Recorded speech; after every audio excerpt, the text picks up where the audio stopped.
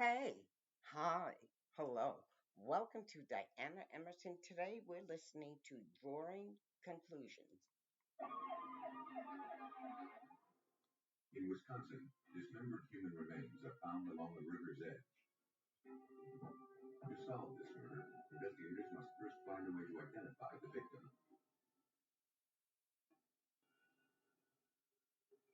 The body of a decomposed man is found in an Arizona state park. Only advanced computer technology can lead detectives to his killer. After finding skeletal remains, Texas police arrest the suspect in the murder. But unless the victim can be quickly identified, detectives will be forced to set a killer free. Some killers believe that by concealing the identity of their victims, their crimes will go unpunished. But with advanced technology, forensic artists are identifying faceless victims and exposing a killer's guilt by drawing conclusions.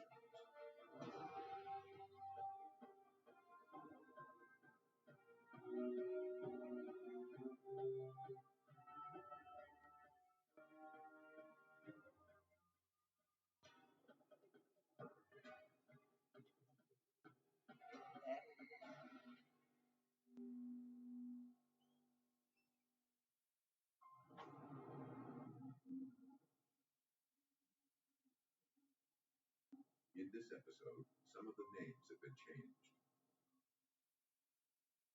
Outside the city limits of Madison, the serene landscape of Sauk County, Wisconsin is a popular destination for people looking to enjoy the outdoors. Around 4 p.m. on July 30th, 1999, a woman and her son were hiking a trail along the shores of the Wisconsin River. The young boy noticed a plastic grocery bag at the water's edge. A closer look revealed the skeletal remains of a human hand. The mother quickly summoned police.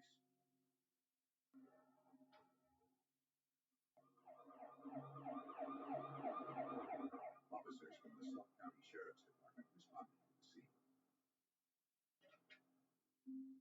The hand was still attached to the arm, which had been precisely severed at the shoulder joint. Unsure what to make of the finding, police decided to spread out and search the area.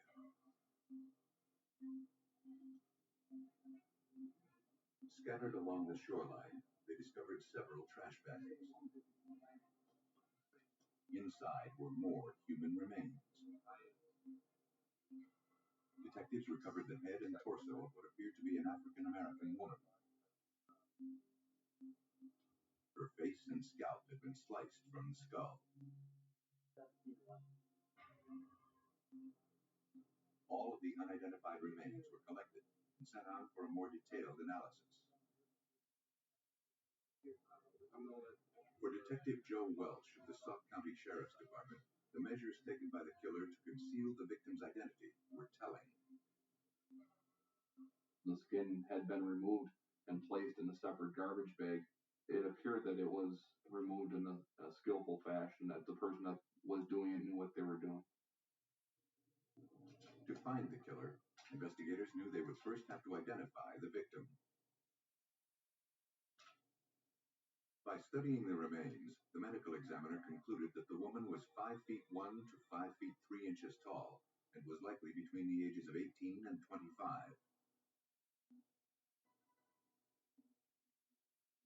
The level of decomposition suggested she had been dead for at least 5 days. Examiners were able to obtain fingerprints from the victim's hands. Hoping the prints were on file, investigators ran them through the FBI's National Fingerprint Database. But there were no matches. Sauk County Sheriff Randy Stamen would have to find another way to give this victim a name. We initially thought that we'd be able to generate fingerprints and make a comparison and identify the body of the victim, feeling that if we could make that identification, we'd have a very good chance of solving the crime. When that failed, then the next step, obviously, was to put out a physical description and a photograph. there was that we didn't have a face on our victim. Flesh that remained on the victim's skull held the only clues to the woman's identity.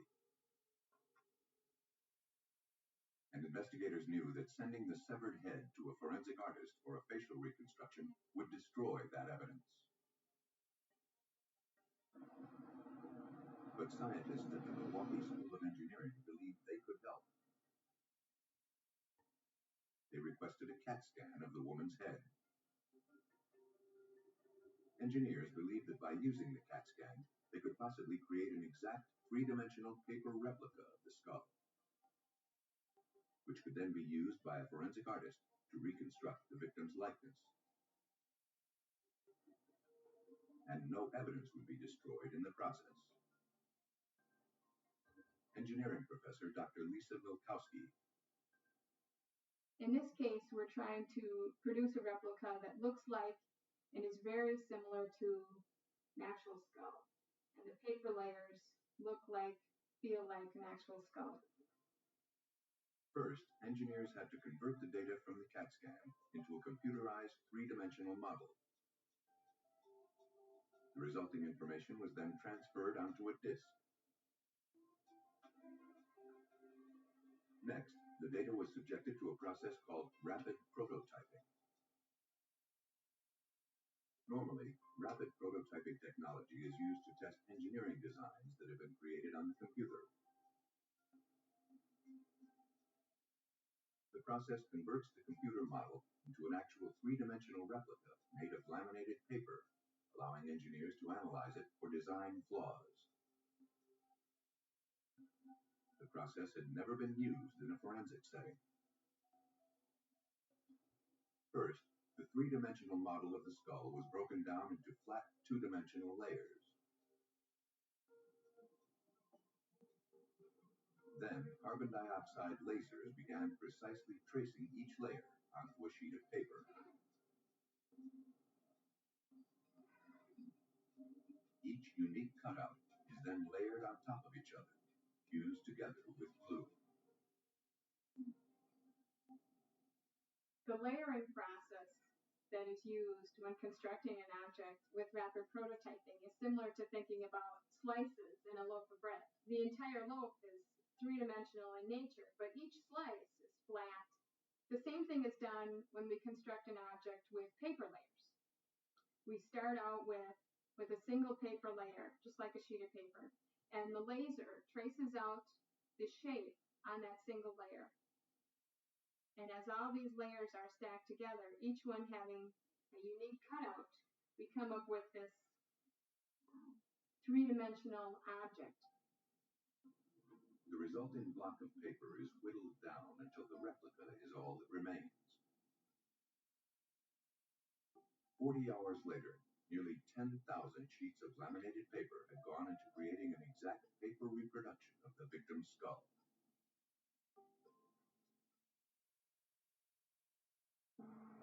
Investigators decided to send the replicas several hundred miles away to the Kentucky State Crime Lab. There, Dr. Emily Craig, a renowned forensic anthropologist and a leader in facial reconstruction, was asked to put a face on the paper skull. The possibility of doing a clay reconstruction on a prototype skull was actually kind of exciting. To my knowledge, I don't think anyone in this country had done it for victim identification. To bring this victim to life, Dr. Craig attached tissue depth markers to several different points on the skull. These markers reflect the average thickness of skin for people of similar race, age, and sex.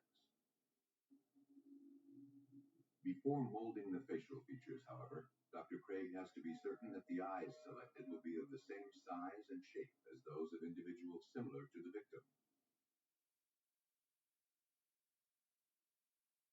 Guided by the spatial arrangements of the victim's skull, the eyes are precisely set into place. In order to generate recognition from the public, the spacing and the gaze of the eyes has to be perfect.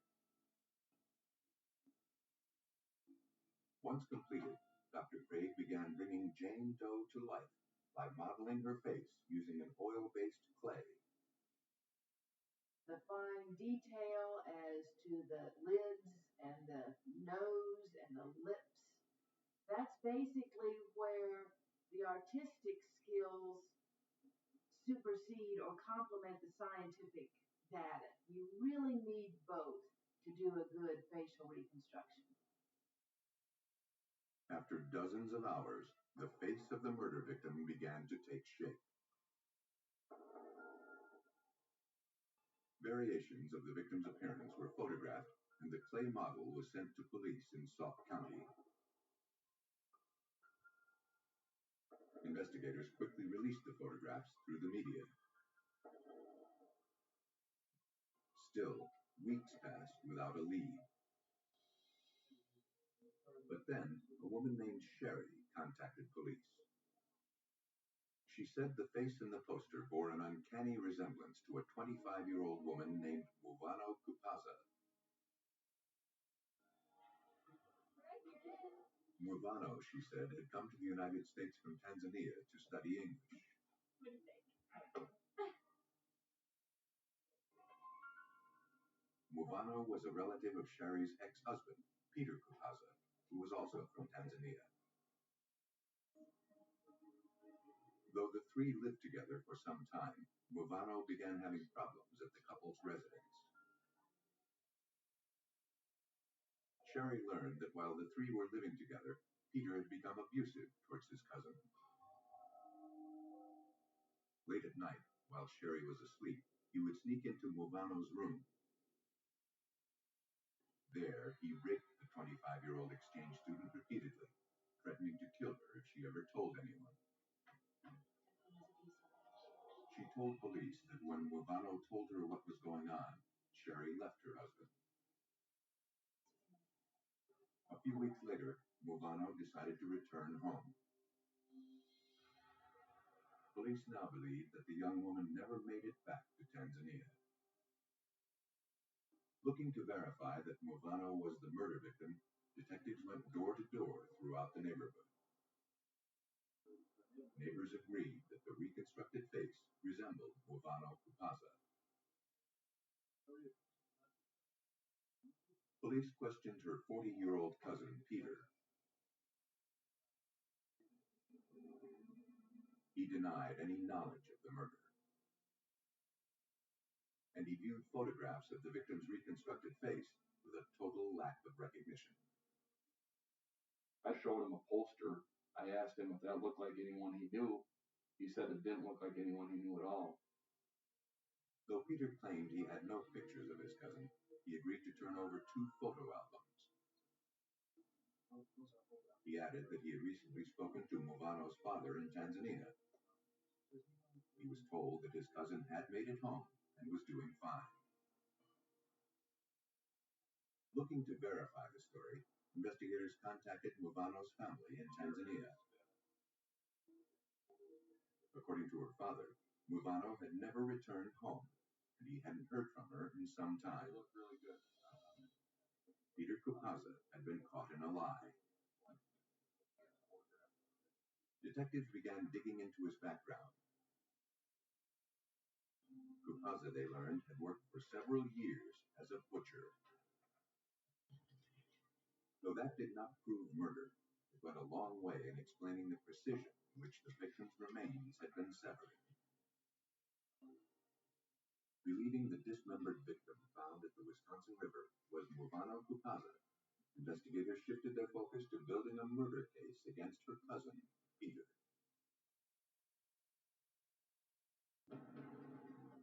With the help of forensic anthropologist Dr. Emily Craig, investigators in Sauk County, Wisconsin, believed they had finally identified dismembered human remains as belonging to 25-year-old Tanzanian native Muvano Kupaza.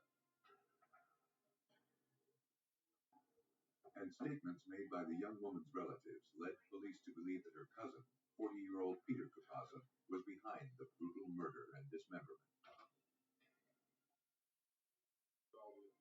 Before they could prove murder, however, police needed irrefutable proof that the victim found at the Wisconsin River was Muvano Kupaza. They tracked down her local doctor. Police collected the young woman's medical records, hopeful they contained the information needed to make a positive identification. They were in luck. We were able to get some forms that she had filled out, and she touched to fill these forms out. We took these forms to the Wisconsin State Crime Laboratory, where they did processing and actually were able to locate latent fingerprints on those forms and compared them to our deceased and found that this was our deceased, and she was identified as Movano Kupaza. To make their case against Peter, police contacted his ex-wife Sherry the following day. Though the suspect denied having any photos of Movano, Sherry discovered 3 pictures of her in her ex-husband's photo album. And they bore a striking similarity to Emily Craig's facial reconstruction. With a search warrant in hand, police and forensic technicians returned to Peter Kupaza's residence. Now they were looking to uncover physical proof of murder. In the bathroom, they believed they found it.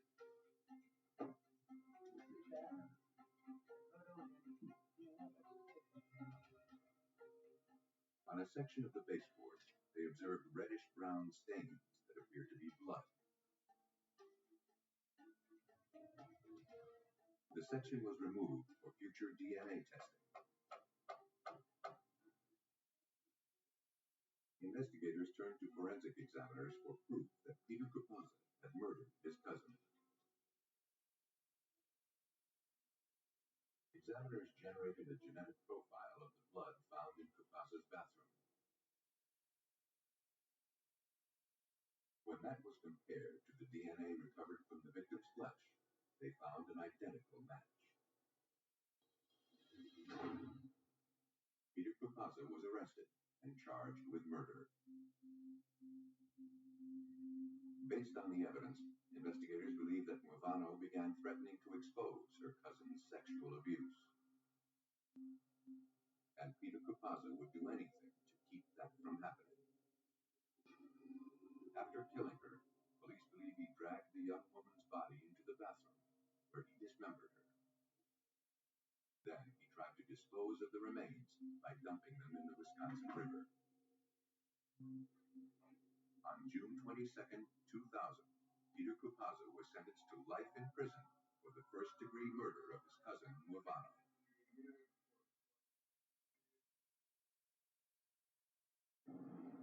In Wisconsin, the willingness to adapt a high-tech engineering process to crime solving led to the conviction of a brutal killer. To solve a murder in Phoenix, Arizona, police must rely on computer software to help them identify the victim.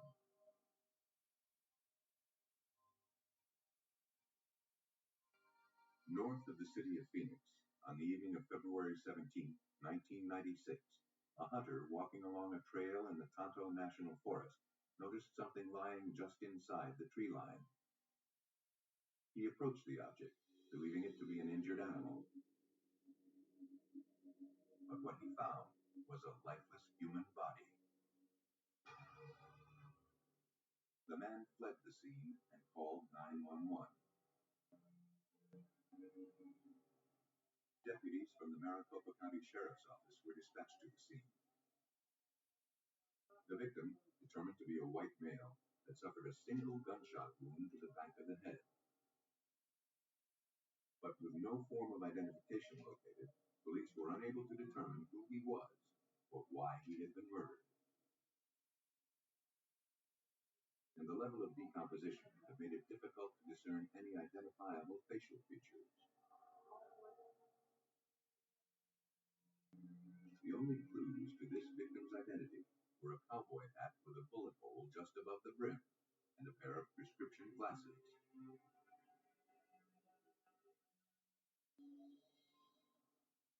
The following day, Maricopa County investigators were no closer to identifying the victim.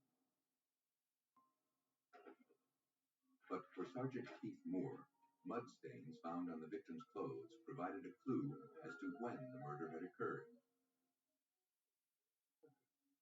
Well, earlier in that week, we had experienced rain in the area. There was indications from the mud on the clothing that the body was there before the rain because of the mud that was splashed upon the clothing on the pants leg. The medical examiner determined that the victim had been dead at least 10 days. Cause of death was a large caliber gunshot wound to the man's head, fired at close range. He was determined to be between the ages of 45 and 55, standing about 6 feet tall. But other than fingerprints, no identifying features remained. Decomposition had left his face unrecognizable. Until police could positively identify this victim, finding his killer would be nearly impossible.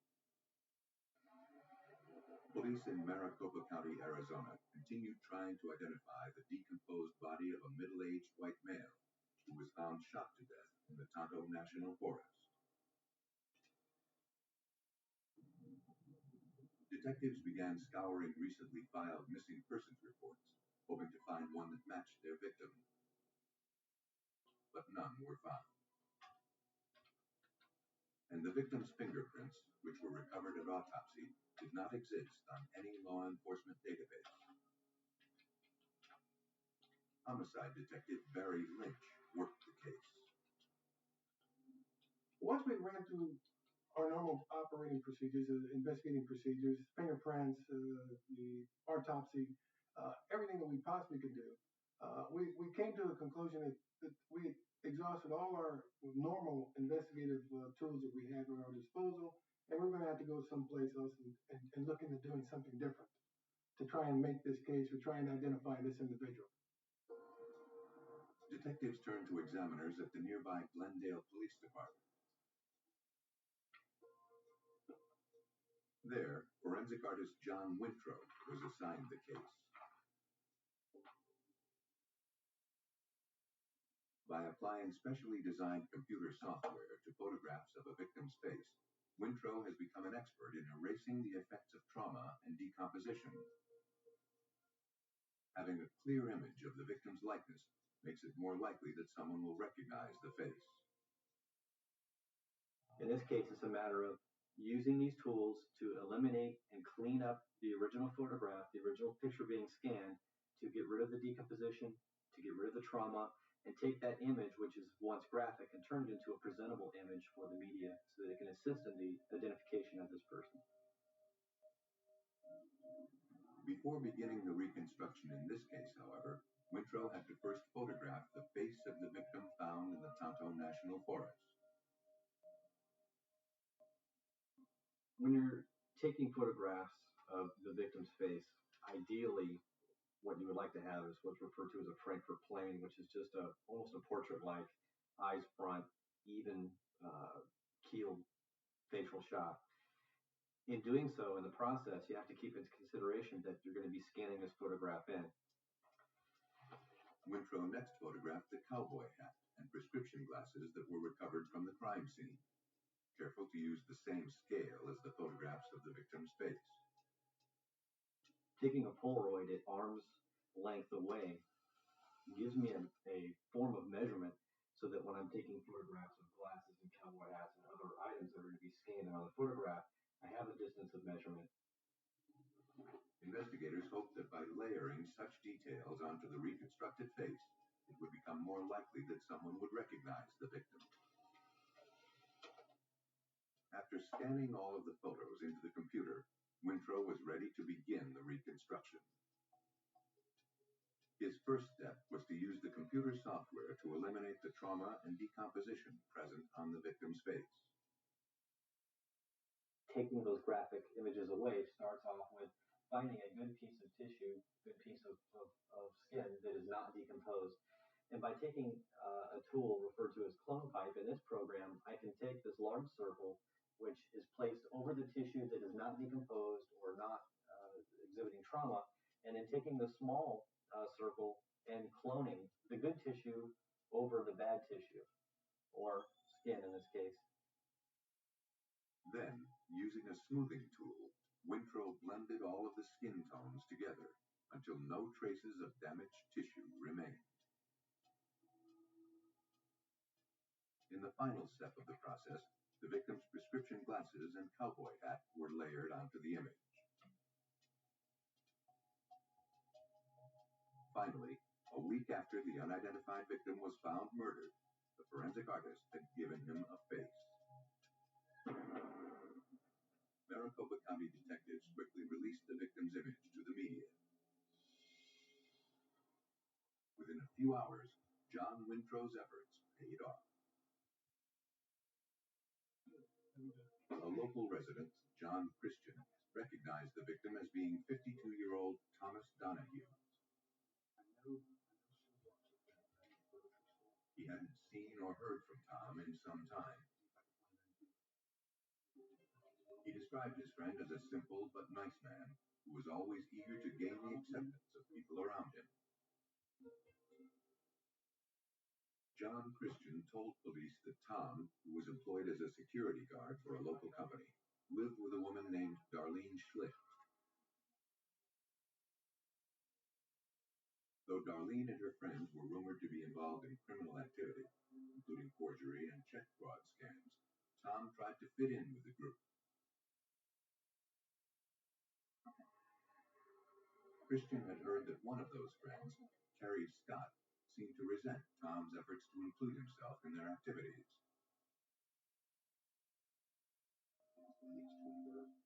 Christian hadn't seen Darlene or any of her friends in some time. Looking to prove that the victim was in fact Thomas Donahue, detectives contacted his employer. Tom, they said, had not shown up for work in several weeks. Donahue's fingerprints were on file, and his employers agreed to forward them to the crime lab. Examiners compared the known prints of Thomas Donahue to those recovered from the victim. They matched. Thomas Donahue was officially the victim of a homicide. Now, looking to identify his killer, investigators began tracking down his roommate, Darlene Schlicht, for information. But she was nowhere to be found. A records check soon explained why. 3 days after Thomas Donahue's body was found, Darlene Schlicht had been arrested on forgery charges in nearby Tempe, Arizona. According to the reports, Darlene had tried to pass a check at a cafe using an account that had been closed for several months. It turns out the account was in the name of Thomas Donahue.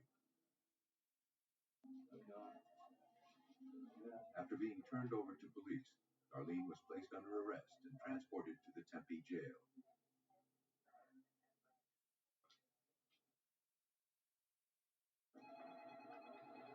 Though the finding was incriminating, it didn't prove that Darlene had committed murder. Police hoped that Carrie Scott, Darlene's alleged accomplice in the forgery scams, would have information about the homicide. But she was difficult to track down. A short while later, investigators got a tip that Carrie Scott was staying at a nearby motel.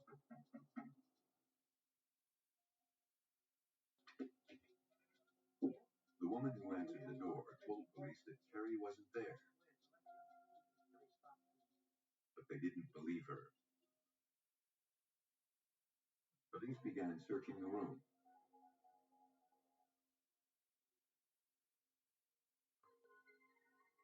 In the bathroom, they found Carrie hiding in the shower.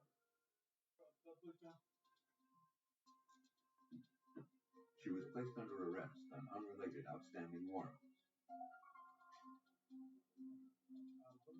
At the Maricopa County Sheriff's Office, investigators questioned Carrie about Darlene's role in the murder of Thomas Donahue.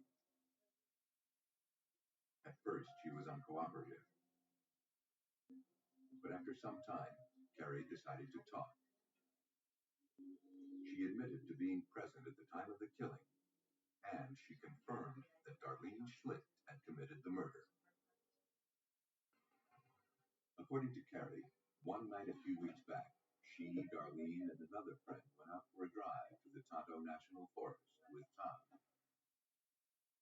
As they made their way to a hiking trail, Darlene grabbed a handgun that Tom had brought along, ran up behind him, and shot him in the back of the head. Though Carrie Scott claimed she had no idea that Darlene was planning to kill Tom, the murder didn't surprise her. Darlene had recently told her that Tom knew too much about their forgery scams and she wanted to do away with him. After hearing the version of the incident from Carrie Scott, then we had to find other individuals and other suspects who were involved in the case to be able to confirm or deny her version of the story. Police tracked down the third woman said to be present when the murder occurred. At first, Erica Land denied any knowledge of the killing. But when she learned Carrie Scott had told police she was there, Erica broke down.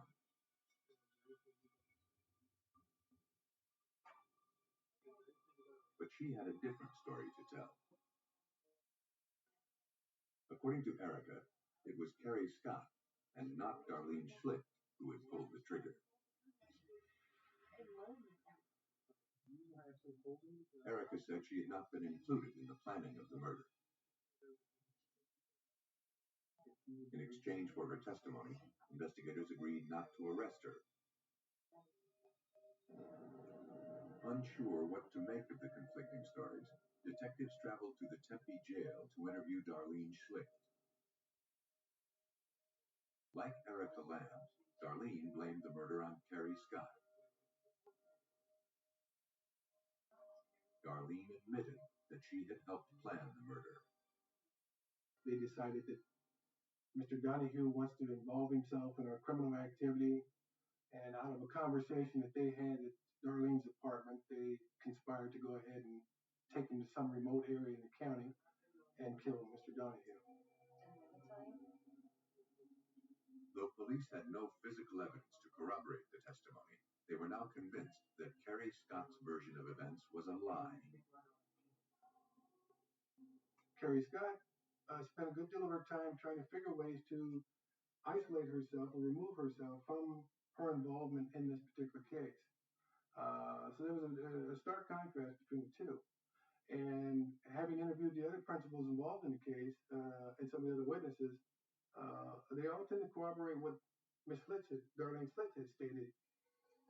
Police believe that Thomas Donahue tried to get involved in the group's criminal activity. But Carrie Scott and Darlene Schlicht didn't trust him, and they decided to kill him. On February 7th, 1996, they lured him to an isolated spot at the Tonto National Forest. As he walked along a trail, Carrie Scott approached him from behind and shot him once in the head. They believed that prolonged exposure to the elements would keep his identity and their crime a mystery. Carrie Scott stood trial for the first-degree murder of Thomas Donahue. She was convicted and sentenced to life in prison. Darlene Schlicht was also tried and sentenced to life in prison. The composite that Mr. Wintrow provided to us was crucial in this case because it was the means by which someone was able to identify Mr. Donahue. Without that, we would have probably never found the identity of Mr. Donahue or the principal players involved in this case. With the aid of computer software, forensic artist John Wintrow was able to restore a victim's appearance and help bring two killers to justice.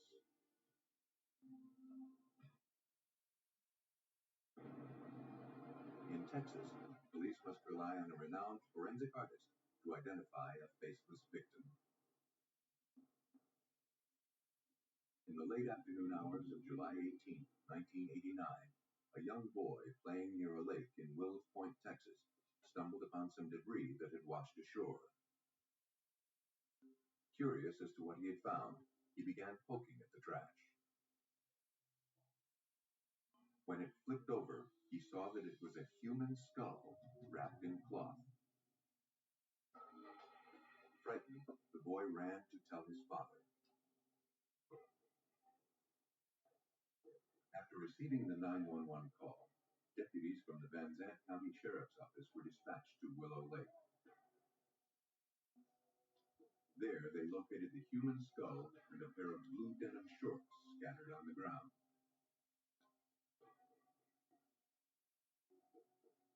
Rope had been used to bind the items.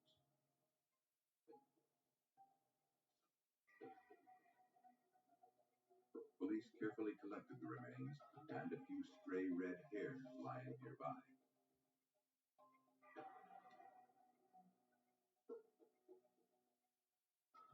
Having found no other clues to the victim's identity, investigators forwarded what little evidence they had recovered to forensic examiners.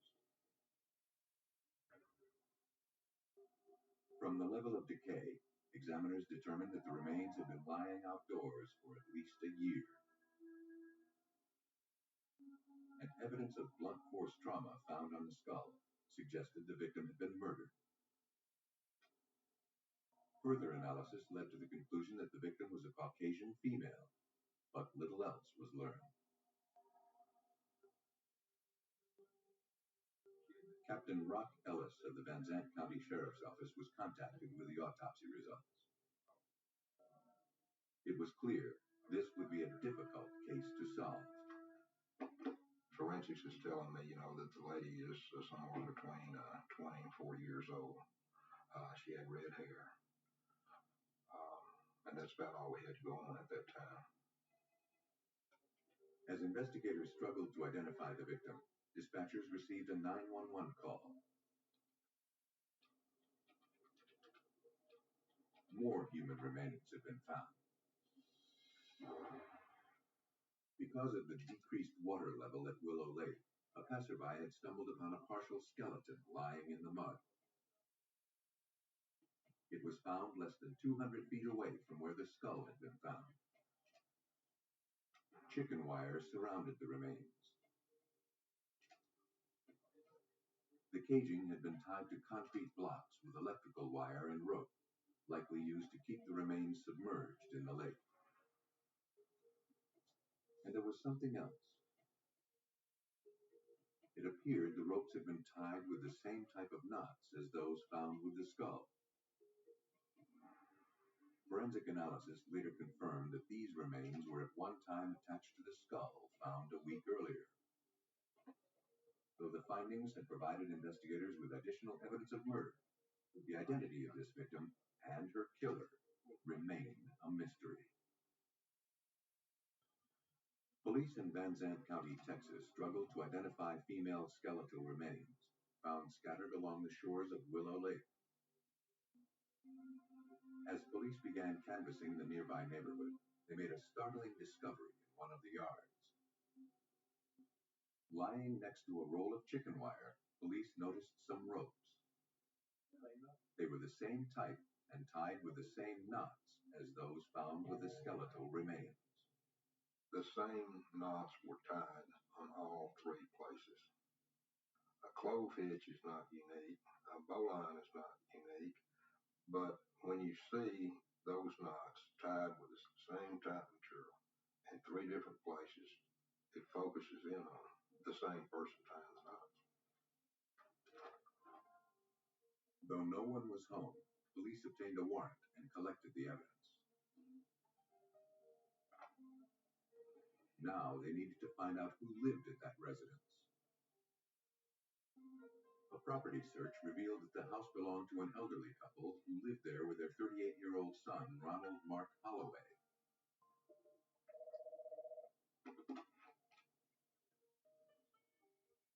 And a records check indicated that Holloway was currently on parole for the sexual assault and attempted murder of a woman in another state.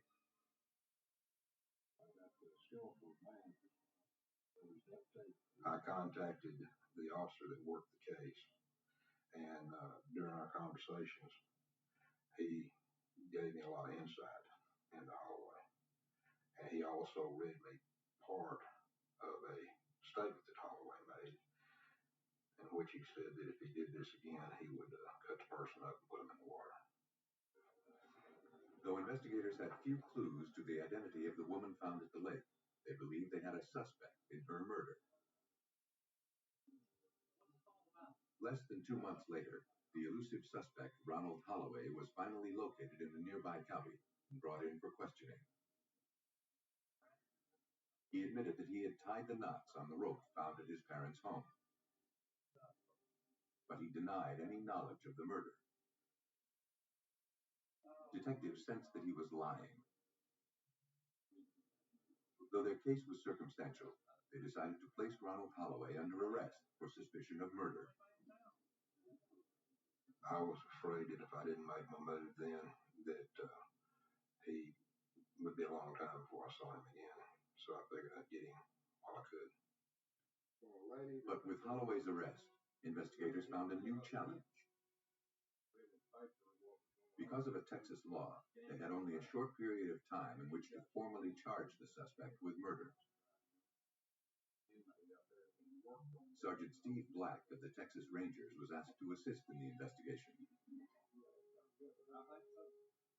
In Texas at that time, we had what they call a Speedy Trial Act, and if you didn't bring your defendant to trial within that time, well, you were in serious trouble. The defendant would be gone. Having only 60 days to make their case, investigators turned to renowned forensic artist Karen Taylor for help. With only a skull to work with, Taylor combined science and art in order to accurately reconstruct the features and fine details that make each face unique. The advantage in putting a face on a skull is that arrangement is given there in the skull. The openings exist already, the various orifices of the skull are there, and the features have to be placed over them, and so the proportions are built in.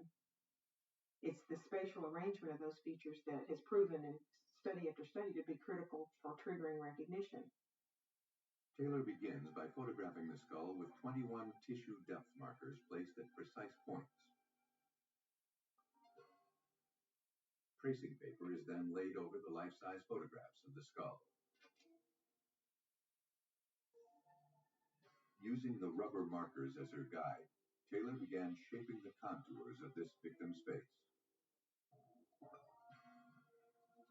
Once complete, the next step is to draw in the eyes, nose, mouth, and other features that will potentially lead to the identity of the victim. There are certain ways to calculate the individual features.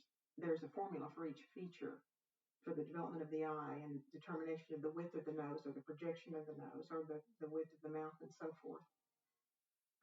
Using established scientific data to approximate the size and shape of the victim's features, Taylor next looked to other evidence recovered from the crime scene to help her fine-tune her drawing. A pair of blue jean shorts were recovered that were size 26-inch waist, indicating a really slender individual. So I knew that I needed to slenderize the face somewhat, so I actually shaded in the cheek area to make the finished reconstruction drawing look more slender. Karen Taylor had taken a faceless skull and created the image of a young woman, hopeful it would lead to her name and the name of her killer. The forensic artist has the ability to develop a face that gives that individual who's a victim of violent crime one last opportunity to be identified, and that's the reason we do what we do. Hoping this would generate the lead they needed to link Ronald Holloway to the murder victim, investigators quickly released the sketch through the media. Within a few hours, they got a tip. A caller recognized the sketch as resembling 28-year-old Jennifer D. Weiniger, who shared a house with her boyfriend in nearby Elmo, Texas. Police went to the address. Ray Dawson agreed that the sketch he had seen in the paper looked like his girlfriend.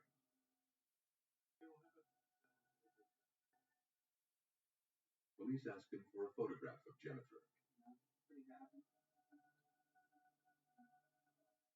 The picture of the girl was a dead ringer of the artist rendering that Karen had fixed for us. Around the time Jennifer disappeared, Dawson said he was in jail on traffic violations. And though he hadn't heard from her since, he didn't think much of it. In the past, Jennifer would ask him to drive her to the local bus station.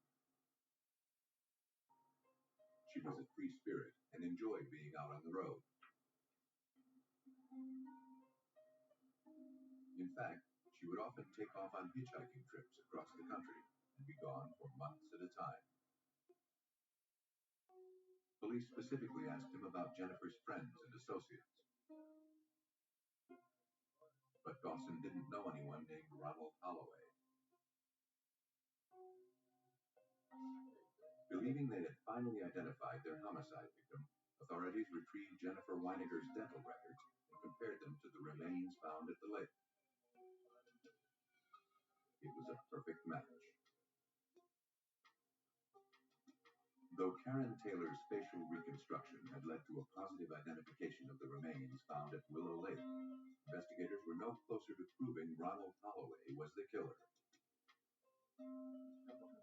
And under Texas law, police only had a few days left before they would have to release the suspect.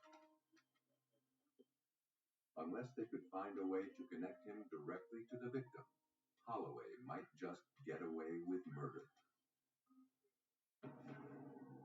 With the help of forensic artist Karen Taylor, authorities in Van Zandt County, Texas, had finally identified skeletal remains as 28-year-old murder victim Jennifer Weiniger.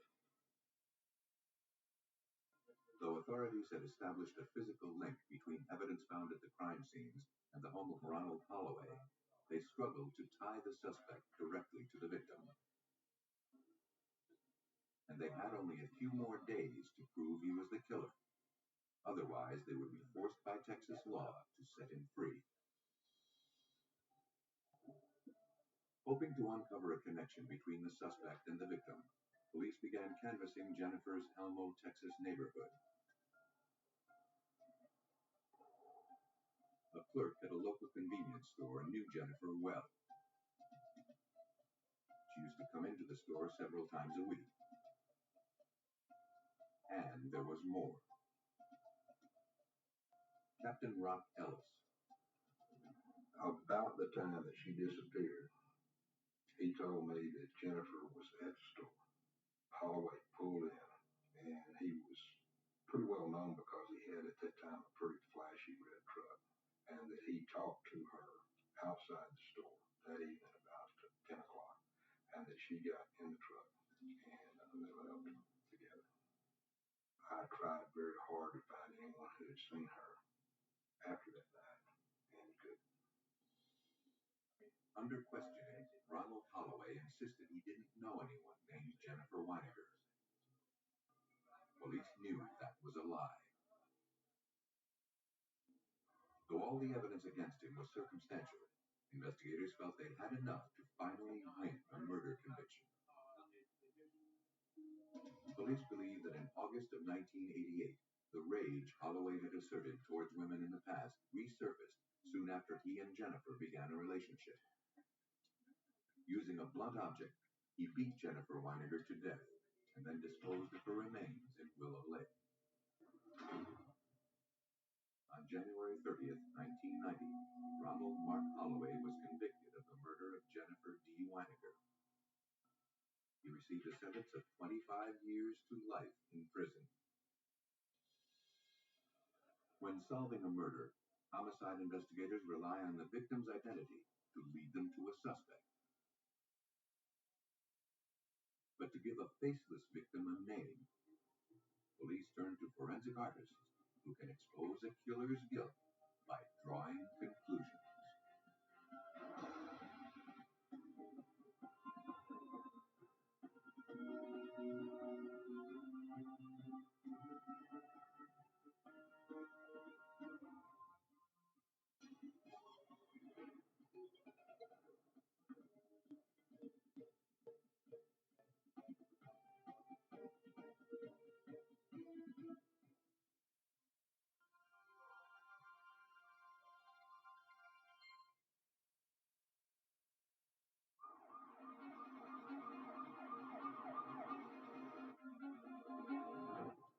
Hawaii, investigators find a body inside a makeshift coffin. But to find the killer, they must first rely on insects to help them identify the victim. A body is discovered under a pile of curbside trash in Oklahoma. Though police identify a suspect, it falls to a bug expert to prove murder. In Mississippi, a young family is found brutally murdered in a rural home. To expose a killer's guilt, examiners must find a way to establish when they die. When a killer leaves no trace of himself at a crime scene, investigators can turn to the insects left behind for answers.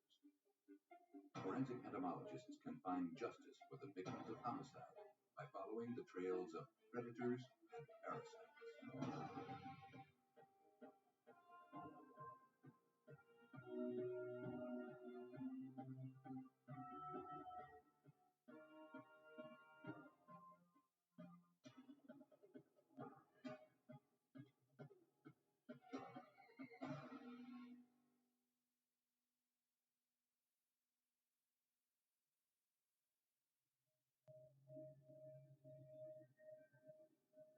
In this episode, some of the names have been changed.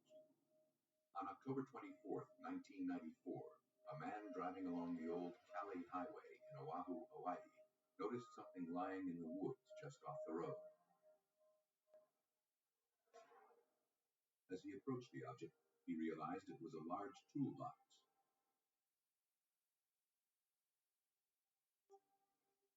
Curious as to what he had found, he pried the box open. Inside were the badly decomposed remains of a human body. He called 911. Officers and forensic technicians from Honolulu Police Department responded to the scene. Blunt force trauma on the skull indicated this individual had been murdered. No form of identification was located near the male victim's remains.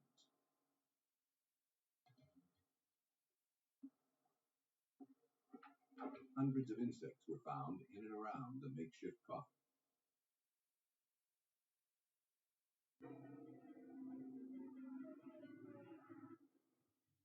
Having found little evidence to tell them who this victim was or when he had been murdered, investigators contacted renowned forensic entomologist Dr. Lee Goff.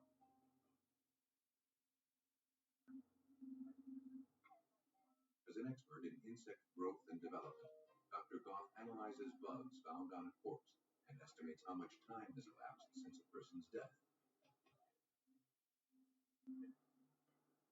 In the toolbox, he found over 250 species of insects, including a colony of long-legged ants that had nested inside the victim's skull. After collecting dozens of samples, he returned to his lab at the University of Hawaii. An examination of the skeletal remains revealed that the male victim was between 50 and 60 years of age and approximately 6 feet tall. Damage to the skull was consistent with injuries caused by massive blunt force trauma. Other than observing that the victim had extensive bridge work done on his teeth, no other identifying features were found.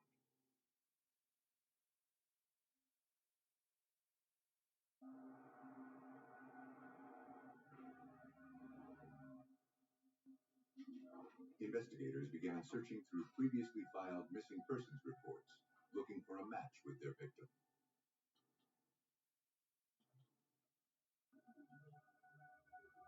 Though there were a few potential matches, homicide detective Hal Fitchett knew that until they could be certain of the man's identity, solving this case would be nearly impossible. In all homicide cases, you've got to make identification of the body or skeletal remains in any case to make it solid for a jury to understand that this was a victim, this is how he died, and this is who he was and how it happened. In order to firmly establish the male victim's identity, investigators first needed to determine when he died.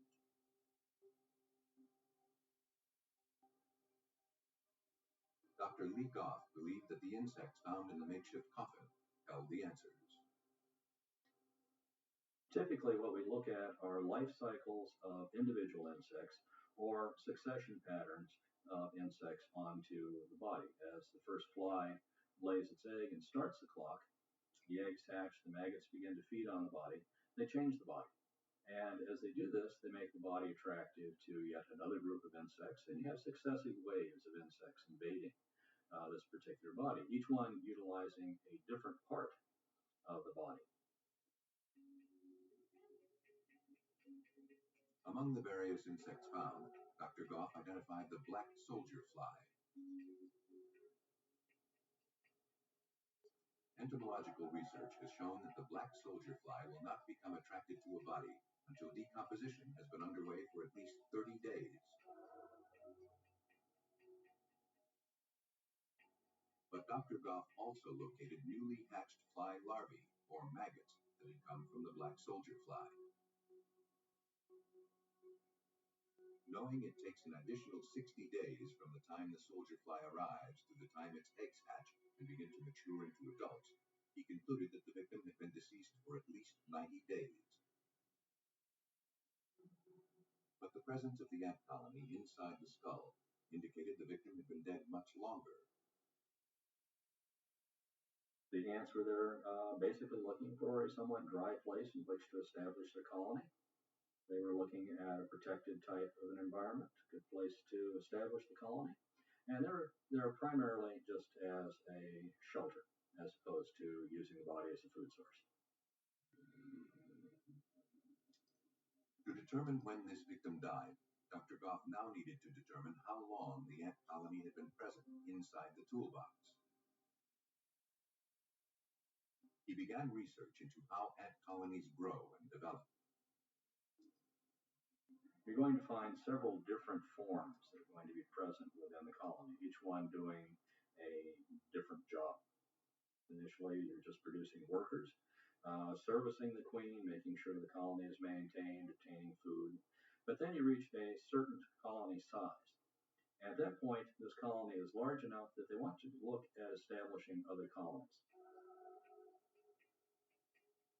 Generally, a colony reaches that size in 12 months.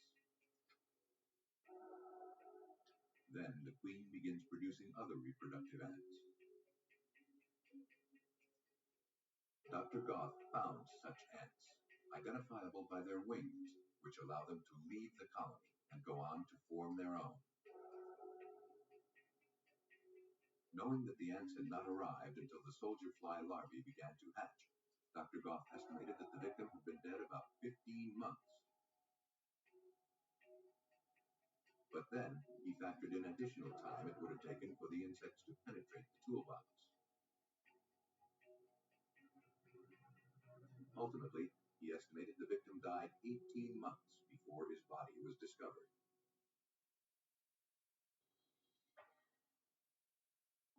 Using Dr. Goff's analysis, investigators were quickly able to identify a missing persons report filed 18 months earlier that closely matched their victim's description. They contacted the man's family members. The children told police that their father, 55-year-old Charles Osborne, had disappeared in April 1993.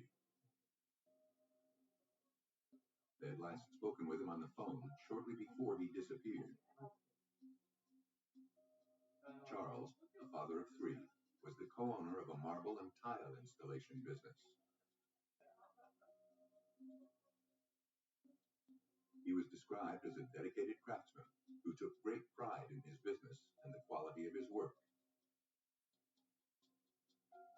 The family didn't believe he would have just walked away from his livelihood.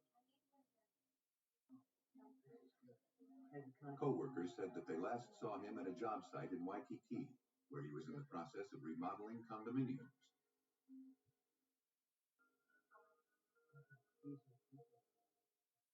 Photographs of Charles Osborne were handed over to police.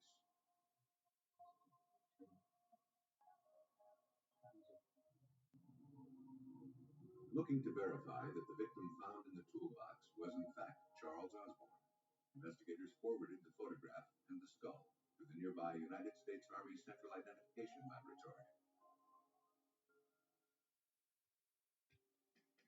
There, forensic anthropologists have spent years trying to match human remains found around the world to military personnel who have been classified as missing in action since the Second World War. To identify the remains, Dr. Robert Mann uses a process called video superimposition. Using photographs of a missing serviceman, examiners use video cameras to generate an image of the face. The image is then projected onto a monitor. Then, the face is superimposed onto a video image of the unidentified skull. Guided by the spatial arrangements that make each person's face unique, examiners look to see if the bone structures line up with the contours of the face in the photograph. You take the skull that was recovered from a site, and then you take a photograph of the individual who you think it could be. And using two different cameras, you overlay those images, and you match up the bony landmarks beneath the skin with the features that you see above in the skin overlying the bone. Using photographs of the skull found in the toolbox and pictures of Charles Osborne, examiners look for similarities. Using the extensive dental work as their guide, examiners found a perfect match with the suspected victim.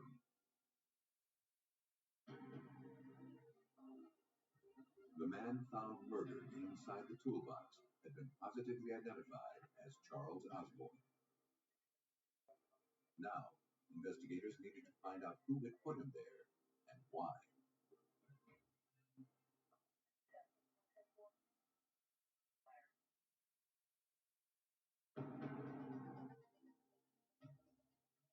By analyzing the insects recovered from a crime scene, forensic entomologist Dr. Lee Goff had helped authorities identify decomposed human remains.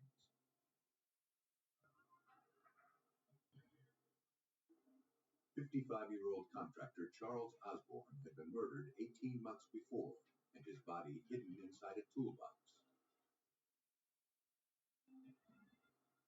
Now, police in Honolulu, Hawaii struggled to identify this killer.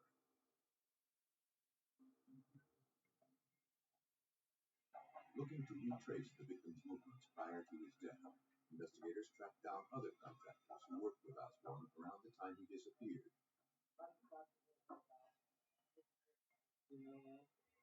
They recalled that the last time they saw him, he had gotten into a heated argument with his business partner.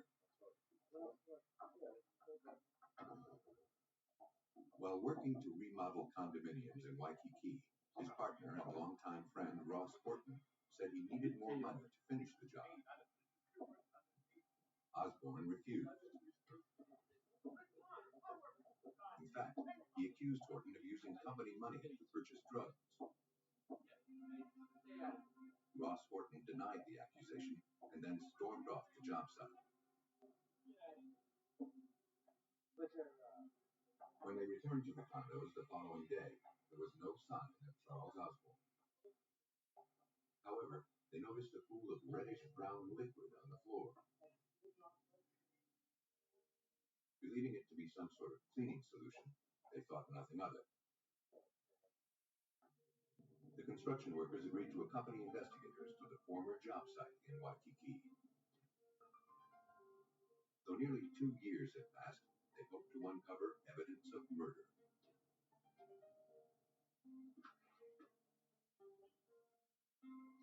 Criminalists began searching the residence. Though the floors had been tiled over and the walls painted, technicians managed to locate a few minute traces of what appeared to be human blood. The samples were collected and sent on for a more detailed analysis. In the lab, examiners compared the genetic profile of the blood found in the apartment to known samples of the victim. They matched. Something violent had happened to Charles Osborne inside that condo. doesn't just notify the people in the scene. And for homicide detective Hal Fitcher, all of the circumstantial evidence pointed to Ross Horton. So now the objective was to locate Ross Horton. And we contacted individuals here with the state of Hawaii, and they were able to give us possible potential addresses where Mr. Horton may be residing. So I did follow up with those areas, and I did locate an address. Ross Horton was ultimately tracked down to an address in Oakland, California. Police there were notified, and when Horton showed up for work, he was taken into custody.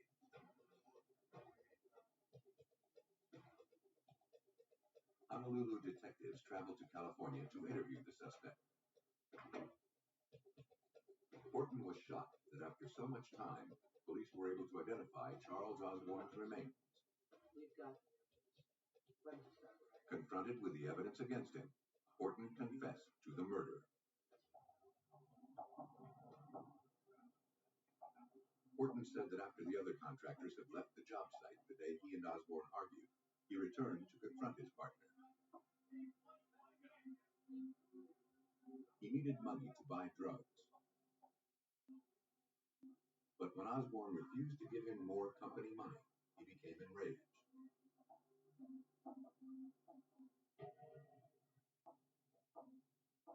The confrontation escalated into a fight, which quickly spiraled out of control.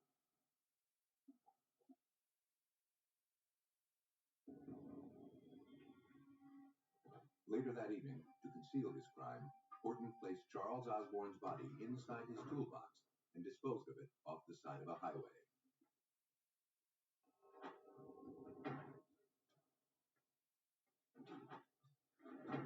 A jury found Ross Horton guilty of second-degree murder and sentenced him to life in prison.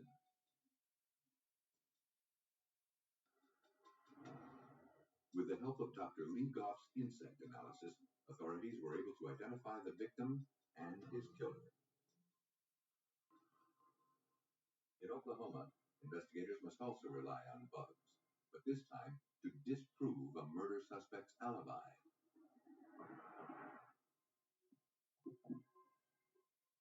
On the morning of August 8, 1993, in the small town of Stroud, Oklahoma, a resident on her way to work suddenly became overwhelmed by a foul odor. It was coming from a large pile of trash in front of her neighbor's home. She examined the garbage, concerned about a potential health hazard. Then, she noticed a human hand protruding from the debris. She quickly called 911. Dispatchers learned that the residence where the body was found belonged to 44-year-old Lito Cisneros and his wife, Linda Howell. When police arrived, they began rummaging through the trash. Under the mountain of debris, wrapped in a blanket, investigators found the lifeless body of a middle-aged man. From cuts and bloodstains on his t-shirt, it was clear he had been stabbed to death. Technicians collected all of the garbage, including fly larvae that had covered the body.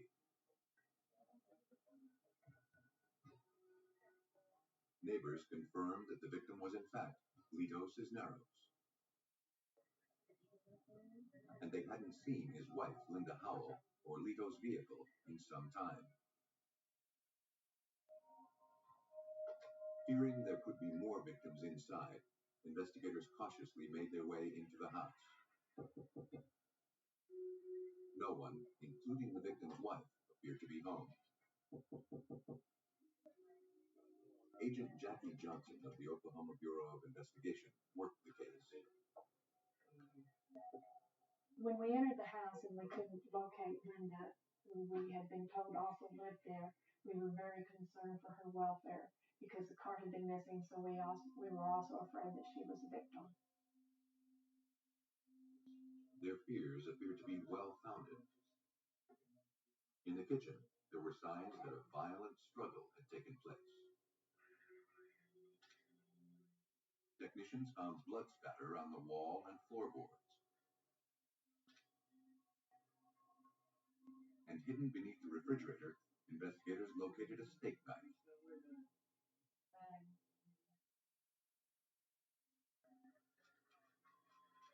The evidence was collected and sent to the crime lab for processing.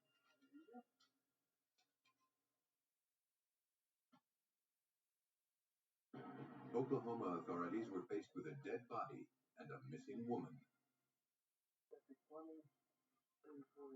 An APB was immediately put out on Lito's vehicle. Investigators knew that if they didn't come up with answers, and quickly, more victims could turn up.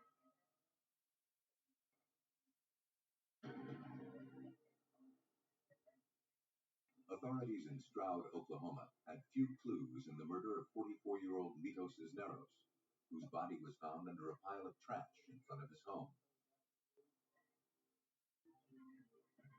With the victim's wife and the couple's vehicle unaccounted for, authorities struggled for answers.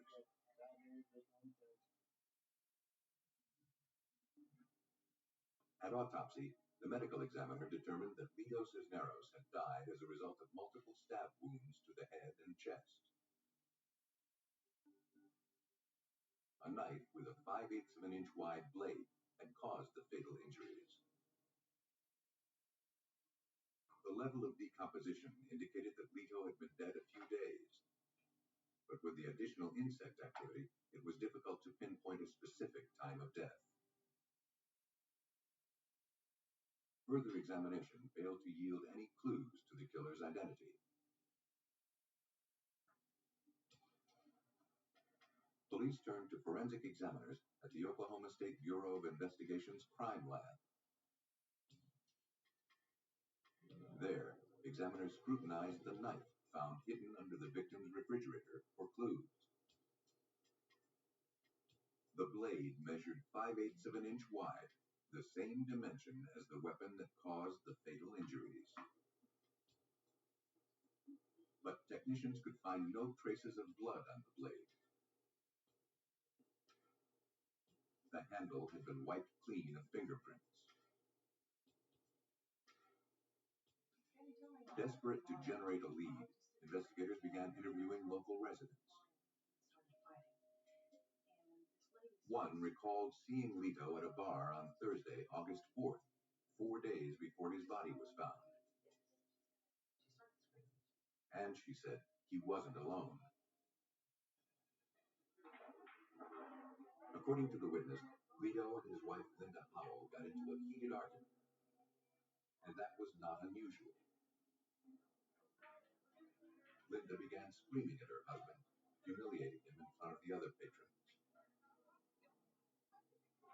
The witness also overheard Linda threatening to kill Lito before she stormed out of the bar. Lito followed her out and never returned. The witness had not seen Lito since that night. But she had seen Linda Howell heading out of town in Lito's car a few days later. Suddenly, investigators were no longer concerned that the victim's wife was in any kind of danger. Agent Jackie Johnson. We found that Linda had been seen 2 or 3 days following Lito's last sighting, and therefore we were aware that she was okay. And she had also been seen in Lito's car. The fact that she had left town made us suspicious that she might have been involved. But efforts to locate her and the missing vehicle had been unsuccessful. Then, a week later, a farmer in a nearby county found an abandoned vehicle parked on his property. A check on the license plates revealed that it belonged to Lito Cisneros. And according to the farmer, it had only been there a day. Linda Howell had to be close by. Within hours, authorities learned that Linda had friends that lived close to where the vehicle had been abandoned. The area was put under surveillance.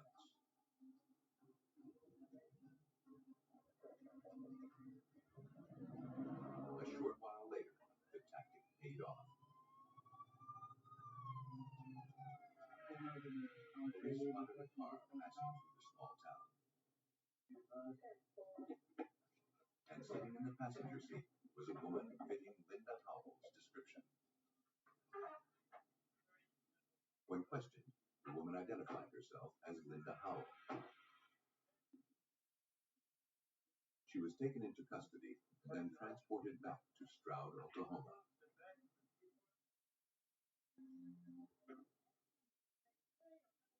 When questioned, Linda admitted that she and Lito had gotten into a fight at the bar on Thursday evening, August 4th. But she claimed she and Lito had made up by the following morning. In fact, things were going well between them.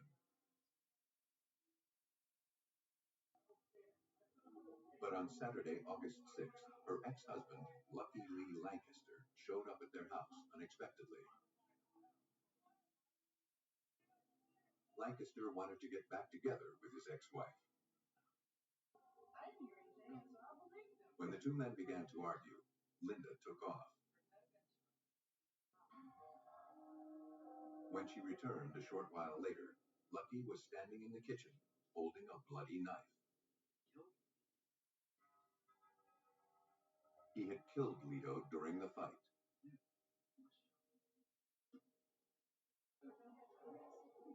Linda Howell was placed under arrest for her role in covering up the murder. She believed that after the murder, her ex-husband returned home to California. We contacted Lucky's parents, and they were very accommodating and giving us an address where we could contact Lucky in California. We contacted the California officials, and they located him on the beach and actually brought him in for us to speak with. Authorities traveled to San Clemente, California to speak with the suspect. They learned that for the past several months, Lucky had been living in a homeless shelter. Under questioning, he insisted he had not spoken to Linda Howell in more than a year and denied that he was recently in Oklahoma. A review of the shelter's records corroborated his statements. He would sign in for his food every day and show an identification. And by checking those records, we were able to establish that he'd been in California 6 to 7 months and had not left California prior to the homicide. That meant Linda Howell's story was a lie. Now, she explained her marriage to Lito was rocky, and without an alibi, she knew she would be blamed for her husband's death. She said the last time she saw Lito was on Saturday morning, August 6th, when he left town to visit some friends. When he hadn't returned by the following day, she decided to visit friends of her own in a nearby county. It seemed someone was trying to frame her for the murder.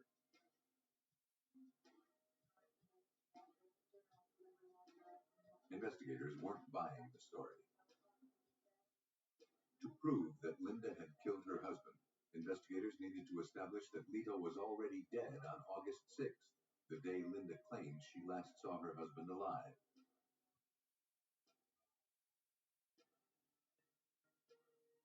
The only evidence authorities had to firmly establish a time of death were the insects collected from the victim's body.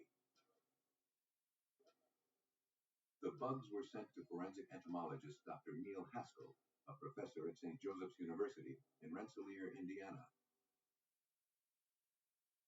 The Oklahoma Bureau of Investigation investigator, Jackie Johnson, had collected entomological evidence, primarily maggots from the decedent's body. We can use those maggots, larvae of a particular species of fly, to estimate how long the body's been there based on the growth and development of these insect life stages.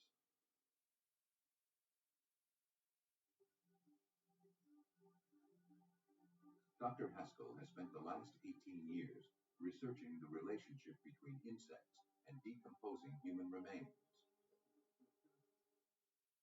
To understand that relationship and to determine the life cycles of insects on a corpse, most of his studies have been done using pigs that have died of natural causes. Pigs are readily available anywhere in the world, and many of the pig organs and tissues are almost identical to the human organs and tissues. So we find that it is a very adequate model to, and probably the closest animal we can find, and we find relatively no difference in the rate of decomposition of humans and pigs, nor do we find any difference in the insects or the sequence of insects that are attracted to both humans and pigs. Based on those studies, Dr. Haskell concluded that the common blowfly larvae collected from the crime scene were in the third stage of development, meaning they were very close to becoming adult flies.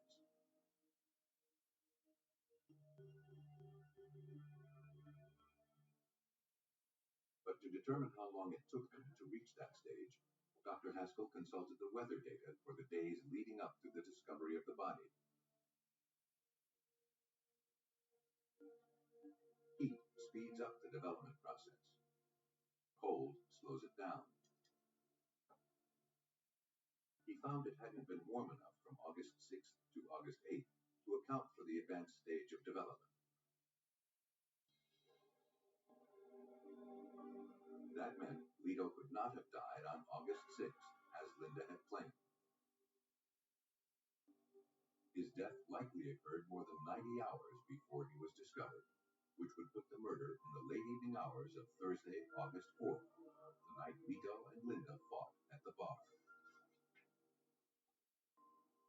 Entomologically, this was very easy to prove because we had fully mature third stage maggots, and we had the temperatures available for their growth and development, and it was very consistent with more of a 96-hour interval time of death rather than the 36-hour interval. And so we could refute the 36-hour interval as not being true, and we went with the 96-hour interval, which was consistent with her being with her husband, the decedent, at that time, and him dying shortly after she was with him. Dr. Haskell contacted Agent Johnson with his findings. Linda Howell was subsequently charged with murder. Police believe that after arriving home from the bar on Thursday evening, August 4th, the fight between Linda Howell and Vito Cisneros escalated. After stabbing him to death, Linda dragged his body to the curb, covered him with debris, and left him with the garbage to be picked up in a few days.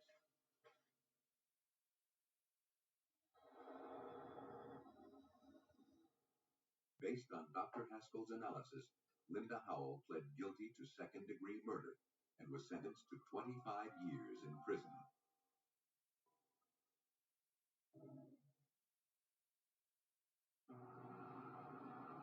An hour's drive from the Mississippi state capital of Jackson, the rural community of Summit offers an escape from bustling city life. It's a sleepy little town, and in 1993, it seemed an ideal place for one family to spend some quality time together. On the evening of December 16th, police received a frantic 911 call.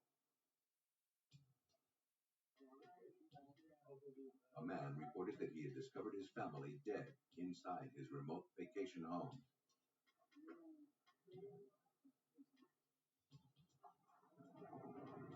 Officers from the Pike County Sheriff's Office and from the Mississippi Highway Patrol were dispatched to the scene.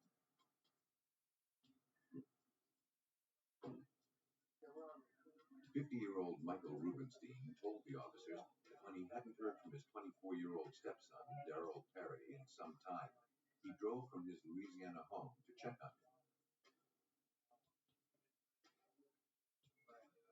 When he entered the residence, Michael found Daryl and Daryl's 22-year-old wife, Annie, dead. Annie's 4-year-old daughter, Crystal, was also dead. When detectives made their way into the residence, they were immediately struck by the smell of natural gas.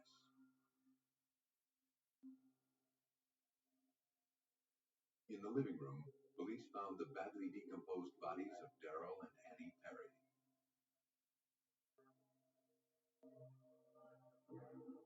In an adjacent bedroom, police found the lifeless body of Crystal lying in her bed. Police removed the bodies and sent them for autopsy.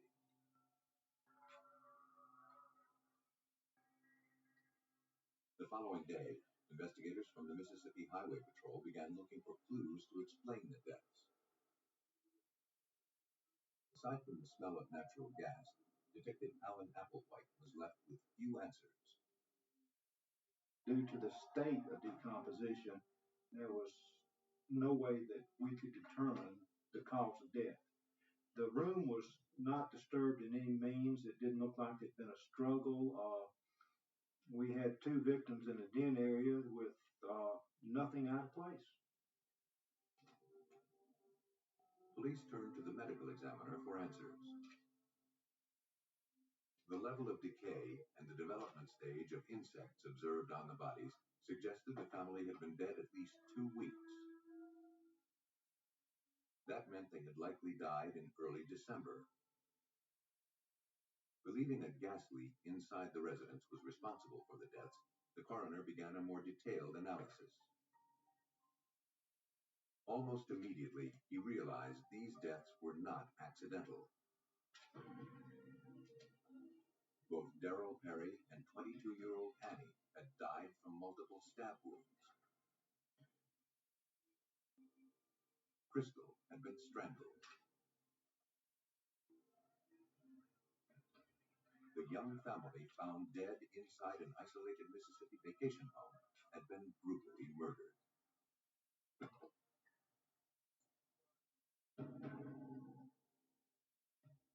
After autopsies revealed that a family of 3 had been the victims of homicide, police in Clayton County, Mississippi returned to the remote vacation home where the bodies had been discovered.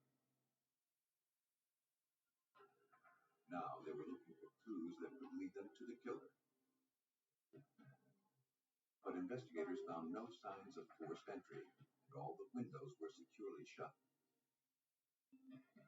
Technicians processed every surface, hoping to find any fingerprints that may have been left behind. But they found none. Whoever had committed these murders had been very careful not to leave any traces behind. The lack of any signs of a violent struggle or forced entry led investigators to suspect that the victims likely knew their killer. Hopeful the victim's family could provide useful information, investigators traveled to Louisiana to interview Daryl Perry's mother, Doris, and her husband, Michael Rubenstein, who had discovered the bodies.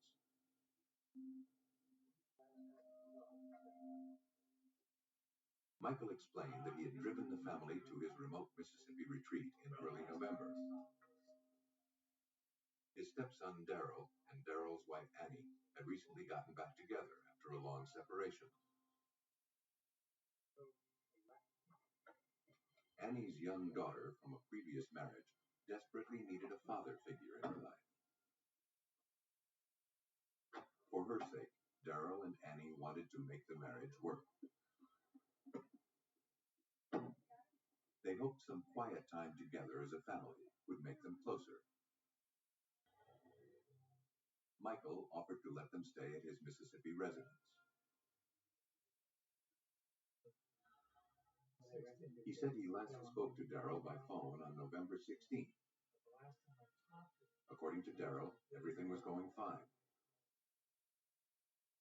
But after a month went by without a word, Michael returned to the residence on December 16th.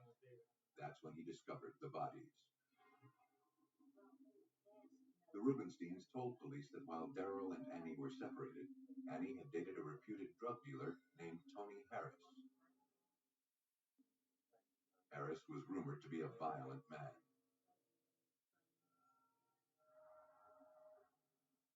Police quickly located the suspect and brought him in for questioning. But Tony Harris denied any knowledge of the murders. And he had a solid alibi for the first week of December, when the murders had likely occurred. He later agreed to take a polygraph test, which indicated he was telling the truth. The investigation ground to a halt. How you doing, Mr. Ferry? Nice to meet you. Then, a few days later, Daryl Perry's brother, David, came in to speak with police. David believed their stepfather, Michael Rubenstein, had committed the murders. He said that he, Daryl, and their stepfather had been involved in insurance scams for years. And from past experience, David believed that Michael Rubenstein would have no problem killing for money. David gave information that Rubenstein and he and Daryl and other family members had been involved in over the years, that Rubenstein primarily made a living off of insurance scams. He told us of a death where a hunting accident where a partner was killed back in 1979. Following up on the lead, investigators reviewed the case files for the 1979 death of Rubenstein's business partner. According to court documents, the business partner was killed during a hunting trip when Rubenstein's gun accidentally misfired. No criminal charges were ever brought. But 2 weeks before the accident, the partner had made Rubenstein a beneficiary of his life insurance policy. But when Rubenstein tried to collect on the policy, the insurance company refused to pay. He decided to take the insurance company to court. But the law stated that if the policyholder dies within 2 years of signing the paperwork, the insurance company is not required to pay. Rubenstein was reportedly furious at the decision.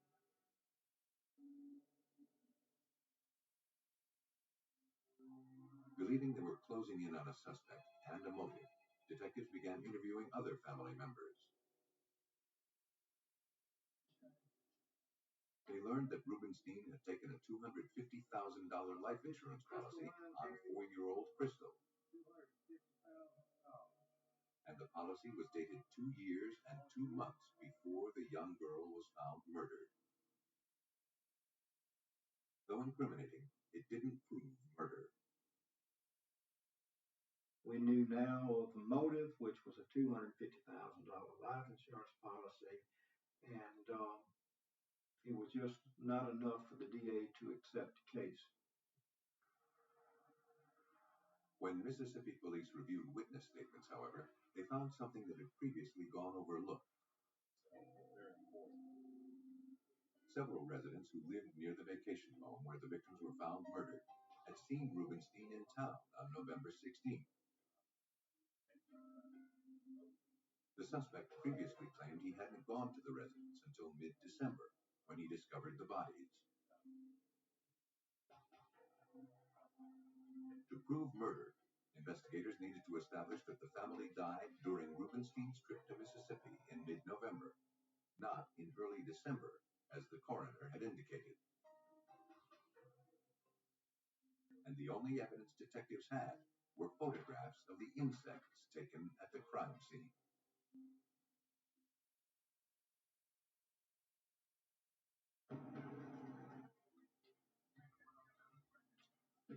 Authorities in Summit, Mississippi believed that a $250,000 life insurance policy had led 50-year-old Michael Rubenstein to murder his stepson and his stepson's young wife and child.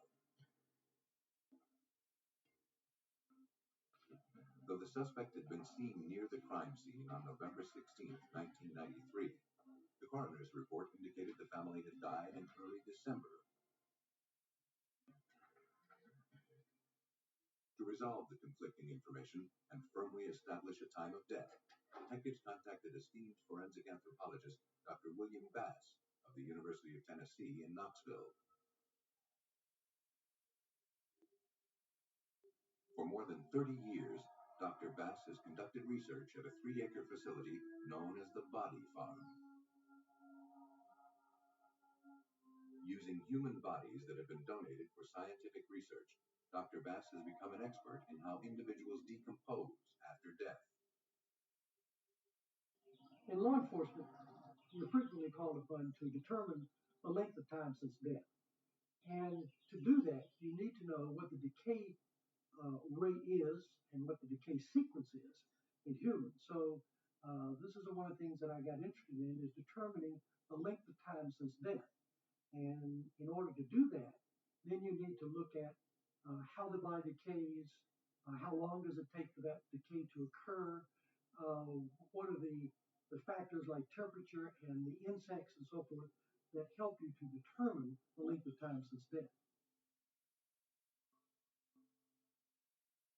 The larvae of the common blowfly observed in crime scene photographs were about 14 days old, suggesting the family died in early December.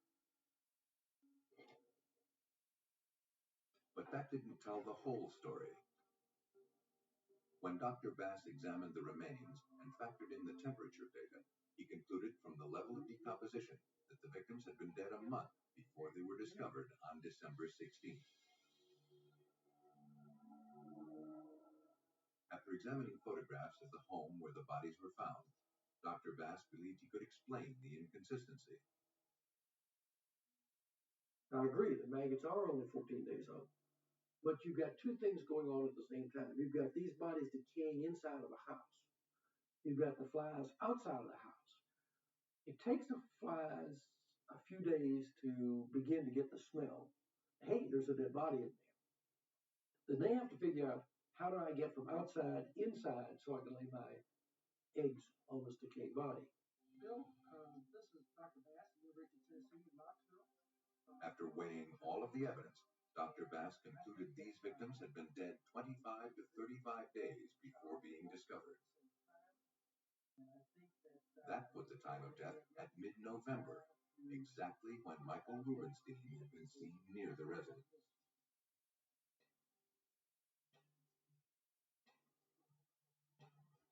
Based on Dr. Bass's analysis, Mississippi authorities now had enough evidence to arrest Michael Rubenstein. He was charged with 3 counts of murder.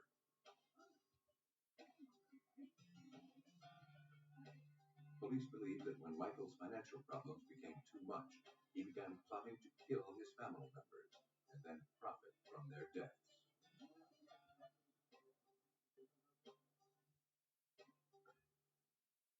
On November 16, 1993, 2 years after taking out a life insurance policy on 4-year-old Crystal, he drove to the residence where Darrell, Annie, and the child were spending time together. There, he brutally murdered the young family. 50-year-old Michael Rubenstein received 2 life sentences for the stabbing deaths of Darrell and Annie Perry. For the murder of 4-year-old Crystal, he received the death penalty.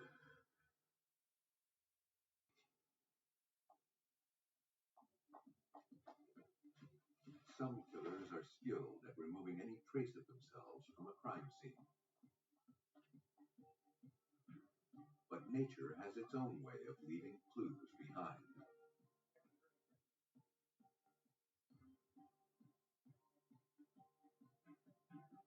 Forensic entomologists can kickstart a dying investigation and find proof of murder by uncovering evidence left behind by predators and parasites.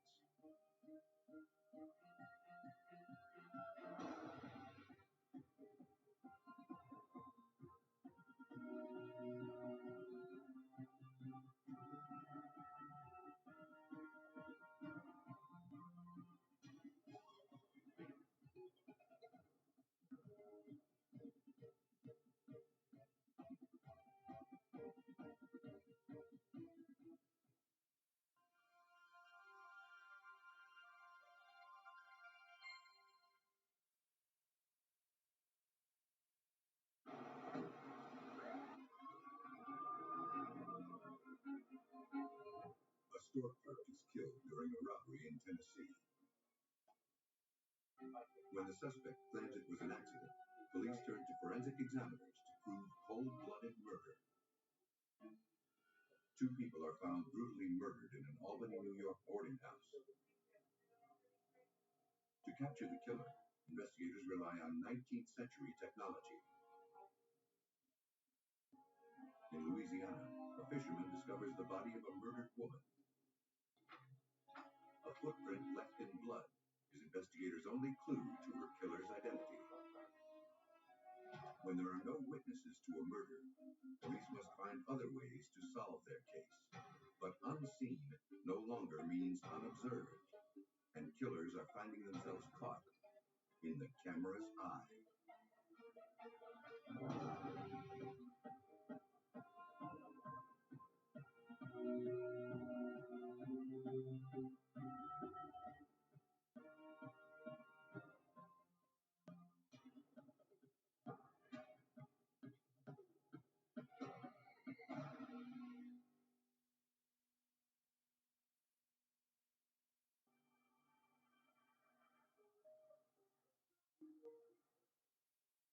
In this episode, some of the names have been changed. In the early morning hours of July 2nd, 1995, police in Chattanooga, Tennessee received a 911 call. A man had discovered the bullet-ridden body of a store clerk inside a local gas station convenience store. Investigators and forensic technicians from the Chattanooga Police Department responded to the scene. In the back storage room, detectives located the male victim. The manager later identified him as 34-year-old employee Lenny King. He had been shot in the arm and twice in the chest by a large caliber weapon that had been fired at close range. Investigators found handcuffs locked to the sink next to the victim's body. As technicians began processing the scene for evidence, they found bloodstains on the outside of the door leading into the storage room. Examiners determined that the blood had originated from the victim. The team next made their way into the service area of the store. The cash register and safe had been cleaned out. The homicide appeared to be the result of a robbery gone bad. The killer had made off with more than $2,000. But technicians were unable to locate any fingerprints left behind by the robber. Investigators hoped that the store's security cameras would provide some clues. When the manager played the surveillance tape, investigators realized the suspect had been caught on video entering the store. And as the manager watched images of the cash register and safe being cleaned out, he believed he recognized the robber. It looked like a former employee named Jason Rhodes. The manager pulled his files, looking for more information.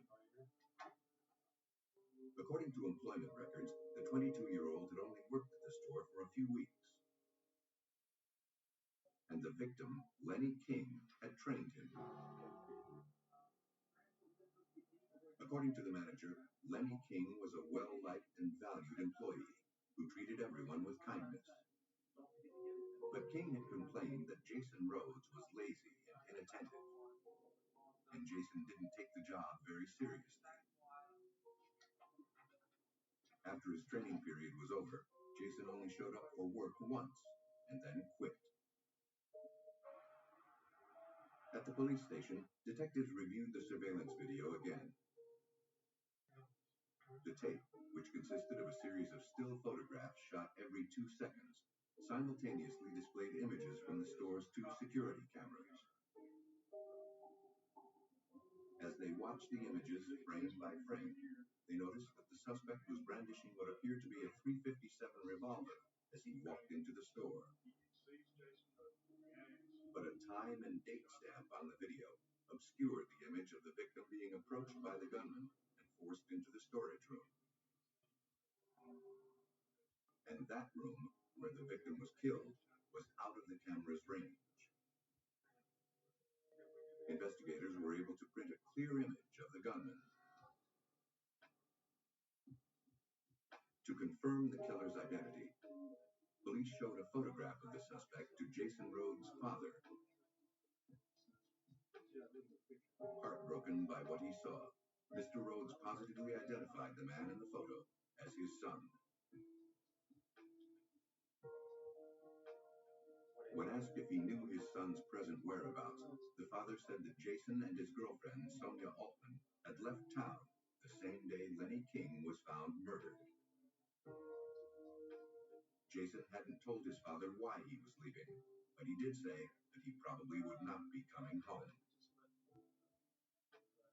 Mr. Rhodes gave investigators a description of his son's truck. Police had positively identified Lenny King's killer. And based on the senselessness of the murder, Sergeant Rodney Bowman knew they needed to apprehend Jason Rhodes quickly. Well, we're looking for a young man that definitely didn't have any value to life. We really at that time had no idea if he might be drug induced or what his behavior was. All we knew is that this was a deliberate act. It appeared to be a deliberate act, and we needed to get this man off the street. Detectives theorized that the suspect and his girlfriend would eventually contact their loved ones.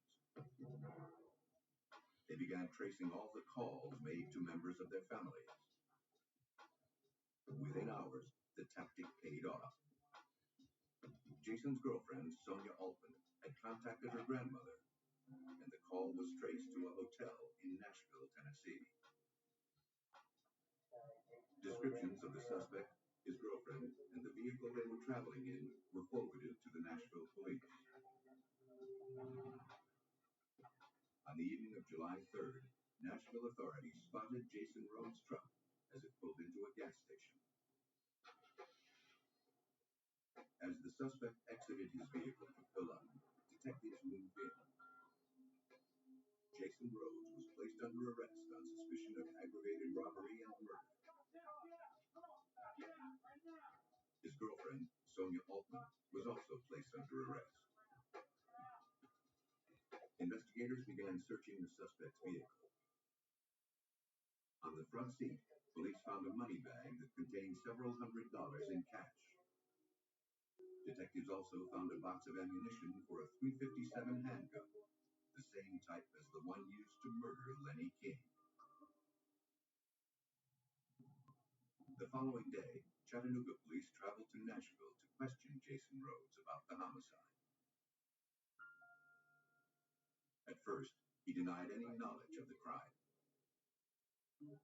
But when confronted with the evidence against him, he decided to cooperate.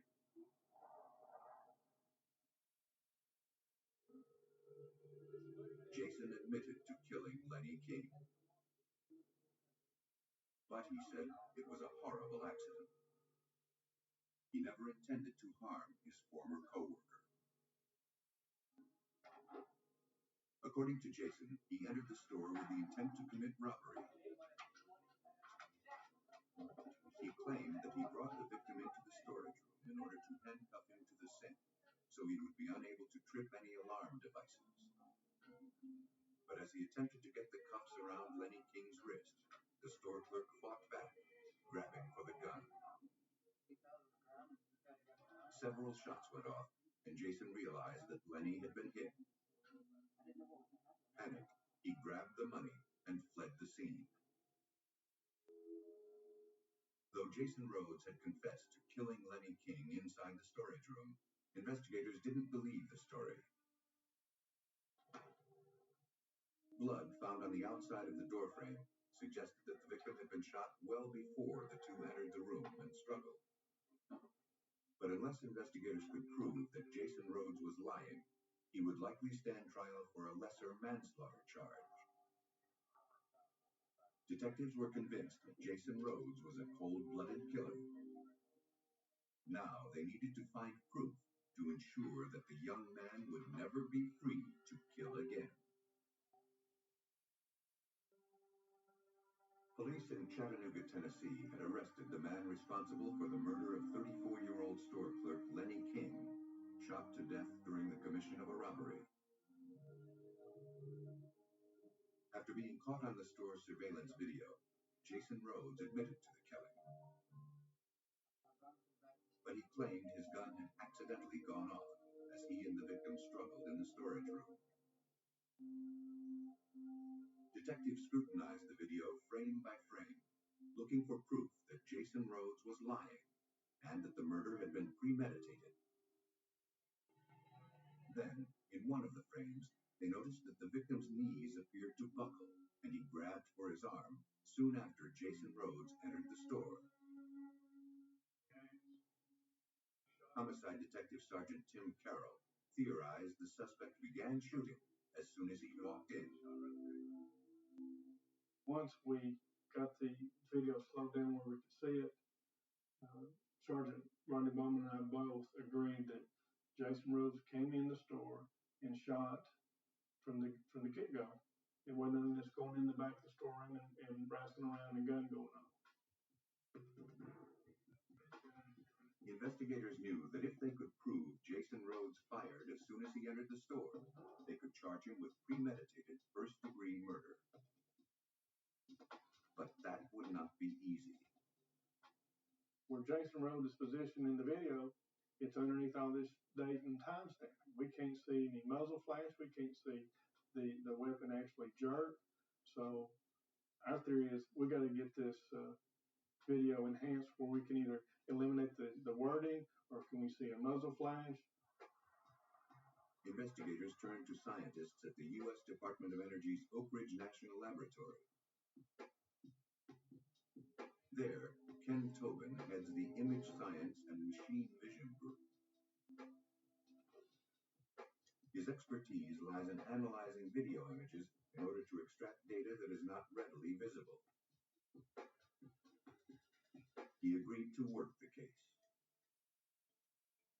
The tape that we received from the Chattanooga Police Department was typical low quality. It had a split screen characteristic, which meant there were two video cameras that were in the actual store where the robbery took place. They were both displayed simultaneously on the camera.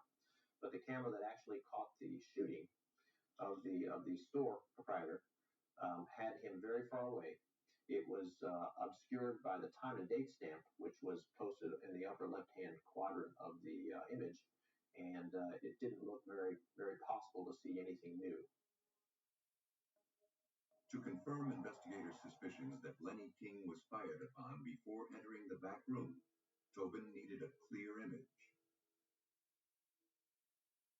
First, he would have to remove the date and time stamp from the video. To do that, he applied computer software to the images as part of a process referred to as subtraction analysis. The analysis works by comparing each frame of video to the next, and then eliminating images that remain constant and unchanged throughout.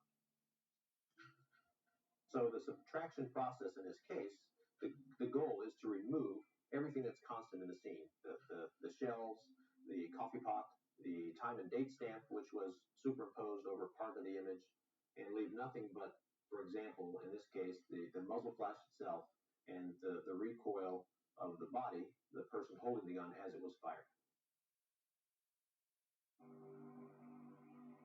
Through subtraction analysis, Tobin was able to capture a blip in the video that was previously obscured by the time and date stamp.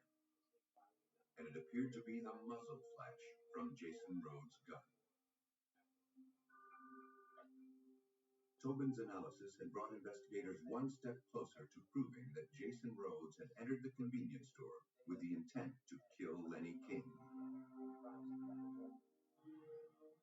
But to win a first-degree murder conviction, they needed to be certain that the blip uncovered by Tobin's analysis was in fact a muzzle flash and not a glitch in the video itself. To find out, detectives returned to the convenience store to conduct their own experiment. Using the same .357 Magnum revolver used in the murder, they fired the weapon into old phone books, making certain to be in view of the store's surveillance cameras. we fired into like a couple of old city directories in that same corner area, but not in the same area where this time stamping was. So we fired several rounds and, of course, recorded on the store surveillance film, and then our crime scene people also videotaped it as well. The video of the reconstruction was sent to Ken Tobin for a comparison with the one taken during the actual crime. When he compared the muzzle flash from Sergeant Carroll's gun to the blip on the video taken at the time of the murder, he concluded they were consistent in shape and intensity. Investigators now had the evidence they needed to prove that Jason Rhodes' story was a lie. And one isolated frame of video had been the difference in proving first-degree murder. I would compare what Oak Ridge National Lab did on this one little section of video to one drop or hair of DNA. It was that crucial. Without what they did, we didn't have what I would consider the video DNA for this case. To avoid the death penalty, Jason Rhodes, on the advice of his attorney, pled guilty to first-degree murder and aggravated murder. Police believe Jason Rhodes entered the store knowing he would kill the clerk who could identify him. After shooting him in the arm as he walked in, Rhodes forced Lenny King into the storage room. After a struggle for the gun, Jason shot the victim twice more in the chest at close range. He exited the back room and proceeded to rob the store of $2,000 in cash. Jason Rhodes was sentenced to life in prison.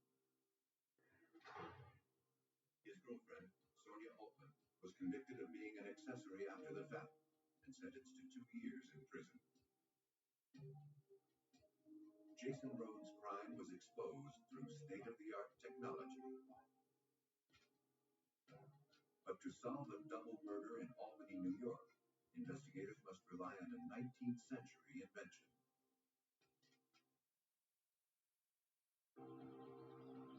On the morning of July 3rd, 1994, Gary Lang went to check on his mother-in-law at a boarding house that she owned and operated.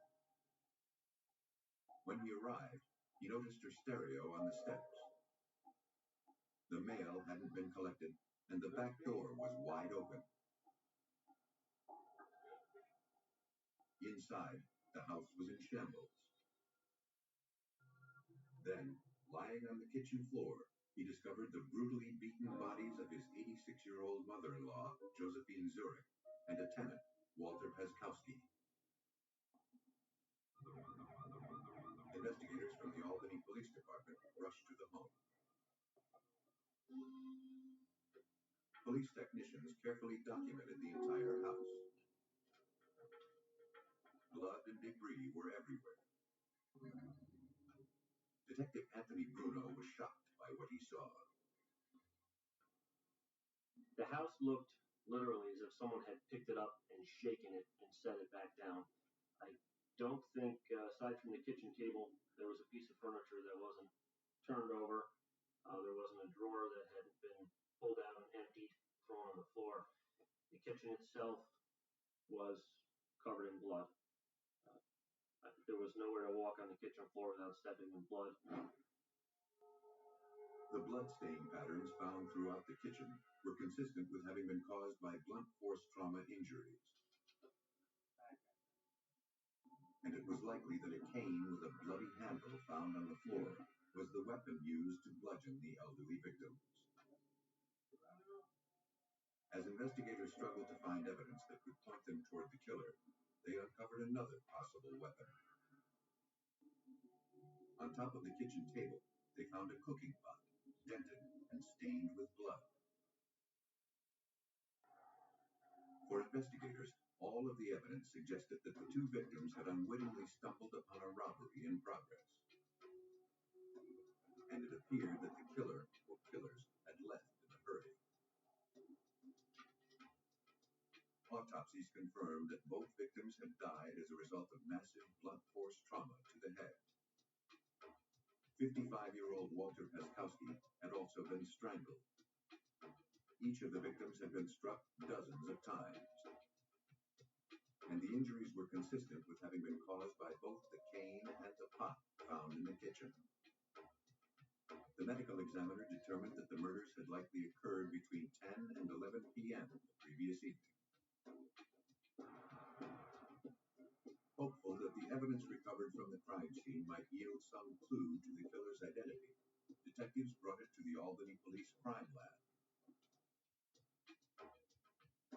While processing the bloody pot believed to have been used as a weapon, Detective Dean Halpern noticed what appeared to be a fingerprint on the inside wall. And if it was in fact a print, recovering it would not be easy. The material the pot was made out of isn't something that we've had good results with because it has pock marks, depressions, plus it's very bent out of shape from being struck against the victims. But after it was actually processed with the powder, we could see that we had something in there. We had a print. But the excitement was short-lived. Though investigators had found evidence that could place a suspect at the scene, they couldn't get the camera in the position necessary to obtain a detailed image. Without that, they would be unable to compare it to a suspect print, if and when one emerged. The pot is small, difficult to stick a camera in and get a good picture. Numerous attempts were made at doing that. And we had pictures of the print, but they were not of the quality needed to make an identification. Examiners concluded that any attempt to lift the print with adhesive would likely destroy it, and dismantling the murder weapon was not an option. As evidence, the print appeared to be useless. Investigators would have to find another way to identify the killer. Police turned to Josephine Zurich's son-in-law, Gary Lanning, for help. After listening to him describe his mother-in-law, police couldn't imagine why anyone would have wanted to harm her. Josephine Zurich was an 86-year-old Polish immigrant who had lived in that home, raised her family there since she immigrated to the United States. And she was a law-abiding citizen. Everyone in the neighborhood knew her. She was known for baking pies for people in the neighborhood. The son-in-law added that Walter Paskowski, a tenant in the house, had also become close to Josephine and the family. Gary said that he and his wife stopped by the boarding house regularly, bringing groceries and offering to help out as often as they could. He recalled that Josephine had recently had problems with one of the younger tenants who rented the basement apartment. In fact, she had started legal eviction proceedings against him when he suddenly moved out of the building. The son-in-law provided investigators with the former tenant's name. A records check revealed that the man currently worked as a cook at a hotel restaurant in the Albany Capital District. Believing they had identified a suspect in the killings, investigators quickly contacted the former tenant and arranged to speak with him. At first, he appeared apprehensive and seemed reluctant to answer any questions. But when police informed him about the murders, he decided to cooperate. He admitted that he moved out after having run-ins with Josephine and Walter. But he insisted he would never harm either of them. On the night of the murders, he claimed he had been working late at the restaurant.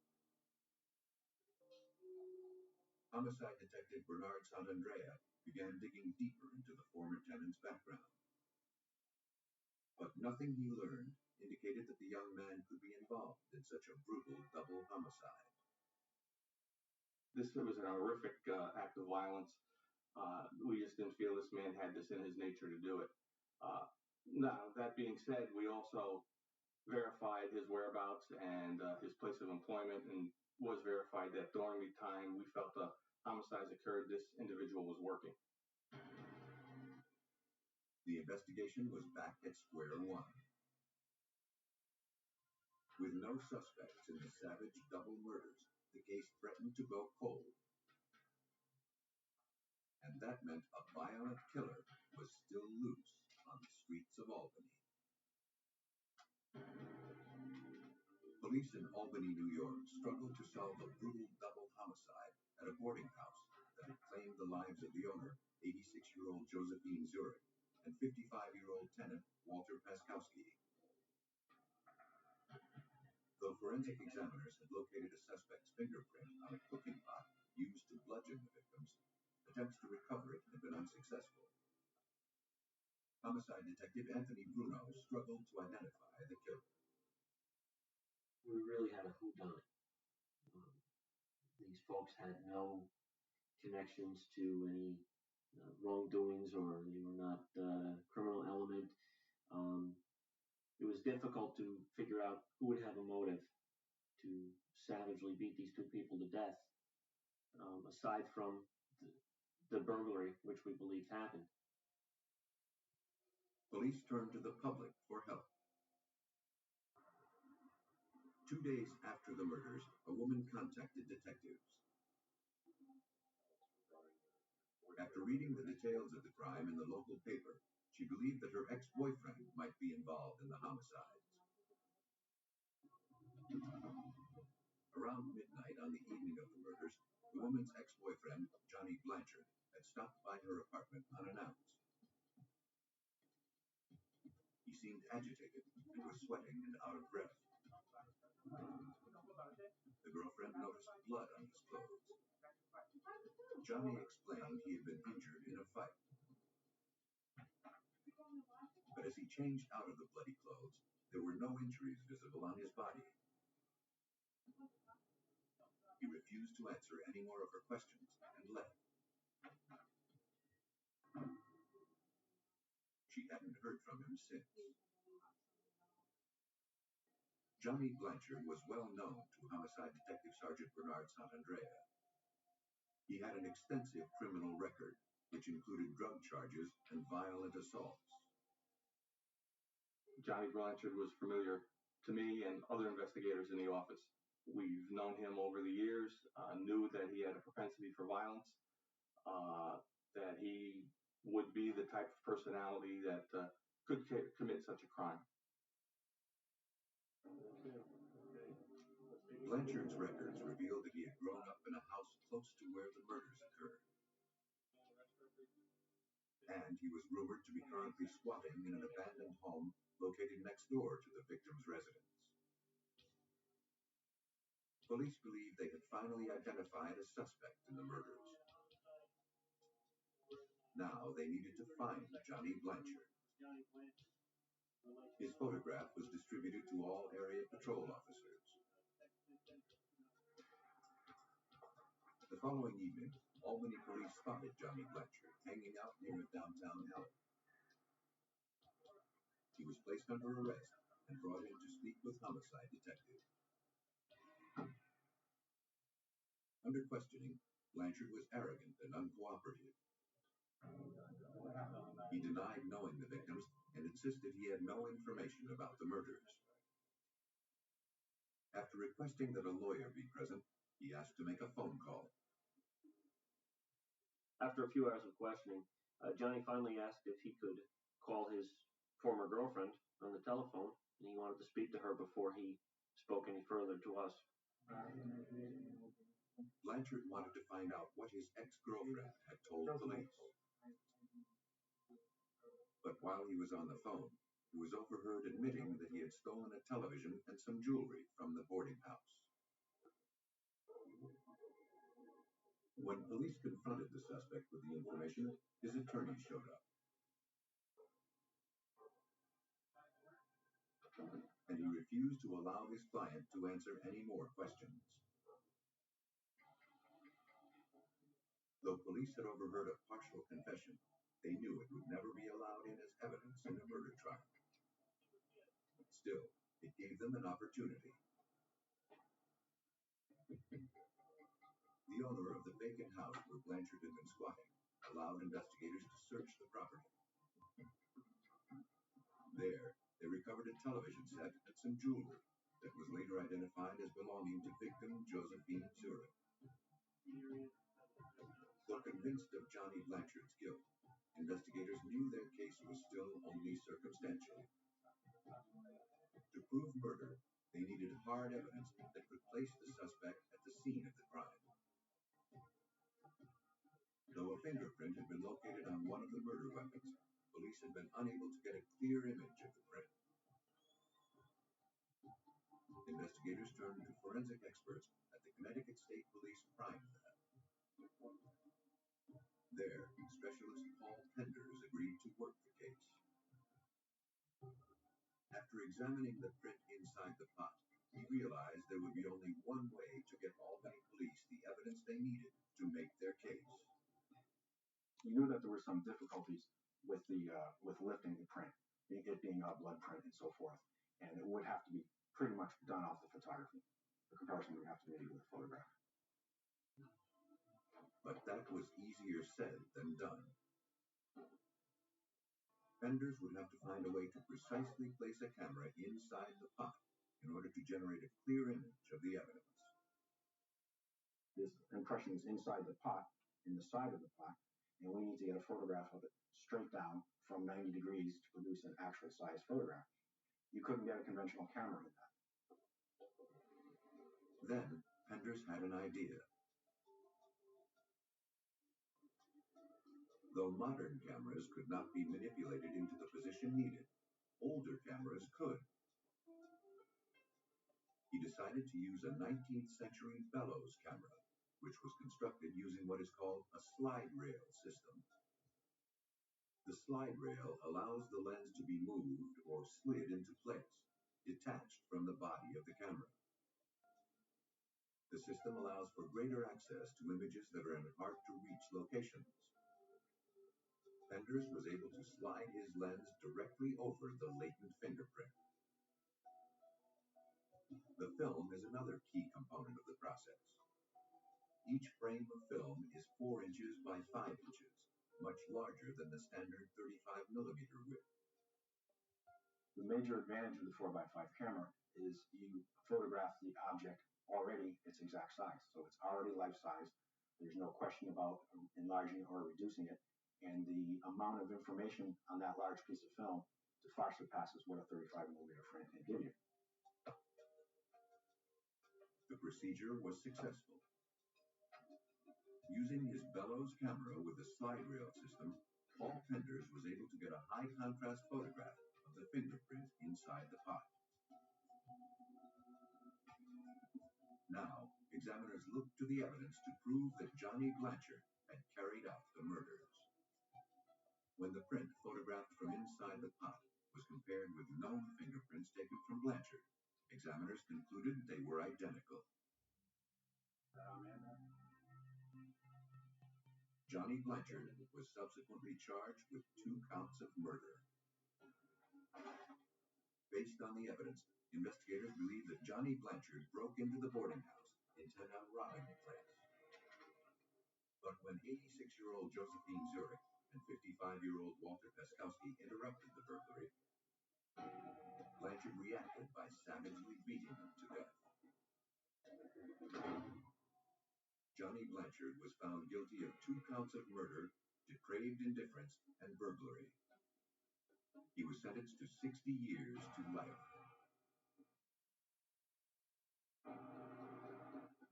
Suspects with no obvious connections to their victims are difficult to identify. But oftentimes, murders are carried out by those closest to the victim. Just across the Mississippi state line, the Pearl River in southeastern Louisiana is known to sport fishermen as a haven for largemouth bass. On May 21st, 1996, a man headed toward the river in search of a perfect fishing spot. As he made his way through a small clearing, he discovered a decomposed human body The fishermen quickly summoned police. Within minutes, officers and forensic technicians from the St. Tammany Parish Sheriff's Department arrived at the location. Before they began processing the scene, however, crime scene photographers thoroughly documented the entire area. And it was a mess. Investigators found dozens of personal papers and letters scattered around a wide area. An empty backpack lay nearby. The female victim had been beaten and stabbed once in the neck. Officers combed the area looking for clues to the victim's identity. But other than the letters, they found nothing. The unidentified woman was transported to the coroner's office for autopsy. Though the body had decayed beyond recognition, the medical examiner determined that the victim was a Caucasian woman, approximately 5 feet 7 inches tall, and likely between the ages of 35 and 45. She had been dead less than a week. Cause of death was a single stab wound to the neck, resulting in a laceration of the right carotid artery. Detectives at the St. Tammany Parish Sheriff's Department began the process of trying to identify the murder victim. Captain David Hall didn't have much information to work with. First thing we did was basically get a measurement of the body and try to come up with an idea of what this individual looked like in a living state. We checked missing person files for the Mississippi and Louisiana area. Came up with nothing that fit the script of this young lady. Investigators began sifting through the papers for clues. All of the correspondences were addressed to a woman named Liz, and they were all signed Michael Packer. His return address was located less than 100 miles away in Biloxi, Mississippi. Biloxi police were contacted and dispatched to the address where the letters had originated. Michael Packer was not there. According to his roommate, Packer had left several days earlier to work a job somewhere in Alabama. When questioned further, he stated that he knew a woman named Liz. Her full name was Elizabeth Herdman, and until recently, she and Michael Packer had been romantically involved. The roommate said that Liz and Michael fought constantly, mostly about money. In fact, a few weeks before, one of their arguments threatened to turn violent, prompting the roommate to call police. But rather than suffer in a violent relationship, Liz packed her belongings into a backpack and left. The roommate believed Liz was currently homeless, but he had seen her less than a week ago looking for work at a local employment agency. Hoping to confirm the victim's identity, Louisiana police ran a records check on Elizabeth Herdman. Investigators learned that the 39-year-old woman had been arrested on minor charges several years earlier in Florida, and her fingerprints were on file. When those were compared to the prints lifted from the victim, police found a perfect match. Police had identified the woman found murdered along the shores of the Pearl River. And her ex-boyfriend, who left town around the time of her murder, was the prime suspect. Now, investigators needed to find him. Police in St. Tammany Parish, Louisiana, had identified a woman found murdered near a riverbank as 39-year-old Elizabeth Herdman. To find her killer, investigators began retracing her movements in the days leading up to the murder. Louisiana police traveled to the employment agency in nearby Biloxi, Mississippi, where the homeless woman was last seen alive. The manager there confirmed that Liz Herdman had been in looking for work on May 18th, 3 days before her body was discovered. and Liz had not come in alone that day. According to the records, she had signed in with two men, Arthur Cyber and Alfred Huntsman, and a woman named Felice Fisher. The manager had seen the group together before and knew them to be friends. The manager also confirmed that Michael Packer, Liz Herdman's ex-boyfriend and the prime suspect in her murder, had signed in earlier that same day. But by the time Liz and her friends arrived, he had already left for a job in Mobile, Alabama.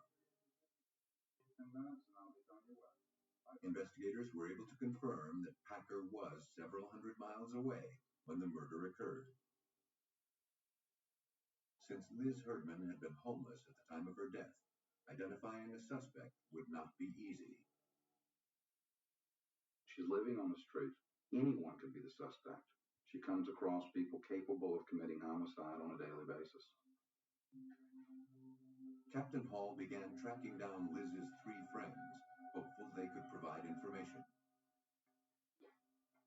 But a background check revealed that two of those friends, Alfred Huntsman and Arthur Cyber, had extensive criminal records, which included robbery and assault charges. Detectives traveled to a nearby motel where Arthur Cyber had recently been staying. Though he was no longer there, a motel employee remembered Cyber well. He had been staying in a room with two women and another man. One of the women matched Liz Herdman's description. The employee remembered that after the group checked out, she cleaned their room. It looked like there had been a violent struggle. The window had been broken. There were stains on the bedspread that appeared to be blood. The motel employee hadn't seen anyone from that group around since, and they hadn't left the forwarding address. The information led investigators to now believe that Liz Herdman's friends were involved in her murder. An APB was immediately issued for the three individuals and the car they were believed to be driving. We wanted to alert the nation that we were looking for Arthur Cyber and Alfred Huntsman and Felice Fisher for questioning reference to this homicide. A few days later, police several hundred miles away in Hutchins, Texas, spotted the three suspects. They were taken into custody and transported to Louisiana for questioning. Police searched their vehicle and collected its contents, including 6 pairs of shoes, some papers, and a few articles of clothing. Under questioning, Alfred Huntsman admitted that he had information about the murder.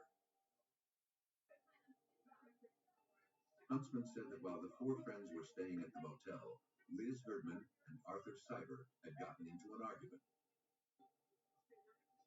Liz had recently gotten a job, and Cyber wanted some of her money to buy drugs and alcohol. When she refused, Cyber smashed out the window and became physically abusive. Eventually, things calmed down, and a short while later, Cyber suggested that they all go into town. But according to Huntsman, Cyber drove the group to an isolated spot at the Pearl River. He said he wanted to go for a walk with Liz to privately apologize for his behavior at the motel. Several minutes later, Arthur Cyber emerged from the woods, alone and covered with blood. He had murdered Liz, and the motive was robbery. Cyber threatened to kill him and Felice Fisher if they went to authorities. Huntsman insisted he and Felice never left the vehicle. When confronted with the statement, Arthur Cyber denied the accusation. Though he had been present at the river when the murder occurred, he said that it was Alfred Huntsman and Felice Fisher who carried out the homicide. Right off the bat, one started giving up the other, pointing the finger. That at least lets us know that we've got the three parties responsible. And from there, you just start to meticulously break down the lies that they're giving you and ultimately end up with the truth. For answers, investigators forwarded all of the evidence to forensic examiners at the Louisiana State Police Crime Lab. It was now up to them to find a way to prove which of the suspects had viciously killed Elizabeth Erdman. Police in St. Tammany Parish, Louisiana, had 3 suspects in custody for the murder of 39-year-old Elizabeth Erdman. But with the suspects pointing the finger at each other, investigators needed to find a way to expose the killer's identity. They turned to examiners at the Louisiana State Police Crime Lab. There, forensic scientist George Shiro began scrutinizing the evidence collected from the crime scene. He focused his attention on a yellow piece of paper stained with the victim's blood. As he examined it more closely, he noticed a shoe print. On its own, he realized that the print would not be enough to establish the killer's identity. Though all 3 suspects admitted being at the Pearl River, each denied being near the victim when the murder occurred. To determine who was lying, Shiro first needed to know where the evidence was found in relation to the victim's body. For that, he turned to the crime scene photographs. In the photos, he observed several yellow pieces of paper. But after digitizing and enlarging the photographs, he saw that only one was stained with blood, and it was located just inches away from the victim's head. Now, Shiro looked to determine which of the suspects had left the print. He began by comparing the shoes recovered from the suspect's vehicle to the shoe print found within inches of Liz Erdman's body. He quickly eliminated 5 of the 6 pairs. But the tread on the remaining pair appeared to be similar to the print from the crime scene. So I examined that shoe more carefully, and what we look for when we're examining shoe prints is we look for random markings on the soles of the shoe that give these shoes their individuality. Shiro generated an impression of the shoe print found in the suspect's car onto a sheet of clear acetate paper. When that was overlaid on top of the bloody print recovered from the crime scene, he found one consistency after another. That is an aha moment. That's when we say, okay, we have a match here. We have enough marks to individualize this shoe print to this shoe. Police determined that the shoe that had left the print belonged to Alfred Huntsman. And Shiro's findings proved that he was within inches of the victim as her blood was shed, something he had previously denied. Confronted with the evidence, Huntsman confessed to taking part in the crime. But he insisted he hadn't worked alone. He said that he, Arthur Cyber, and Felice Fisher had driven Elizabeth Erdman to the clearing off of the remote road near the river with the intent to rob her. But the robbery spiraled out of control, and when Liz fought back, Arthur Cyber stabbed her in the neck. Huntsman admitted that he beat the victim while Cyber killed her. Polygraph tests later confirmed that all 3 suspects had participated in Elizabeth Erdman's murder. Arthur Cyber was convicted of first-degree murder and sentenced to life in prison. Alfred Huntsman received the same sentence. Felice Fisher pled guilty to accessory after the fact for first-degree murder and for second-degree kidnapping. She was sentenced to 25 years in prison. Most killers look to strike when their targets are isolated or far away from potential witnesses. When investigators struggle to identify a suspect, they turn to forensic examiners who can expose a killer's guilt caught in the camera's eye.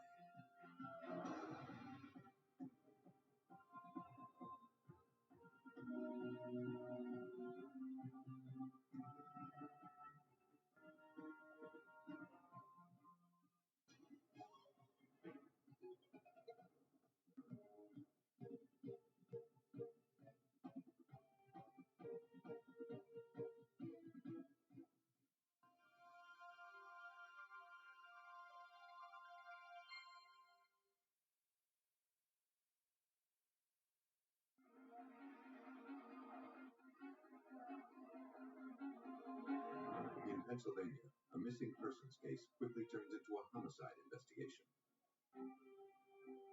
Only a piece of rope can link a suspect to the murder. Detectives in Washington state discover a family brutally murdered.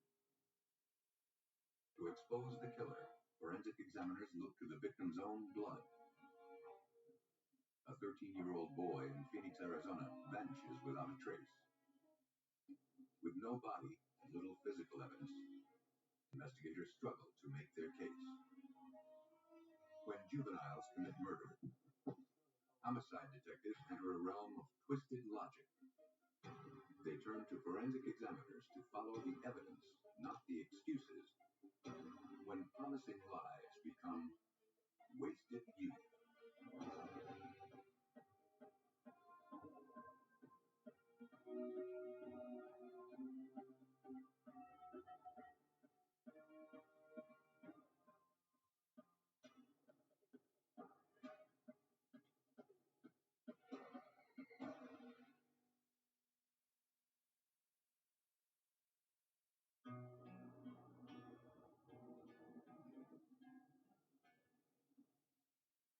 In this episode, some of the names have been changed. Cambria County lies in the rural northeastern highlands of Pennsylvania. It's a small, tight-knit community that experiences few violent crimes. But on November 6, 1997, Ronald Klotz discovered that his son was missing.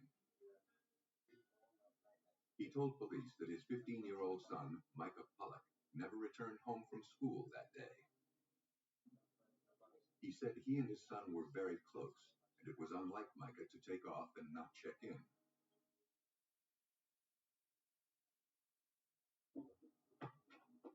Mr. Klotz explained that Micah had come to live with him the previous spring. He had moved to Pennsylvania from Ohio, where he had been living with his mother. Micah seemed happy in his new home and was enjoying making new friends. Ronald Klotz's ex-wife said she hadn't heard from Micah in some time.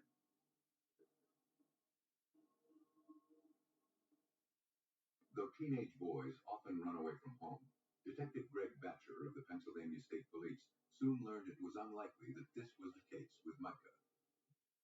As we began to talk to his friends, they said that he wouldn't do that. They said that he was not the kind of person who would just up and leave. He had no reason to up and leave, and that's when the suspicion began. Investigators learned that the missing teenager had recently begun dating a girl from school. When questioned, the girl told police that on the day Micah disappeared, he told her he was going hunting with 16-year-old Andrew Callahan. That surprised her. Andrew Callahan was her ex-boyfriend, and he seemed to resent Micah. She explained that when she and Andrew broke up, she began seeing Micah. But Andrew was possessive and had even threatened Micah on a few occasions. Andrew couldn't seem to let go. He was very jealous, very demanding of her, and it just, according to her, that he was just, watching her all the time. He did not want her to be with someone else. She wasn't sure if Micah had actually gone on the hunting trip with Andrew that day. Several days passed with no word from the teenager. Police, friends, and neighbors organized a search of the area surrounding Micah's home. But their efforts turned up no clues to the missing boy's whereabouts.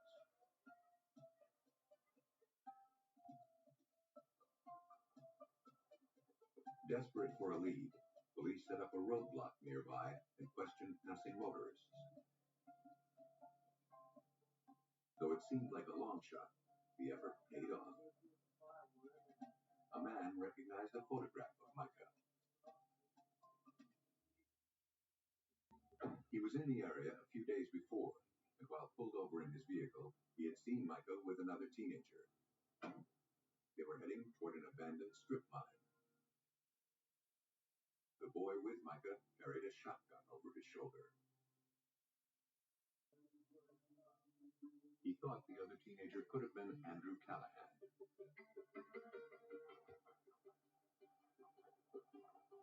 The next day, police and forensic technicians followed up on the lead. They traveled to the strip mines where the motorist had seen the two teenagers a few days earlier. Recent heavy rains made searching the area for clues a challenge.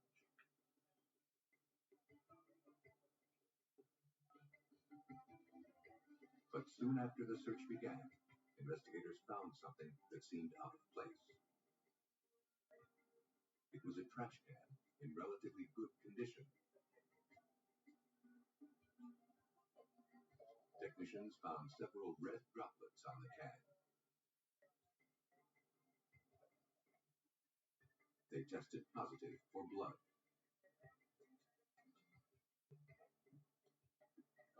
Investigators preserved the murky rainwater from inside the can for further testing.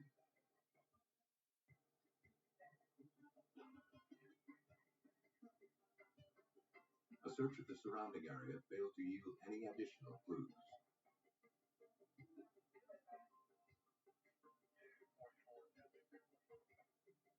All of the evidence was forwarded to forensic examiners.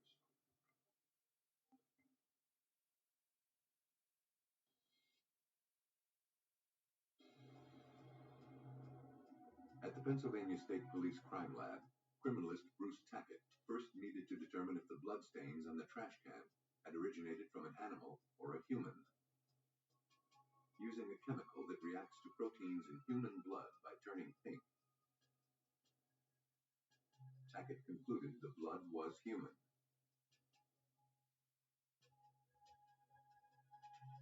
But to generate a genetic profile from the evidence, Tackett would need additional samples. The remaining stains were too degraded for a more comprehensive analysis. Though there was a chance that blood was present within the liquid contents of the trash can, he realized that the rainwater had likely diluted it.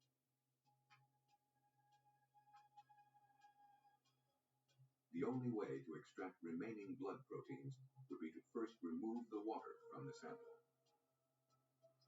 Tackett poured the liquid into a pan and then placed it in an evaporation chamber. In this dry environment, with an air current passing over the sample, the liquid was slowly removed and the solids became more concentrated.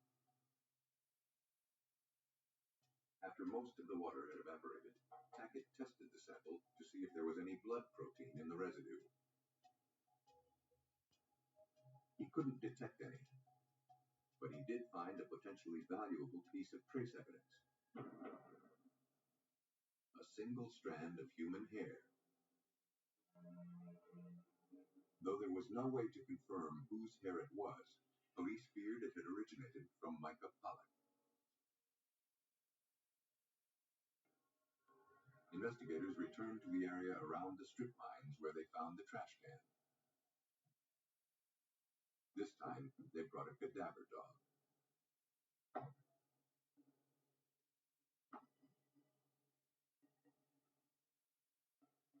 The dog signaled to a nearby beaver pond. There, in a shallow area of the pond, searchers found the decomposed body of a young man.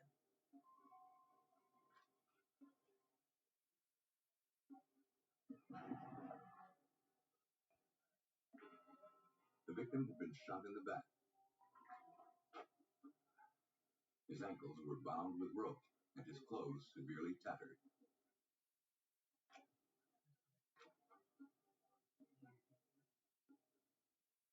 Through dental records, the medical examiner confirmed that the week-long search for Micah Pollock had finally come to a tragic end.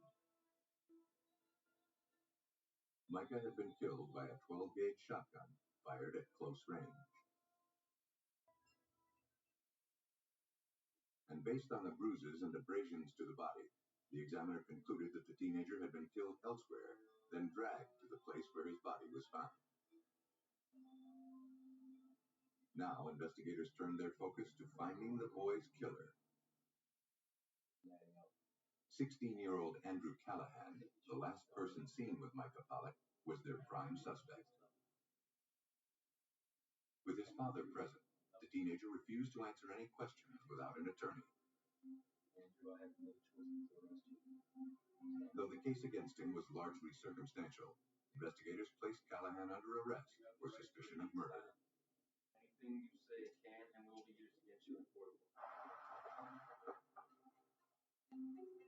Detectives secured warrants to search the Callahan family's home and vehicles. Almost immediately, they found the clue.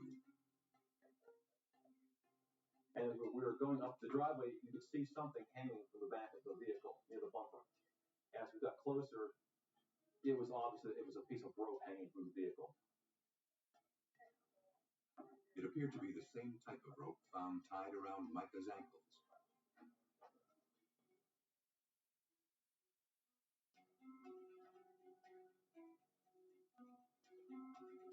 As the team made their way to the residence, they discovered more rope on the porch.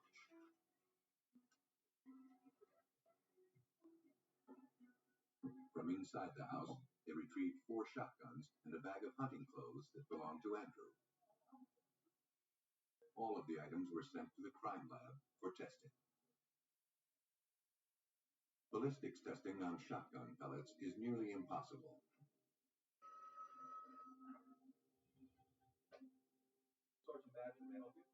And in this case, examiners were unable to demonstrate that the shotguns retrieved from the Callahan's home had been used to murder Micah Pollock. But if technicians could identify even a tiny droplet of Micah's blood on Andrew's hunting clothes, police would be one step closer to tying the suspect to the crime. But none of the clothing samples tested positive for blood. Though convinced of Andrew Callahan's guilt, police couldn't seem to find a shred of physical evidence linking him to the crime. With the suspect unwilling to cooperate, investigators were running out of ways to prove that Callahan was a killer. Police in Cambria County, Pennsylvania, struggled to solve the murder of 15-year-old Micah Pollock, whose bullet-ridden and tattered body was discovered in a remote pond. Though all of the circumstantial evidence pointed to 16-year-old Andrew Callahan as the killer, Pennsylvania State Police had little physical evidence to prove it.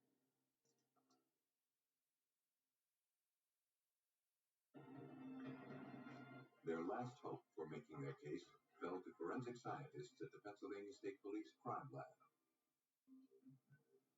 Examiner Bruce Tackett looked for consistencies between the rope found tied around the victim's ankles and the samples collected from the suspect's residence. When I did the rope comparison in this case, I determined that the ropes were a clothesline type rope. They had a woven or a braided cover over top of a core of fairly coarse man-made fibers. I examined all 3 of those pieces of rope that I had, determined that the construction on all of those was exactly the same. For proof that all of the samples had originated from the same source, Tackett needed to examine the construction of the rope's core. Under a high-powered microscope, he found that the fibers that made up the core were all indistinguishable from one another. I was able to determine that those ropes were identical in construction and that the fibers used in the construction of those ropes were the same. So essentially, those three pieces of rope were identical. The rope used to bind Micah Pollock's feet had come from the same source as the rope tied to Andrew Callahan's car. You have all this evidence against you. When confronted with the evidence, Andrew Callahan decided to talk. He admitted that he had shot Micah while the two were hunting.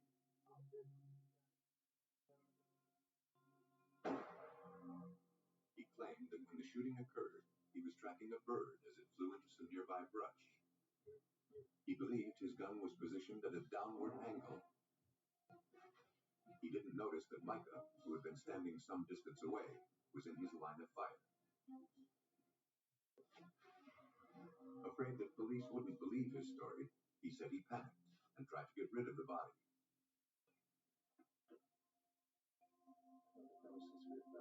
Looking to corroborate the suspect's story, police turned to the evidence for answers.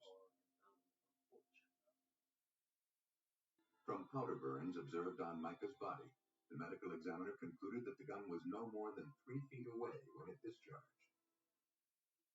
And the shotgun pellets that entered the victim's back came to rest near his jaw. The weapon had been held at an upward angle, contradicting Callahan's claim that he had been aiming at the ground when Micah was shot.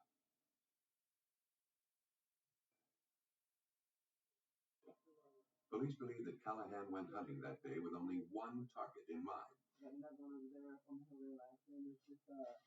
The teenager who was now dating his ex-girlfriend.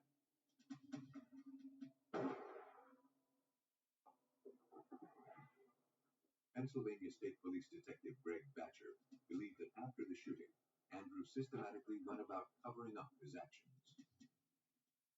He purchased the garbage can at the store and then returned to the scene. At some point in time, he also gathered a piece of clothesline from his residence. He took these items to the scene, back to where the body was lying.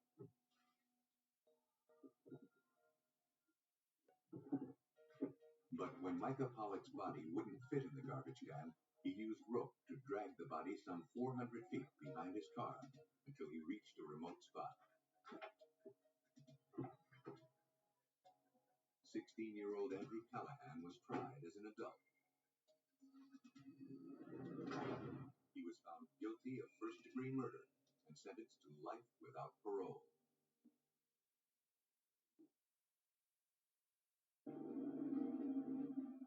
Police believe that irrational jealousy drove Andrew Callahan to murder his rival. But sometimes, investigators can find no motive at all. A suburb of Seattle, the Woodbridge section of Bellevue, Washington, is a quiet neighborhood. One that is unfamiliar with brutal crime. On January 5th, 1997, a morning 911 call brought Bellevue police to a secluded park. A passerby had discovered the lifeless body of a young woman. A rope fastened tightly around the victim's neck made it clear she had been murdered. Police began searching for any form of identification to tell them who this victim was. Lying near the body, they found a checkbook. The account was in the name of Karen White, and it listed a San Diego address. Bellevue police searched through records looking for a Karen White who matched the victim's description. Homicide detective Jeff Gomes found a potential match. A 20-year-old woman with that name and physical description listed a previous address just a few blocks from the park where the body was found. After confirming it was the same Karen White that had been found murdered, Detective Gomes had the grim task of making the notification. As a detective, one of the most difficult tasks you have is notifying next of kin of a death in their family. I don't enjoy it. It's very difficult to do. Several hours after the body was recovered, detectives went to the White home. Though several cars were parked in the driveway, the house was dark. No one appeared to be home.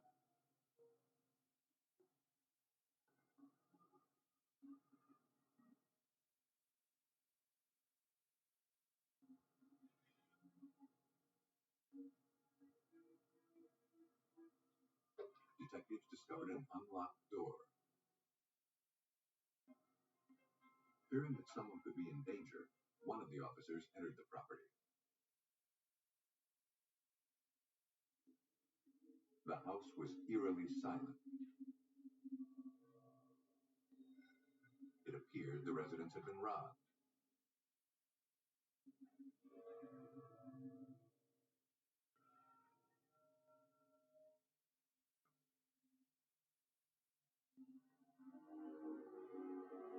After finding no one downstairs, the detective proceeded to the upper floors.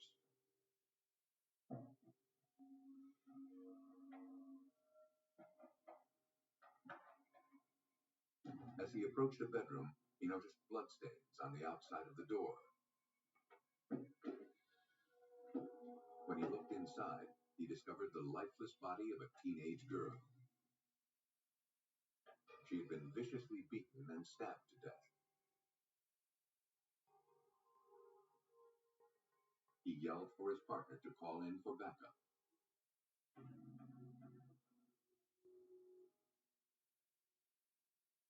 Next, he followed a trail of blood that led down the hall into another room. There, he found another grisly scene. A middle-aged couple lay dead. Their skulls had been crushed, and they had been stabbed repeatedly. The victims were later identified as 17-year-old Janet White and her parents, Regina and Walter White. They were the immediate family of the young woman found murdered in the park just hours earlier. Forensic technicians began searching for clues to help them reconstruct what happened. All of the victims had been savagely beaten with a blunt object and then stabbed dozens of times in the face and neck. Police photographed and swabbed dozens of bloodstains. The only real clues to the killer's identity were bloody boot prints found on the carpet.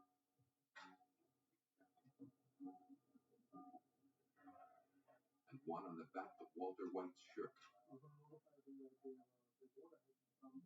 Though the triple murder at the White residence appeared to be the result of a robbery gone bad, that didn't explain the murder of Karen White just a few blocks away.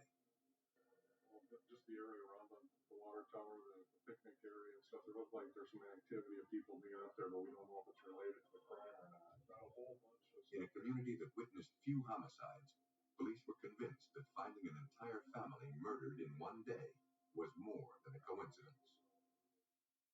The main question was, are these scenes connected? Was that the same suspect acting in both scenes? Was it a one-time incident where a person killed his family, or was it a serial killer? Despite the lingering questions, police were faced with the reality that at least one brutal killer was on the loose in the city of Bellevue. And until they could identify a suspect or an apparent motive, police were powerless to stop him from killing again. While searching for answers in the strangulation murder of 20-year-old Karen White, Bellevue, Washington police made a shocking discovery. A few blocks away from where her body was found, detectives discovered that her parents, Regina and Walter White, and her 17-year-old sister Janet, had been brutally beaten and stabbed to death in their home. Police focused their investigation on Karen's murder. believing that her killer was responsible for the other 3 homicides. Through interviews, investigators learned that before Karen moved to San Diego to become a volunteer in the AmeriCorps program, she associated with a tightly knit group of teenagers who were part of a movement referred to as goth. Young teenagers dressing all in black, painting their faces white, dyeing their hair. They sometimes pretend to be vampires with fang teeth, and they dress the part. Witches, they pretend to be witches. Police learned that one of those friends had seen Karen the night before her body was discovered. The friend had stopped by the White residence. Karen had come back to Bellevue for a few days to visit her family. That night, Karen wanted to run out and do some last-minute errands before returning to San Diego the following day.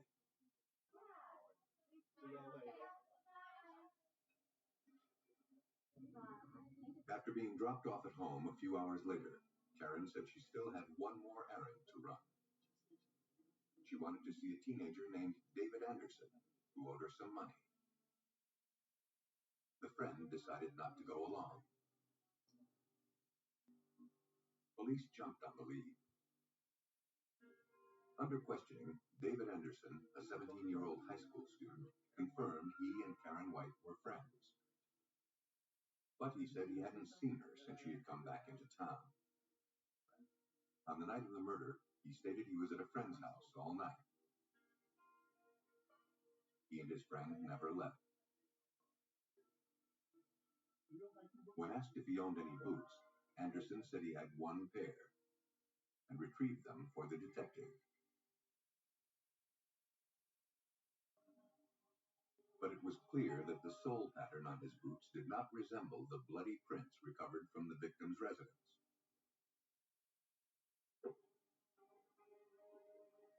Frustrated, investigators continued interviewing Karen White's friends.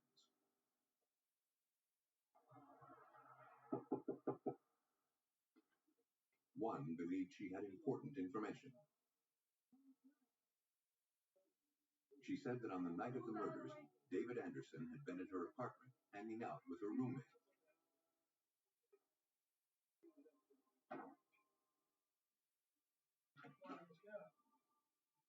Around 10 p.m., Anderson and her roommate, 17-year-old Alex Barani, decided to go out. She recalled that Alex had something stuffed inside the sleeve of his overcoat. She thought it was a bat or a club. The woman fell asleep a short while later and was unsure what time the two returned to the apartment. Having caught David Anderson in a lie, police turned to his friend Alex Barani for additional information. Alex was cooperative and even friendly with police. He insisted he and David had been home all night.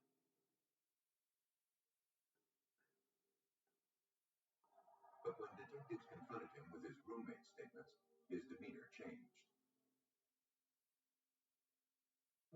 Homicide Detective Bob Thompson. His chin began to quiver. He immediately started sweating, and he became visibly nervous. I, at that time, decided, I think this guy did the murder. Under persistent questioning, Alex Barani unraveled. The 17-year-old confessed to all 4 murders.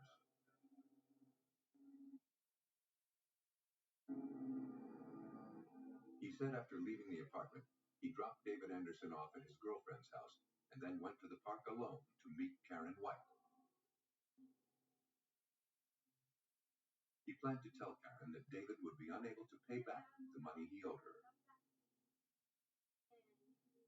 On his way there, he decided he wanted to know what it was like to kill. He strangled the young woman. Hearing that Karen had told her parents her plans, Alex went to her home and bludgeoned and stabbed the family to death. Alex Barani said he had thrown away his boots that had left the prints found at the crime scene. He was placed under arrest and charged with the 4 murders. Though Alex had confessed to the murders, investigators knew from experience that they still needed to scientifically corroborate his statements. And they were unconvinced that he had acted alone.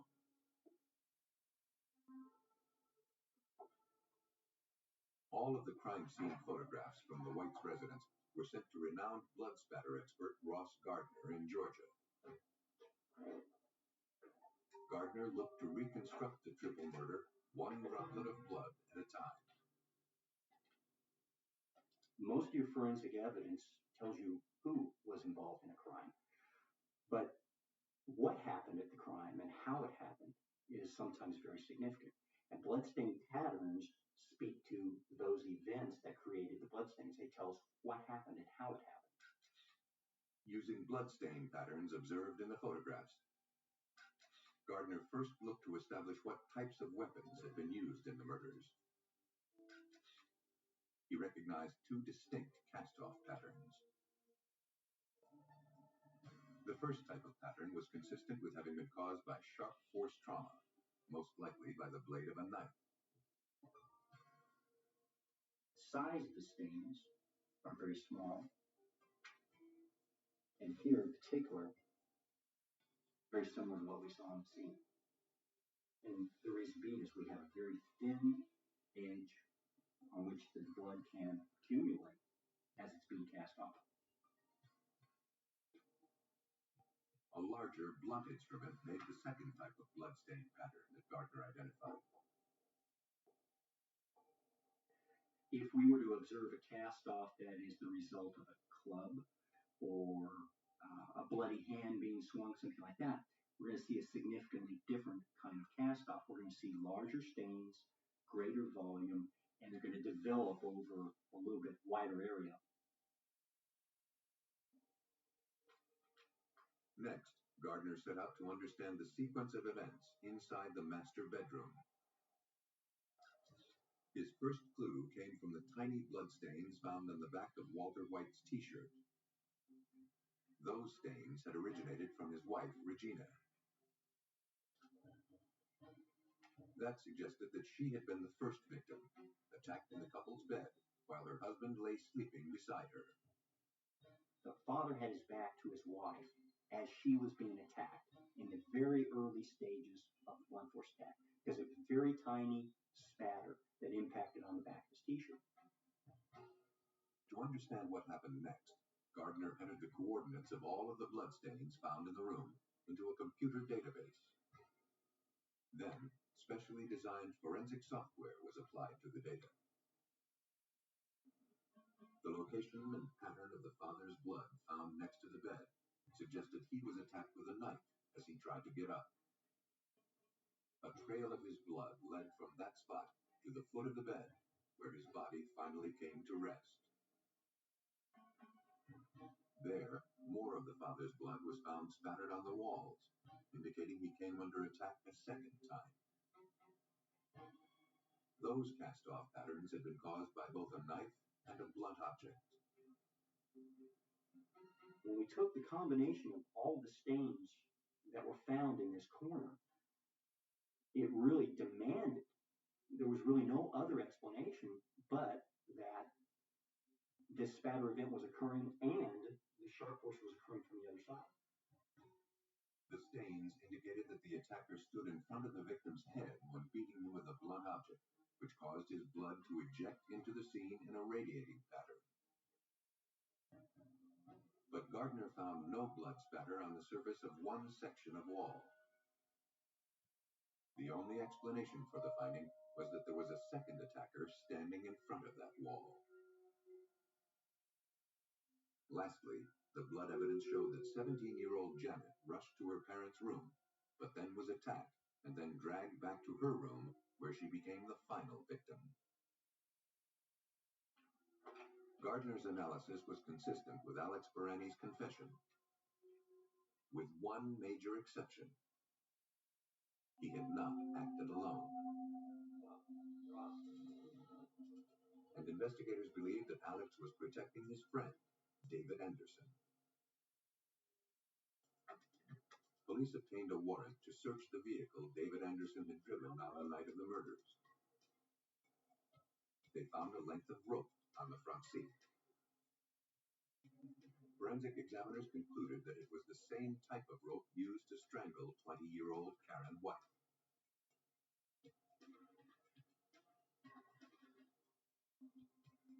David Anderson was also charged with 4 counts of murder.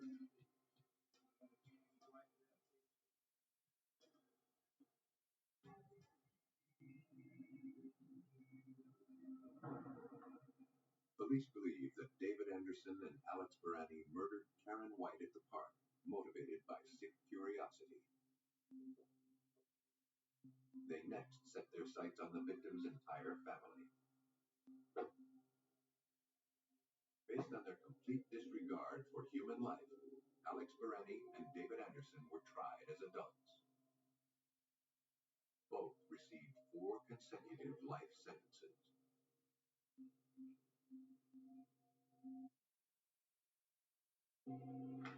In Washington state, analysis of the crime scene helped expose a second killer's identity. But when police are unable to locate a victim's body, proving murder is much more difficult. In the late afternoon hours of November 10, 1995, Rhonda Mitchie entered the Phoenix Police Department to report her child missing. She hadn't heard from her 13-year-old son, Brad Hansen, in nearly 12 hours. Though Brad was a responsible and loving son, he seemed to be going through a rebellious phase.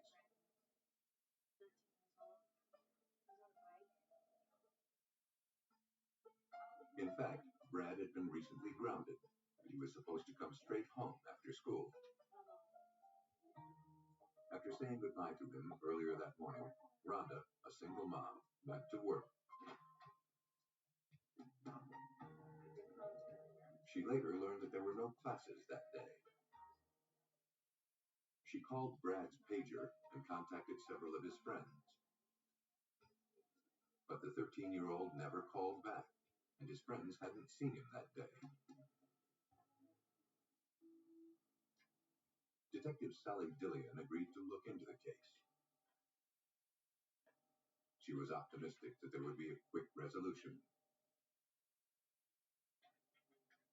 We thought he ran away from home, that he was staying with a friend, and, that in a day or 2, 3, that he would return home. But after several days went by without a word, authorities several hundred miles away in California were dispatched to the home of Brad Hansen's father.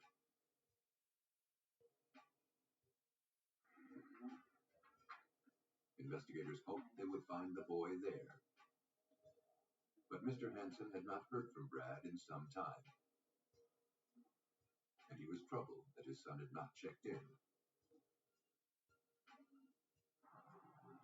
Phoenix police distributed photographs and a description of the missing boy throughout the area. But no clues to his whereabouts surfaced. A search of the desert and mountain areas outside of Phoenix also turned up nothing. Brad Hansen seemed to have vanished without a trace.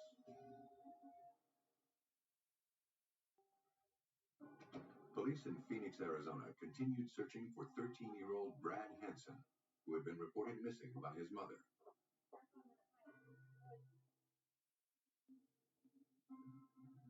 Having uncovered no clues to the boy's whereabouts, detectives began questioning his classmates.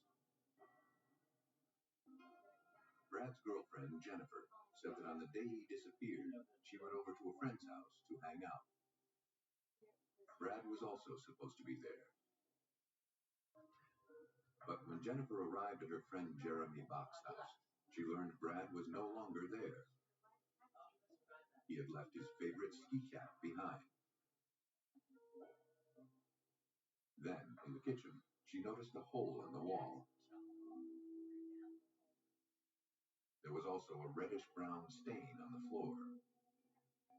13-year-old Jeremy told her that he and Brad had been playing cops and robbers with his stepfather's guns. Not knowing that the guns were loaded, Jeremy said that Brad pulled the trigger, firing a round into the wall. The stain on the floor, he said, was ketchup. Jeremy told Jennifer that after the gun went off, Brad rushed out of the house, afraid that he would get into trouble. He didn't know where Brad went, and he hadn't heard from him since. Jennifer hadn't heard from him either. Investigators arranged to interview Jeremy Bach and his stepfather.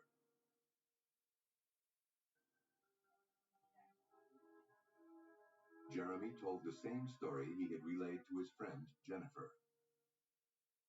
But when pressed on specific details, Detective Sally Dillian sensed that he wasn't telling the entire truth. There were parts of it that we had a notion were probably going to be true, and other parts that you could tell weren't. Times when he would make the eye contact, and other times when he wouldn't.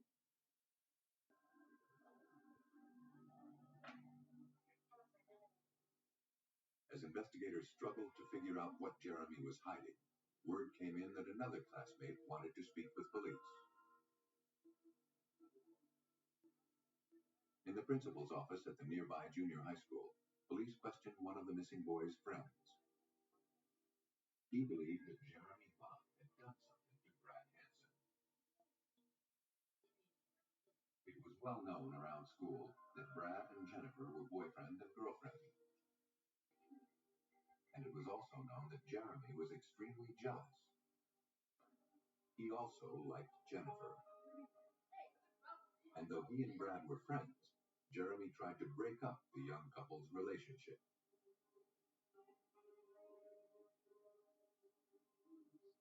According to the classmate, Jeremy had been bragging that he was going to hurt Brad. Investigators feared Jeremy Bach had made good on his threat. But to prove that a crime had been committed, they needed to locate the victim's body. To do that, they struggled to put themselves inside the mind of a 13-year-old killer. One who didn't have access to a car. We really had nothing, so we tried to figure out what we could do, and the only thing that we came up with is we put him in the trash. Detectives formulated a plan. Once a dumpster is put out on the curb, it is considered public property in the eyes of the law.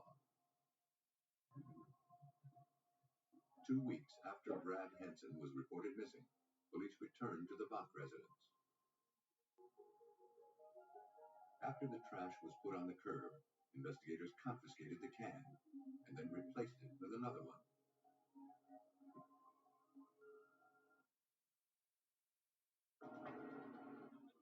Once the trash can was secured in an evidence property room, Detective Dillian contacted forensic examiners at the Phoenix Police Department's crime lab.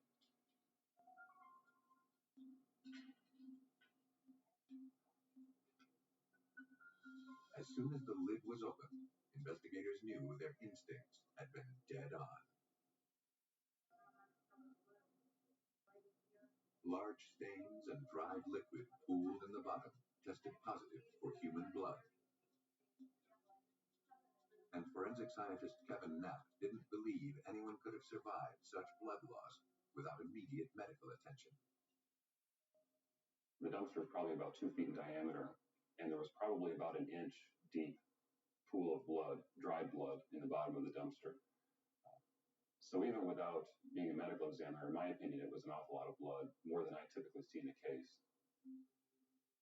Now, examiners needed to verify that the blood found inside the trash can had originated from 13-year-old Brad Hansen. But there were no DNA samples from Brad to use for comparisons. Knapp had another option to get the evidence he needed. We all get our DNA from our parents. We get half from our mother and half from our father. So So you can look at a DNA profile from an offspring and determine whether or not the DNA pattern from the parents could have formed that child. When the DNA samples collected from the trash can were compared to the genetic profiles of Brad's parents, examiners found a match. Detectives confronted the 13-year-old suspect with their findings. Now, Jeremy Buck claimed that while playing cops and robbers, his hand accidentally hit the countertop and the gun he was holding discharged.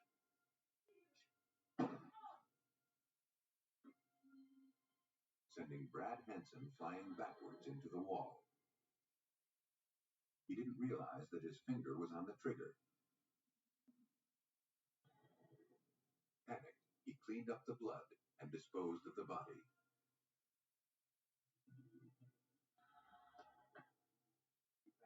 For investigators, Jeremy's story stretched credibility. He had said that when Brad was hit by the bullet that he flew back and he hit the wall. Well, very seldom does someone fly back. That's movies. Okay, that's theatrics. Normally when somebody gets shot by a bullet, they drop. So there were things that he was recounting to us that we did not feel were totally accurate. Detectives returned to the Bach residence with a search warrant.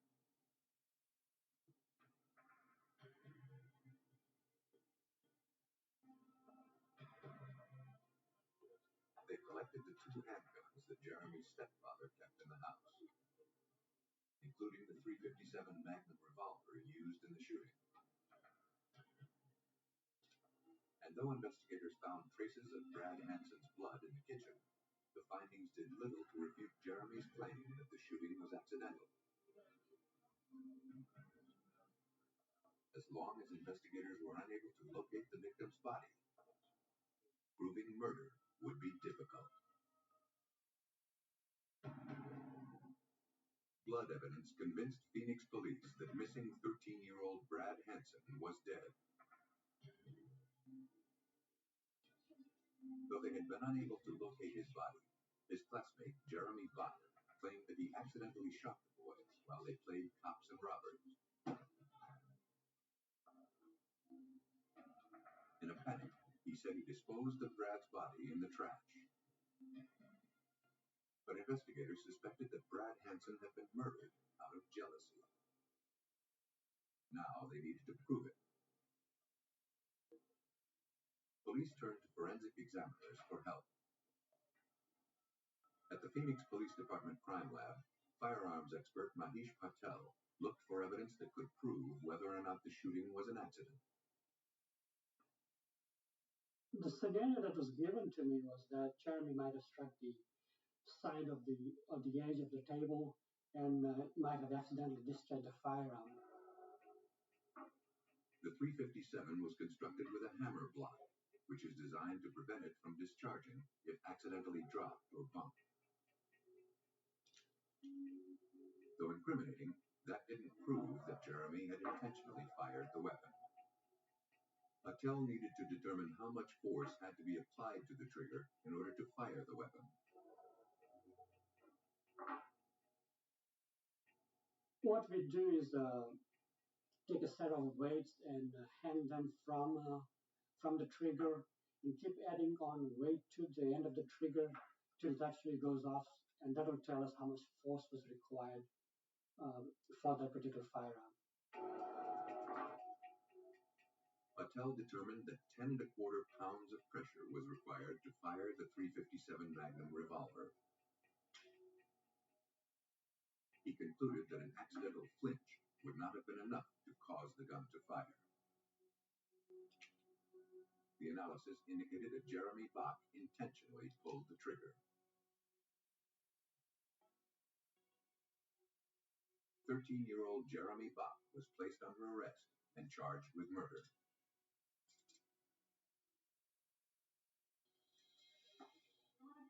Authorities believe that Jeremy invited his friend Brad Hansen to his house and then confronted him about Brad and Jennifer's blossoming relationship. Driven by a jealous rage, Jeremy grabbed his stepfather's gun and shot Brad.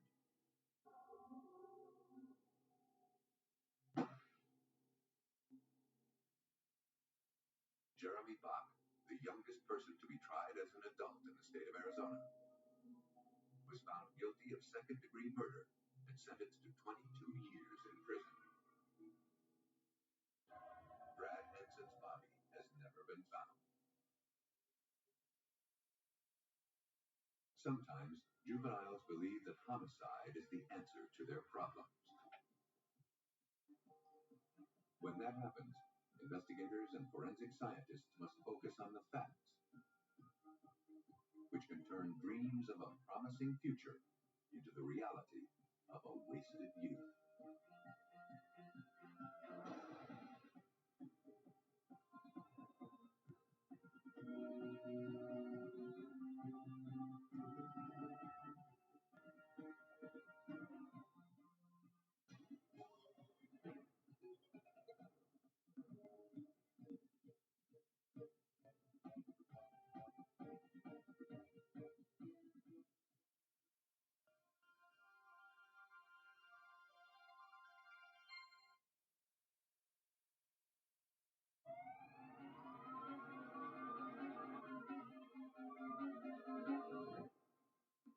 A quiet Washington state community becomes the backdrop for a string of brutal murders. And all of the evidence suggests that a serial killer is responsible. As investigators struggle to identify a suspect, more bodies continue to surface. In Michigan, the pregnant wife of a promising young attorney is found dead in the couple's home. Though it appears to be the result of a tragic accident, police are not convinced. It falls to forensic examiners to expose the truth. Solving a murder requires a team of experts whose efforts often go unrecognized. When crime fighters meet crime writers, their story is finally told. And many times, it's a tale stranger than fiction.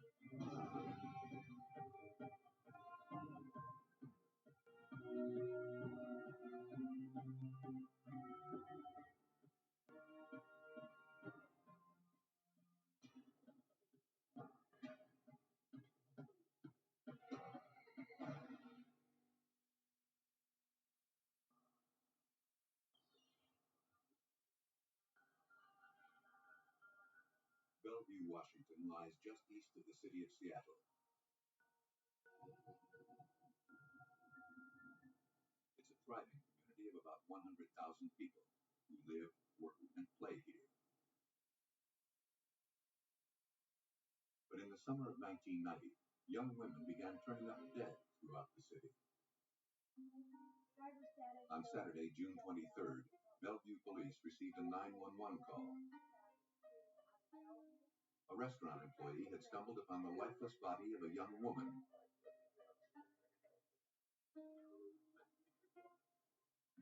Investigators responded to the scene. They found the victim lying among trash next to a dumpster behind the restaurant. She was nude, except for a necklace. Her arms and legs were positioned as if she were lying in a coffin. A pine cone rested in her hands. It was clear that the victim's body had been closed by the killer. Technicians managed to locate a single black hair near the woman. But they found no clues to her identity or that of her killer.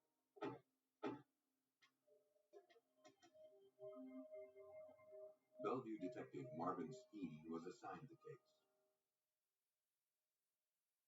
He knew this wasn't going to be an easy murder to solve. Most crime scenes, you know who your victim is. In this particular crime scene, we had no idea at all who our victim was, her identification. We also lacked clothing, so we couldn't provide a clothing description when we asked the public for their assistance in determining who the victim was. The medical examiner concluded that the woman, likely between the ages of 25 and 35, had died as a result of strangulation. She had also been brutally beaten and sexually assaulted. In addition to collecting biological evidence, dozens of fibers clinging to the victim's body were also recovered.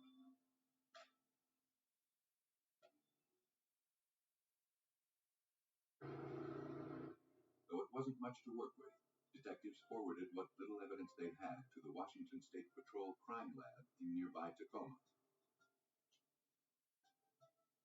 After examining the fibers under a microscope, all that scientists could conclude was that they had originated from the carpet or trunk mat of a car.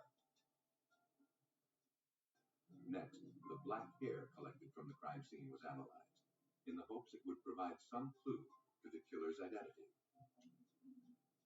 Forensic scientist Terry McAdam. You can look at it for predominantly pigmentation, helps us to decide which possible broad racial groups it may belong to. From the color, texture, and shape, McAdam determined that the hair had come from an African American male.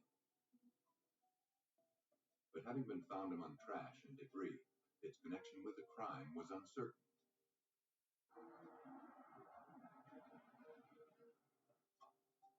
Investigators knew the best way to find this killer would be to first identify the victim. But no missing persons reports filed in the city of Bellevue matched their victim. We went to the news media, who, of course, were interested in the case, asked for their assistance. We also went to teletypes and bulletins to surrounding law enforcement agencies, asking them to check for missing individuals in their cases. Soon after, investigators got their first break. In a neighboring jurisdiction, a woman reported her roommate missing. From photos taken at the autopsy, she identified the victim as her 27-year-old friend, Marianne Polreich. She said that she had last seen Marianne 3 nights earlier as she prepared to go out for the evening. Marianne had borrowed her roommate's necklace. It was the same one found around the victim's neck.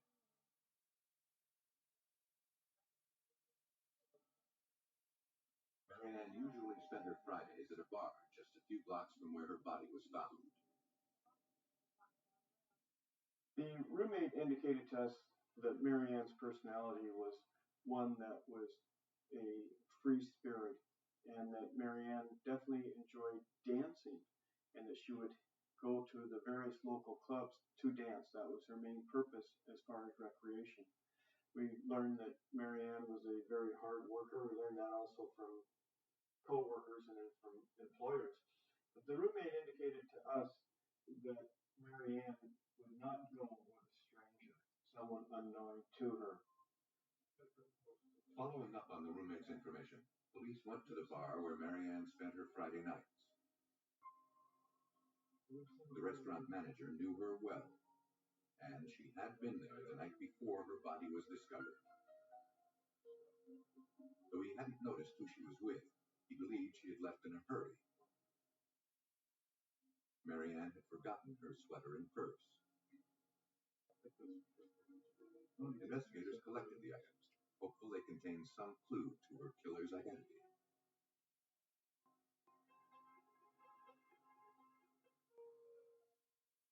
But the evidence failed to yield any useful information. The investigation into Marianne Polreich's murder was going nowhere. And the caseload for Bellevue detectives was about to increase. On August 9th, 1990, police were dispatched to the home of Carol Beatty. Her ex-husband, Paul, had received a call from his 2 young children earlier that day. They said that their mom was locked inside her bedroom and wouldn't come out. When Paul came to the house, he discovered his 36-year-old ex-wife Carol dead inside her bedroom. It looked as though she had shot herself. When police entered the room, however, it became clear this was no suicide.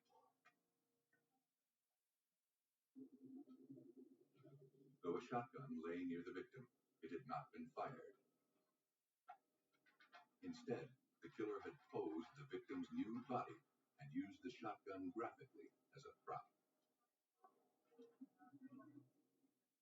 Carol Beatty had been sexually assaulted and beaten to death.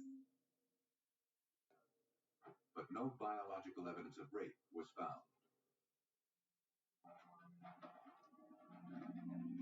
Technicians collected a few black hairs from the sheets.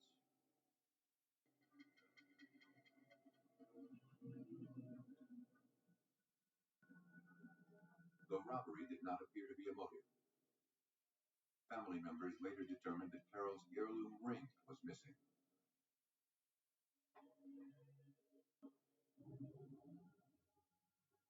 For Bellevue homicide detective Dale Foote, the similarities between the Marianne Polwright and Carol Beatty murders had to be more than coincidental. Bellevue is a pretty quiet suburban town, and we don't have a whole lot of homicides here, so we have two cases with women that are openly displayed and posed nude. Yeah, we're having some questions. Why are these two cases so similar in nature? Is there any connection between them? Do they know each other? Do their friends know each other?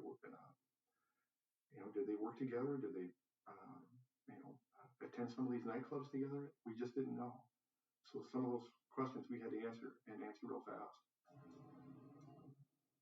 To find out if the cases were in fact connected, police forwarded the hairs recovered from the Carol Beatty crime scene to the lab. When examiners compared those to the one recovered from the Marianne Polwright crime scene, they concluded that the hairs had originated from the same person.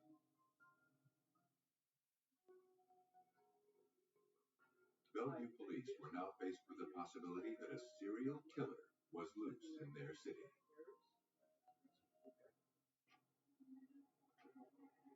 Looking to find a common thread between the two victims, investigators began interviewing Carol Beatty's co-workers at a popular restaurant, where she had worked as a waitress.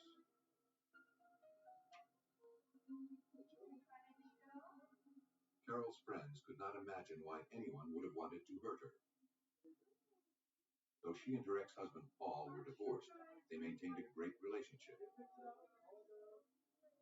And Carol's two daughters constantly showered her with love and affection. Though Carol Beatty would sometimes go to nightclubs, police were unable to establish any connection between her and Marianne Polwright. The two unsolved murder investigations quickly became front-page news. Soon, the mystery caught the attention of veteran crime writer Jack Olson. With 10 true crime novels to his credit, Olson recognized that as a writer, this story was too unusual to be ignored. I think the thing that made this case unusual was the posing of the bodies. That is not seen. It is seen, but it's not seen very often. It represents some kind of a deep-seated hatred of women. And Bellevue police feared that such a deep-seated hatred would not simply go away on its own. If they didn't identify a suspect in the killings, and fast, it would only be a matter of time until more victims turned up dead.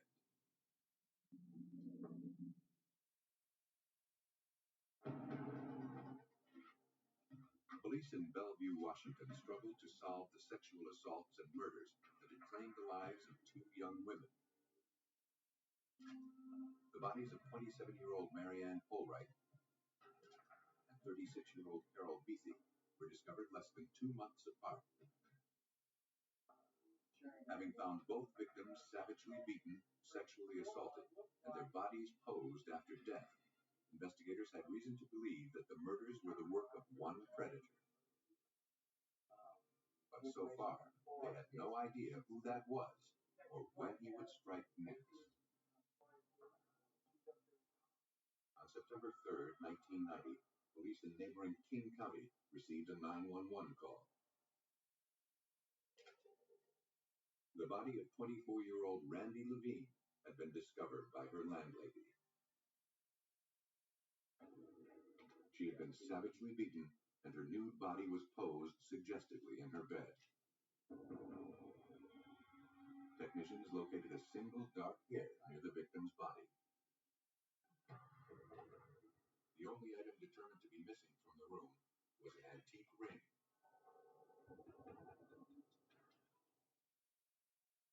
At autopsy, the medical examiner confirmed that Randy Levine had died as a result of blunt force trauma to the head.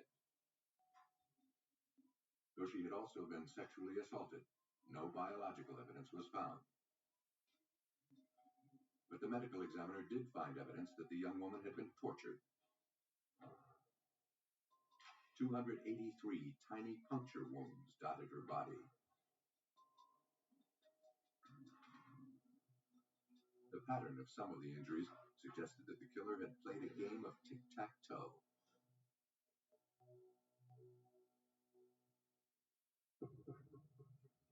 Because the Levine homicide happened outside the city limits of Bellevue, its parallels to the unsolved Polright and Beathy murders might have gone unnoticed. But then, Bellevue Police Detective Ed Mott received a call from a paramedic who happened to be called to all 3 crime scenes. And he couldn't help but notice the similarities. He says, I'm not a cop. I'm not a policeman. He says, but the last 3 murder cases I've been to, he says, it's really odd that the 3 bodies have been posed. Bellevue police also learned that Randy Levine had been to a Bellevue nightclub the night before she was found murdered. There could now be little doubt that a serial killer had claimed the lives of all 3 women.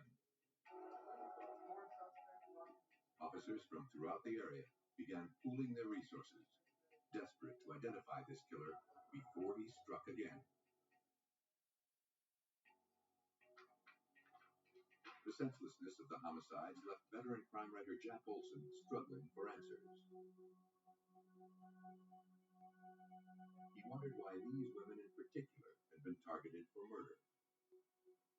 He could find no rational explanation. They were perfectly fine women doing exactly what we would expect decent young women of their age, 20, 30, 35, to be doing. They held jobs. They were responsible. Yes, they did go to nightclubs now and then. They're admirable people.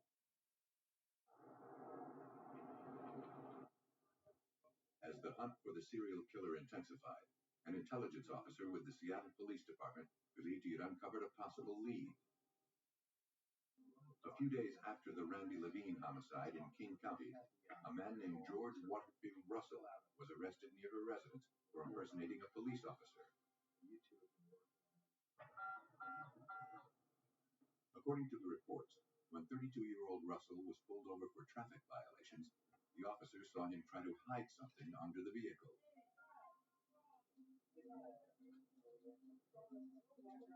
At first, Russell identified himself as an undercover police officer, but later recanted.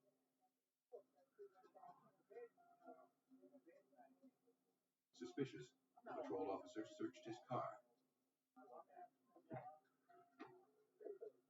He located a police scanner, a buck knife, and 2 IDs. Hidden underneath the vehicle, he found a loaded handgun. A check of the serial numbers revealed that the gun had recently been stolen. Russell was placed under arrest for impersonating an officer and being in the possession of a stolen weapon. A records check showed that Russell had an extensive criminal record, which included sexual assaults and cat burglaries. Mostly, George Russell stole jewelry. A further background check revealed that Russell was known to frequent Bellevue area nightclubs, and he had a reputation. Well, George was a charmer. And basically, he was liked in the nightclubs. He was a popular man in the nightclubs. He had a good line of chatter. He would sidle over next to the DJ and they'd have a nice conversation, and then he'd sidle over to the bar and have a nice conversation with the bartender, and then various people, uh, usually young women who came under his aura would sit with him, would buy him drinks, would tell him what a great guy he was. Though that wasn't a crime, to investigators it went a long way in explaining how the three victims could have been manipulated into being alone with the killer. Detectives wanted to speak with George Russell about the murders. He claimed he didn't know anyone named Carol Beatty or Randy Levine. However, he admitted knowing Marianne Polwright. In fact, he had seen her at a bar the night before she was found murdered. But he said they weren't there together and didn't speak. Recalling that fibers from a vehicle had been recovered from Polwright's body, police asked for permission to search his car. Russell claimed he had borrowed a friend's truck that night. Eager to cooperate, he gave police the address of his friend who had lent him the vehicle.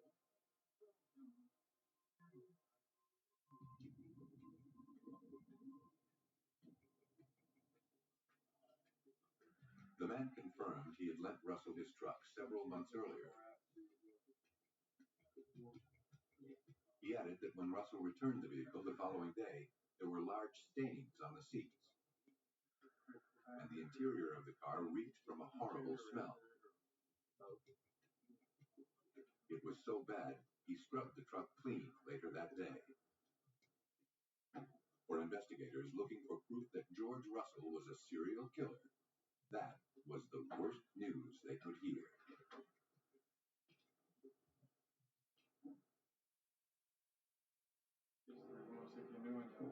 Investigators in Bellevue, Washington, believe that 32-year-old George Russell was responsible for a string of brutal sexual assaults and murders that had claimed the lives of 3 young women. Now they needed to prove it. Police located the vehicle Russell had borrowed the night that the first victim, Marianne Polwright, was killed, hopeful it contained evidence of murder. But in the days following the homicide, the truck had been thoroughly cleaned by its owner. But beneath the upholstery, technicians located a suspicious stain. It appeared to be blood. However, it was too degraded for a more comprehensive analysis. Fiber samples from the vehicle's carpet were also collected.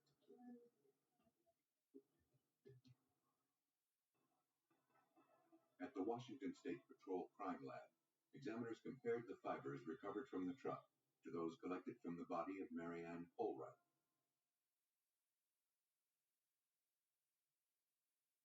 Though they were consistent with one another, supervising forensic scientist Terry McAdam knows that no analysis is perfect. We can't say that that fiber came from that car, because unless we can take the exact fiber and match up its ends, we can't say that. What we can say is the fiber we found in a suspect's car matches that found on the clothing of the victim as regards to having similar microscopic characteristics. We can't say it's a match.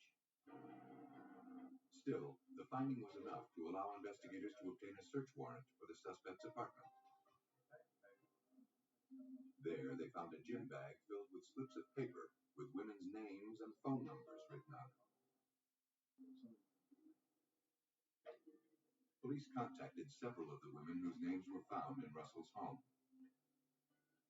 Most knew George Russell well. Though many had no idea how he got their phone numbers, they didn't feel threatened. Russell had told them he was an undercover cop. Homicide Detective Dale Foote. We kept hearing these same stories about George working for the police and being an undercover agent and that kind of thing. George was very articulate, a very charismatic young man, and a lot of people bought into his story. And actually, the fact that they bought into his story kind of was a hindrance to us because they rather trust George than they would rather trust the police. But one of the women contacted felt differently, and she had an interesting story for police. She said that recently George Russell had given her an antique ring. It was his way of apologizing for standing her up on a date the week before.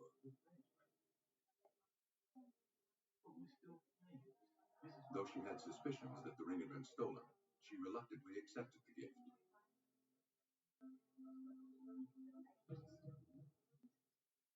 Shortly after that, she learned Russell was a suspect in the murders. When she began to hear that George was involved or possibly involved with these homicides, she became frightened. And she gave this ring to another friend of hers who had just happened to be leaving town. He was on his way to Florida. And so he took that ring with him. And having arrived down there, a little short of cash, he went down to a pawn shop and pawned this ring. Fortunately, that ring was still there when we called. Investigators confirmed that it was the same ring that had been stolen from Randy Levine's room at the time of her murder.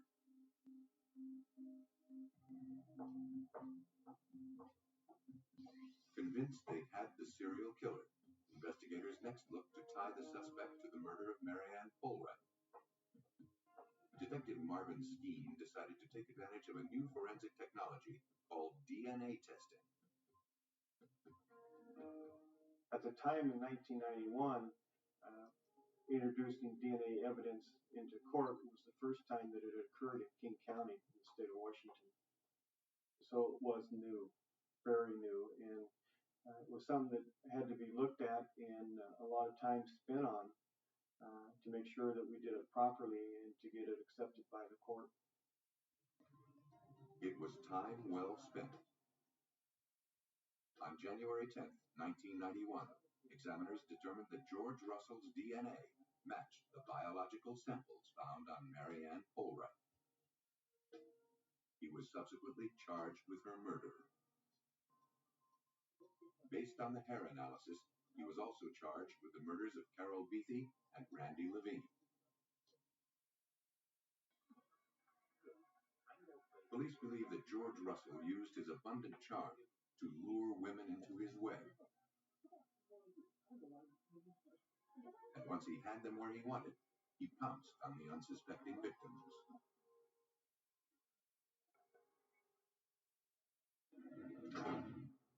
George Waterfield Russell was convicted of the 3 murders. He was sentenced to 2 consecutive life terms, plus 28 years. George is a professional listener, not because he really cares, but because that's the way he takes your defenses down and can do whatever he wants. Now, I spent 3 hours with George at Walla Walla Penitentiary, and I mean, this is one of the most horrendous killers that ever lived. But it was a delightful 3 hours. He's interesting on every subject. He's friendly. He smiles and he cracks little jokes.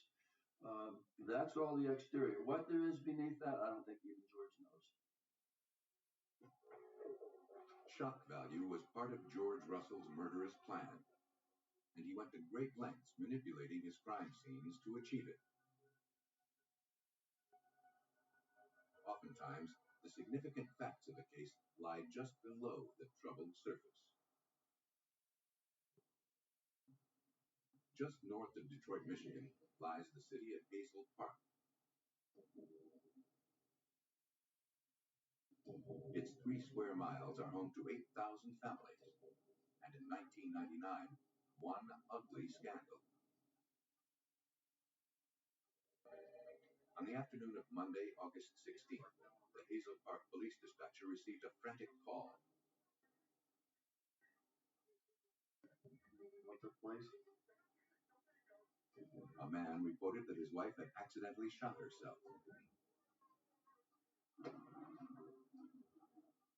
When the responding officer arrived a few minutes later, Michael Fletcher, a prominent local attorney, was waiting outside his home. His wife was inside. He had checked for a pulse, but she wasn't breathing.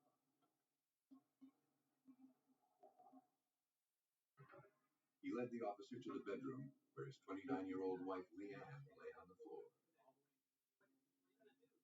Following protocol, the officer kept Michael Fletcher from entering the room.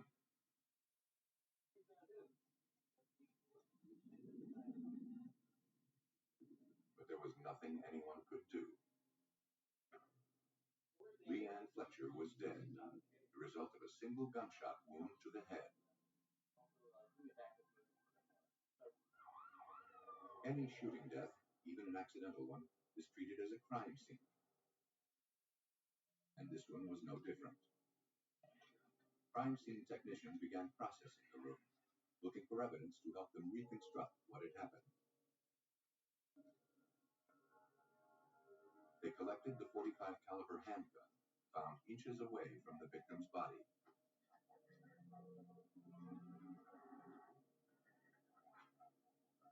Unsure of what to make of the findings, police began searching through the contents of the victim's purse, looking for a suicide note she may have left behind. But what they found was a greeting card from her husband.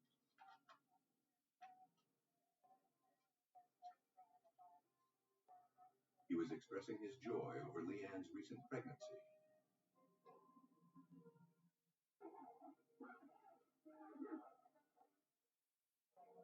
Leanne Fletcher's body was removed for autopsy.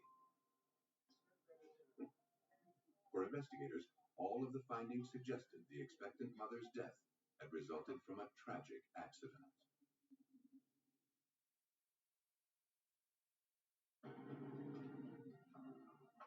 Police in Hazel Park, Michigan, continued to investigate the tragic shooting death that had claimed the life of 29-year-old expectant mother Leanne Fletcher.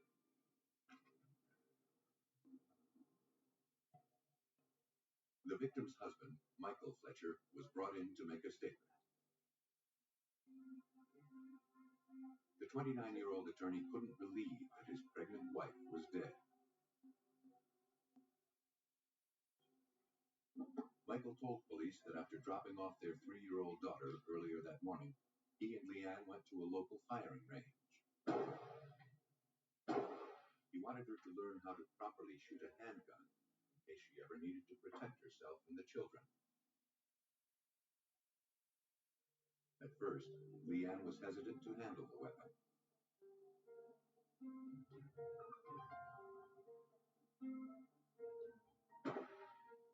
But according to Michael, she finally became comfortable and then fired a few rounds. When the couple returned home, Michael wanted to clean up and change clothes before heading off to work. He asked Leanne to load bullets into the clip and then put the weapon in its case that he kept by the side of the bed. The next thing he knew, he heard a shot and rushed out to find his wife bleeding to death. He was certain that the safety was on when he handed her the weapon. And he didn't remember that there was a round already in the chamber.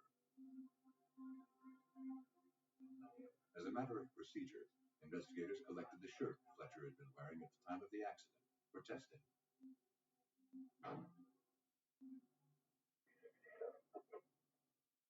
Though Michael Fletcher's account was consistent with an accidental shooting, as a matter of routine, investigators needed to interview the couple's friends and family members.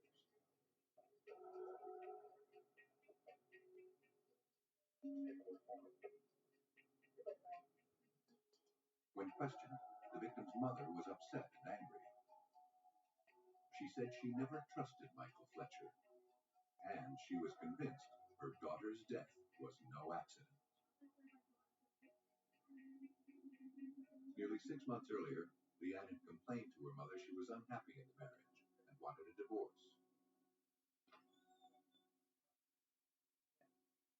When she confronted her husband, he was furious to learn she had gone so far as to hire a divorce lawyer.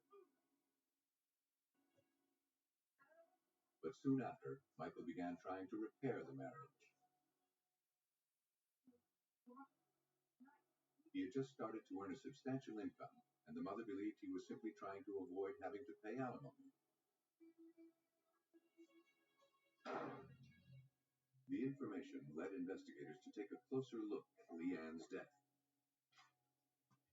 They forwarded the .45 caliber handgun to forensic examiners, believing it possible that the gun had misfired in the hands of an inexperienced Leanne Fletcher.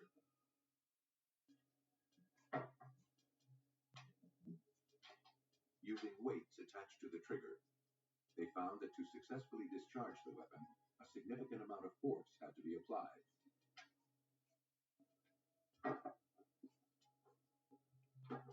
It was unlikely that the gun would have accidentally gone off on its own. But that still left investigators with the possibility, however unlikely, that the expected mother had taken her own life. At autopsy, medical examiner Dr. L.J. Dragovich looked for signs of suicide. Though large blood stains were found on the victim's hands, he could find no gunpowder residue or mist-like blood spatter, which are usually present with self-inflicted gunshot wounds. There will be fine mist of blood created by the bullet impacting the skin, causing the wound. I would have been able to see evidence of that fine mist droplet pattern on the hand of the victim herself. That was not there. When he examined the wound, he noticed that the size and shape of the powder burns, or stippling patterns on Leanne's head, were consistent with the weapon having been fired from less than 2 feet away. The bullet had entered from above and behind the victim's right ear. Based on his findings, Dr. Dragovich concluded that it would be nearly impossible for Leanne Fletcher to have held the gun in the position needed to account for the trajectory of the bullet. It's very uncomfortable to try to self-inflict the injury in a way that you have to be a contortionist to be able to do that. In addition to having an arm long enough, this is not physically possible. Though the findings were powerful, they didn't prove Michael Fletcher had killed his wife. Still, rumors began to circulate through the small community. Freelance writer Tom Henderson followed the story and conducted his own investigation. But as an outsider, he knew that uncovering the truth would not be easy.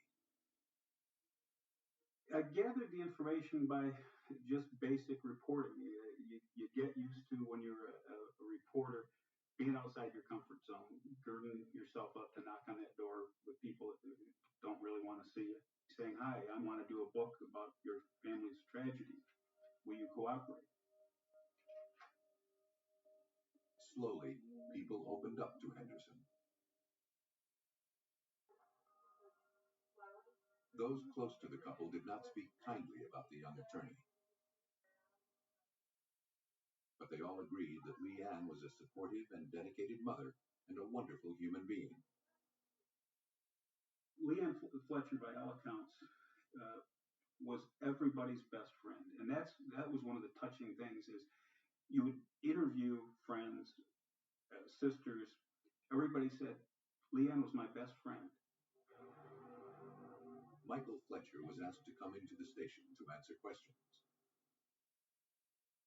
Stating he had nothing to hide, he agreed, but only under the watchful eye of his attorney.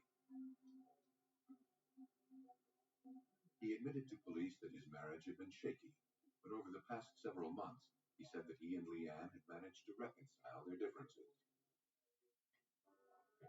In fact, just 2 days before her death, Leanne prepared a special dinner for the family. She used the occasion to have the couple's daughter announce to everyone that there was going to be a new baby in the family. Michael was elated.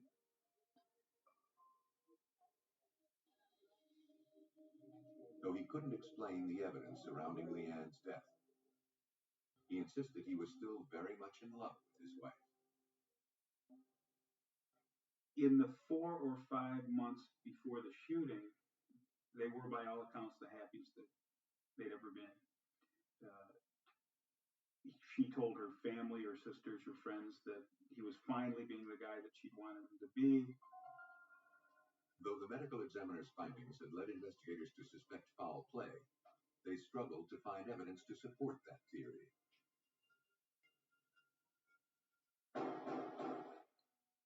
Police went to the shooting range where Michael had taken Leanne on the morning of her death.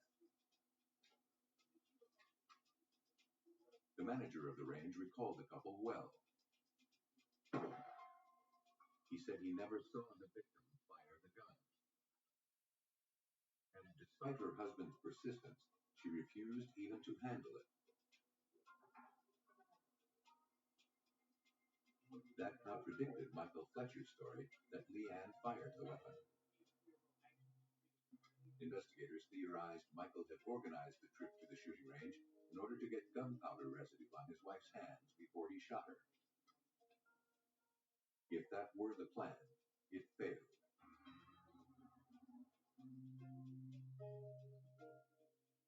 But for those following the investigation, the case against Michael Fletcher was hardly clear-cut. There wasn't a shred of hard evidence that proved Fletcher had murdered his wife. And there was no obvious motive. Mick Fletcher didn't stand to gain anything financially from her death. There was no insurance policy. The house, in fact, was in her name, and her parents ended up being responsible for its sale. His family didn't get any of the proceeds. He didn't get any of the proceeds. There was no financial gain. However, the medical examiner's findings were enough to allow investigators to obtain a warrant to search the suspect's house. Hidden in Michael's closet, they uncovered a secret stash of emails, photographs, and love letters. But the items had nothing to do with Michael's wife, Leanne. It appeared Michael Fletcher had a mistress. And more surprisingly, she was a respected district court judge.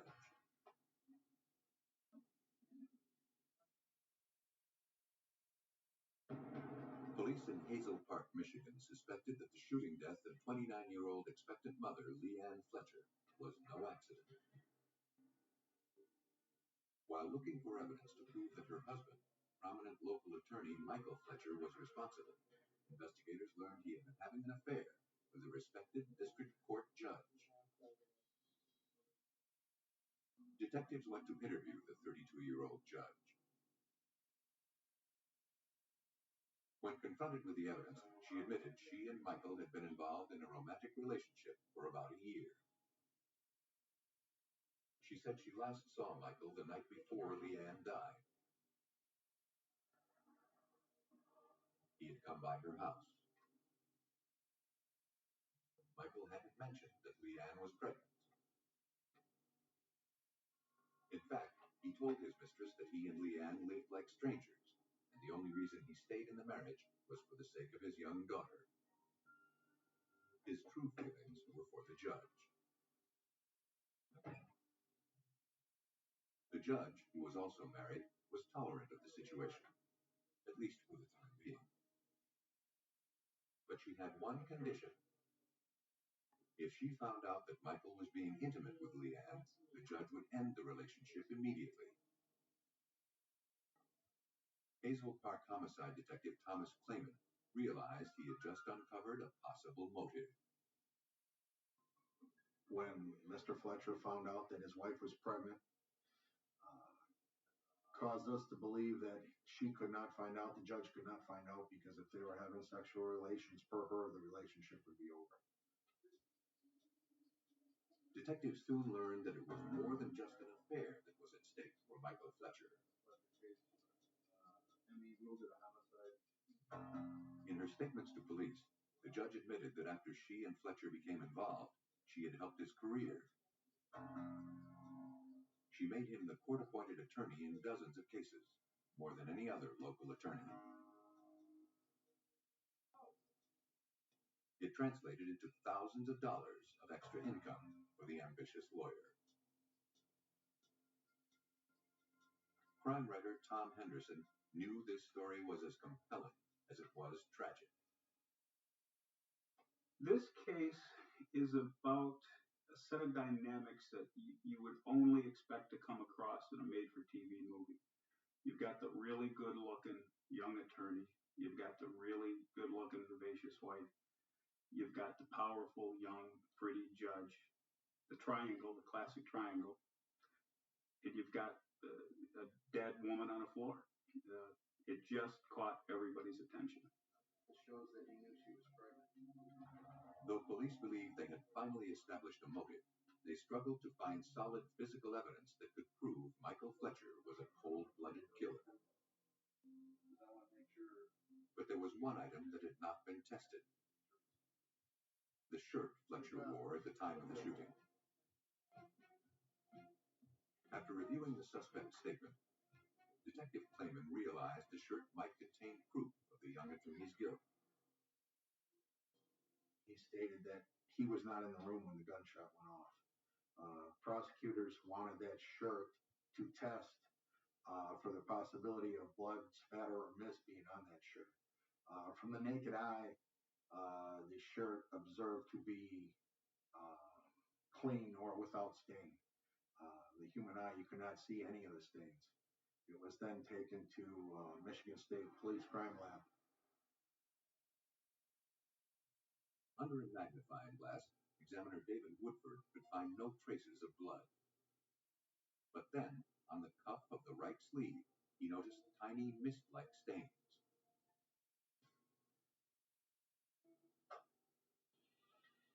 Looking to identify the substance, Woodford placed the shirt under a stereo microscope. Under the high-powered lens, he determined that the minute stains were in fact human blood.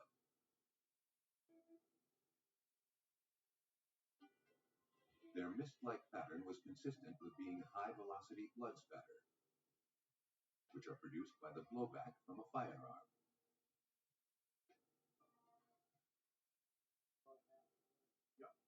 The evidence contradicted Michael Fletcher's claim that he was not in the room when his wife was shot. More importantly, the blood on the cuff put him within 2 feet of the victim when the bullet struck her head. Police finally had enough evidence to arrest Michael Fletcher. And it came just in time. When police arrived, they found the suspect near a camper parked in front of the house. Michael Fletcher was placed under arrest and charged with the murder of his pregnant wife. The prosecution's contention is that this was an orchestrated, well-planned homicide that took months to carry out. He'd been nice to her for months. He'd been sweet-talking her, getting into her good graces. Bought her a car that morning, not because he loved her, because he needed an alibi. Took her to the gun range, not because he wanted her to share a hobby with him, but because he needed to get gunpowder on her hands. But this case was not over.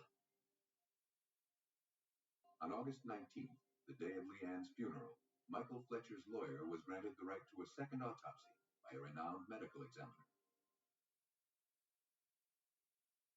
But he was at a disadvantage because the victim's body had been cleaned, embalmed, and her skull reconstructed.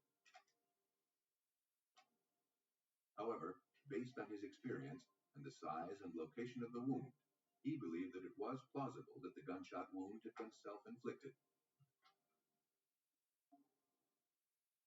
Dr. Dragovich did the first autopsy, and his conclusion was pretty obvious. This is murder. This is not accidental or self-inflicted. The defense hired their own medical examiner. His results weren't conclusive at all, which is fine for the defense. They just wanted someone to say, this is not clear-cut. But ultimately, those findings were not enough to create reasonable doubt in the minds of jurors. The evidence suggested that when Michael Fletcher learned his wife was pregnant, he realized that his relationship with his mistress would be destroyed. And there was too much at stake to simply let that happen.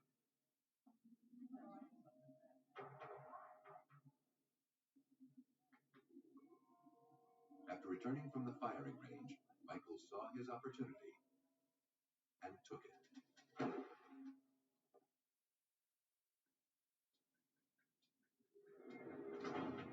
Michael Fletcher was convicted of homicide in the second degree and sentenced to life in prison. Murder is the most senseless of human tragedies, and strangely, the most compelling. Writers are compelled to write about it. Readers are compelled to read of it. And though forensics can never explain why someone is driven to kill, it can provide us with the satisfaction of bringing the guilty to justice.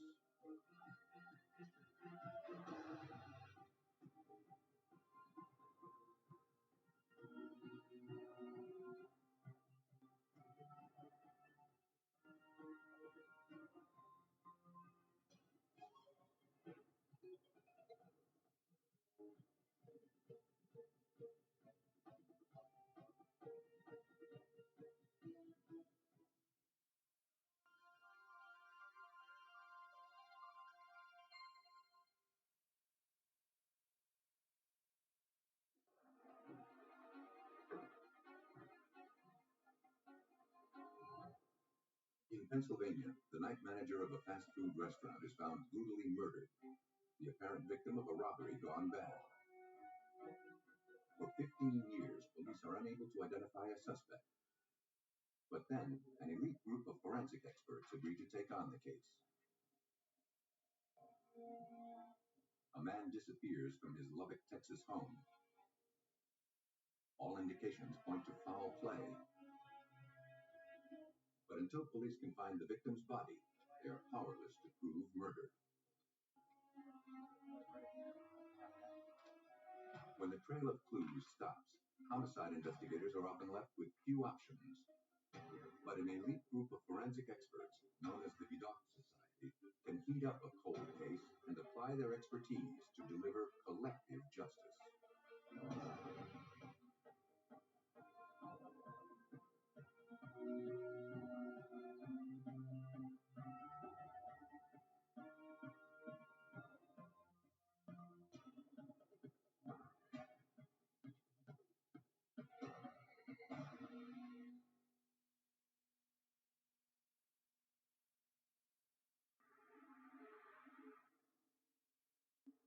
On February 4th, 1984, in the Philadelphia suburb of Falls Township, Pennsylvania, the manager of a fast food restaurant arrived for the early morning shift.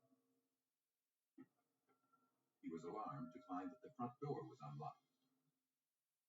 Recently, there had been a string of robberies in the area. Nothing appeared to be missing.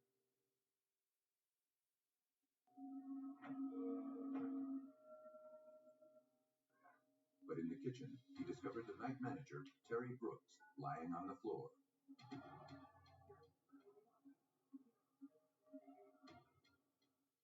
She had been brutally murdered. Within minutes, officers and forensic technicians from the Falls Township Police Department arrived at the scene.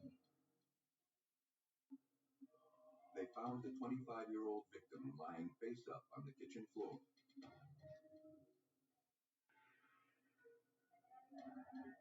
A large knife jutted out of her throat. A plastic trash bag had been used to cover her face.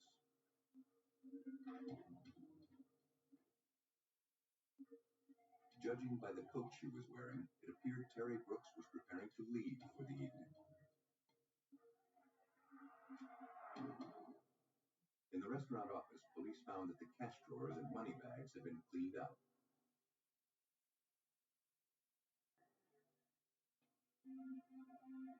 The victim's shoes were found lying by the desk.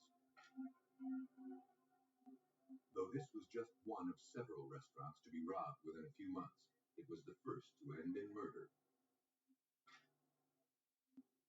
Technicians searched for any clues to the killer's identity. They found nothing.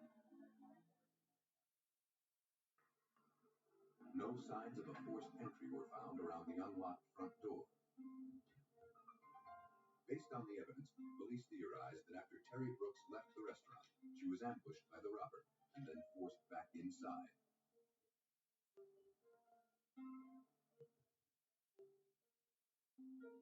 Her death had been a violent one. Terry Brooks had been beaten, strangled, and then stabbed in the throat. She had been dead several hours.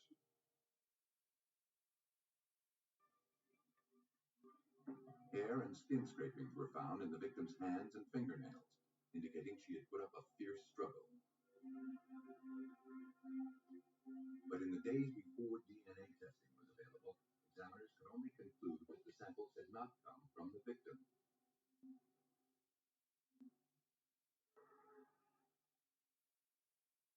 Looking for any clue to help them identify a suspect, investigators interviewed the victim's parents.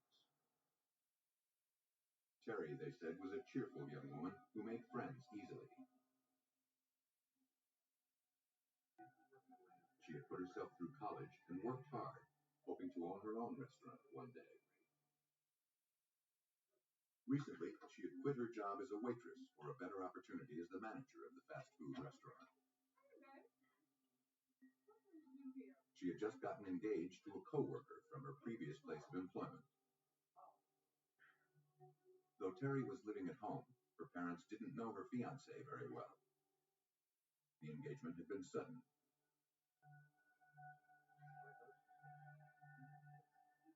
They couldn't think of anyone who might want to hurt their daughter.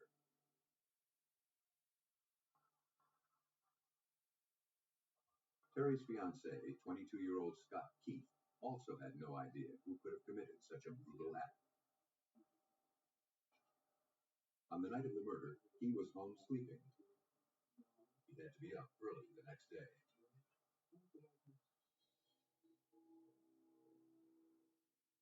Around 6 a.m. the following morning, he drove by her house on his way to work. He knew Terry had worked late, and he wanted to be certain she had arrived home safely.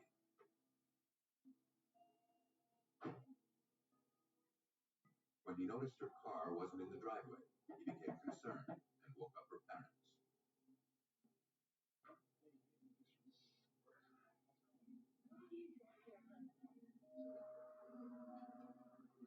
When they discovered Terry had not been home, they called the restaurant. That's when they learned she had been murdered.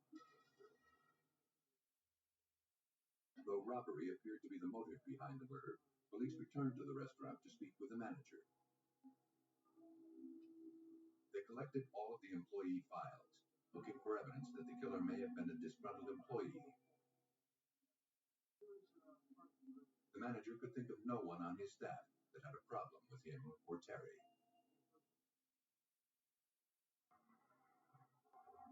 Everything suggested that Terry Brooks had been a random target.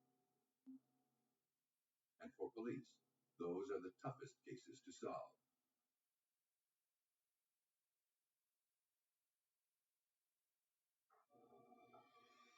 Desperate to generate a lead, examiners scrutinized all of the evidence collected from the crime scene.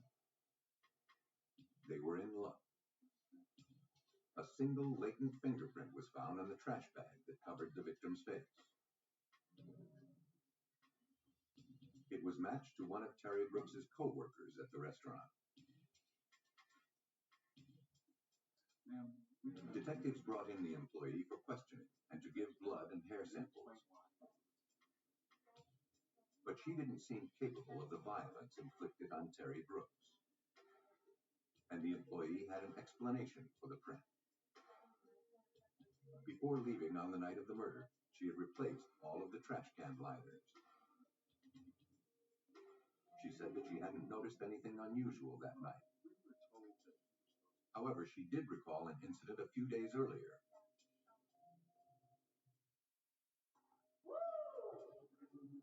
Near closing time, two men came into the restaurant. They appeared drunk and were causing trouble. The employee called her manager.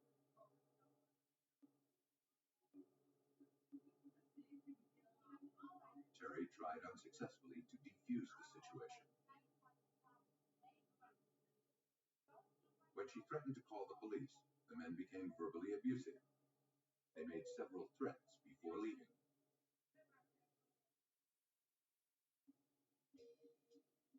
The employee didn't know the men and hadn't seen them since that night. Police finally had their first big break in the case. Now they needed to identify the killers before they struck again. Several area store owners had similar encounters with individuals who fit the description of the two men. But no one seemed to know who they were or where they could be found. The identity of the prime suspects in Terry's murder continued to elude police. Soon, the investigation into her murder turned cold. And it would remain that way for the next 14 years.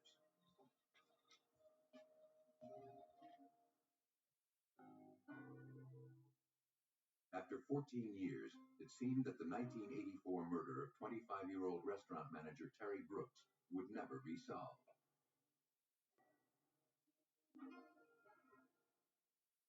But in 1998, police in Falls Township, Pennsylvania, decided to re-examine all of the unsolved homicides in their jurisdiction. Detective Sergeant Wynne Cloud came across the Terry Brooks case file. There was a lot of physical evidence available, and I examined all that, and it was all good physical evidence and preserved well. I believe that this had a very high solvability. Sergeant Cloud enlisted the aid of homicide detective Nelson Whitney and Deputy District Attorney Lori Markle. After reviewing the case files, the team found a hole in the investigation conducted more than a decade earlier. At that time, there were several fast food restaurant robberies that were occurring in this area, and the investigation conducted in the 80s had really focused on that idea. So we decided that in addition to looking at the possibility that the murder was a robbery homicide, we would also learn more about Terry and investigate the possibility that the murderer had been someone who knew her. Investigators tracked down the people who knew Terry and her habits well. They located her former manager. When he viewed the crime scene photos for the first time, one in particular caught his attention. Detective Nelson Whitney explains. So one of the things that Terry would do every day would be to clean out the ashes out of the ashtray and place it in a little ledge above the desk. She would close the ledger on the desk. She would put the phone in a certain position, put the ruler and the calculator away. The photograph of the desk from the crime scene clearly showed that the ashtray was in the middle of the desk, that it had ashes in it. There was an open book there. A ruler was out. A calculator was out. Terry was also known to kick off her shoes when she did desk work. The information was at odds with previous suspicions that Terry was accosted outside the restaurant and then forced back inside. And that opened up the possibility that she knew her killer and had even let him inside the store.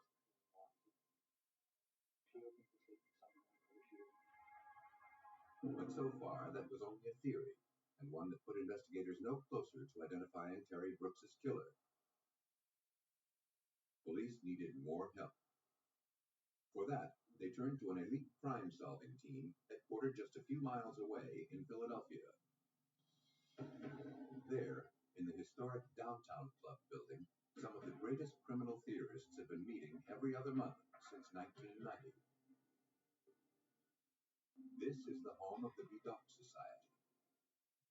a non-profit private brain trust of the nation's most esteemed law enforcement officials, forensics experts, psychologists, and government agents. Dick Labenthal is the Director of Communications for the Vidocq Society. The society is named after Eugene Francois Vidocq, Frenchman that lived from 1775 to 1852. We credit him with being the father of modern-day detective practice. He's truly our inspiration. He's a man that thought out of the box. He was the first detective who began to keep files and records on criminals' methods of operations. The Society is limited to 82 full-time members, one for each year of Vidocq's life. Originally, they assembled to discuss historical cases and mysterious unsolved crimes. That soon changed. Very quickly, we segued into an organization whose reason for existence was to look into unsolved homicides and try to solve the anguish of families when there's a loved one who's been murdered. To have an unsolved homicide accepted by the Vidocq Society, investigators must first present their case to its members. At the next Vidocq gathering, Sergeant Cloud did just that. I presented this on a factual nature. I did not give any theories, so I wouldn't taint any of their opinions. Everything I gave them were what facts I gathered from the case, from the crime scene. And after I was done presenting to them, I was approached by probably 30 members, possibly even more, but 30 that were real interested in it. Vidocq Society co-founder Richard Walter offered to donate his expertise to the case. My area is crime assessment and profiling. And basically, crime assessment is the act of looking at the crime scene, what's there as well as what's not there at that crime scene. Then taking that information and reconciling that with known patterns of behavior that we know in terms of criminal activity. So we know a great deal about the offender from the crime scene. For Walter, the violence observed in photographs suggested the killer was motivated by vengeance or anger, not money. Walter believed that the killer was someone close to the victim, and the robbery was staged to throw investigators off his trail.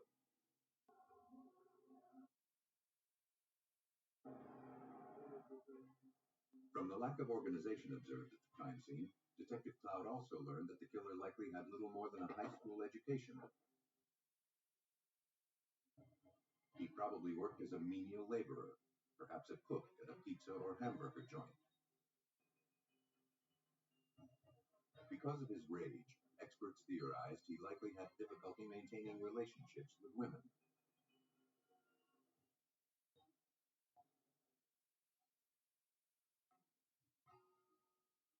Investigators turned to the victim's parents, hopeful they could identify someone who resembled the profile. Terry's father was dying of liver disease. The couple didn't know anyone who resembled the profile. However, they recalled that on the morning of the murder, Terry's fiancé, Scott Keith, had acted strangely.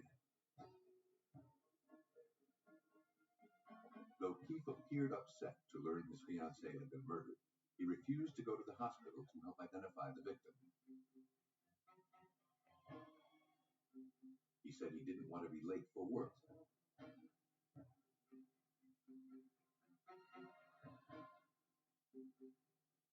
For Terry's parents, Scott's actions that morning had always led them to believe he was hiding something.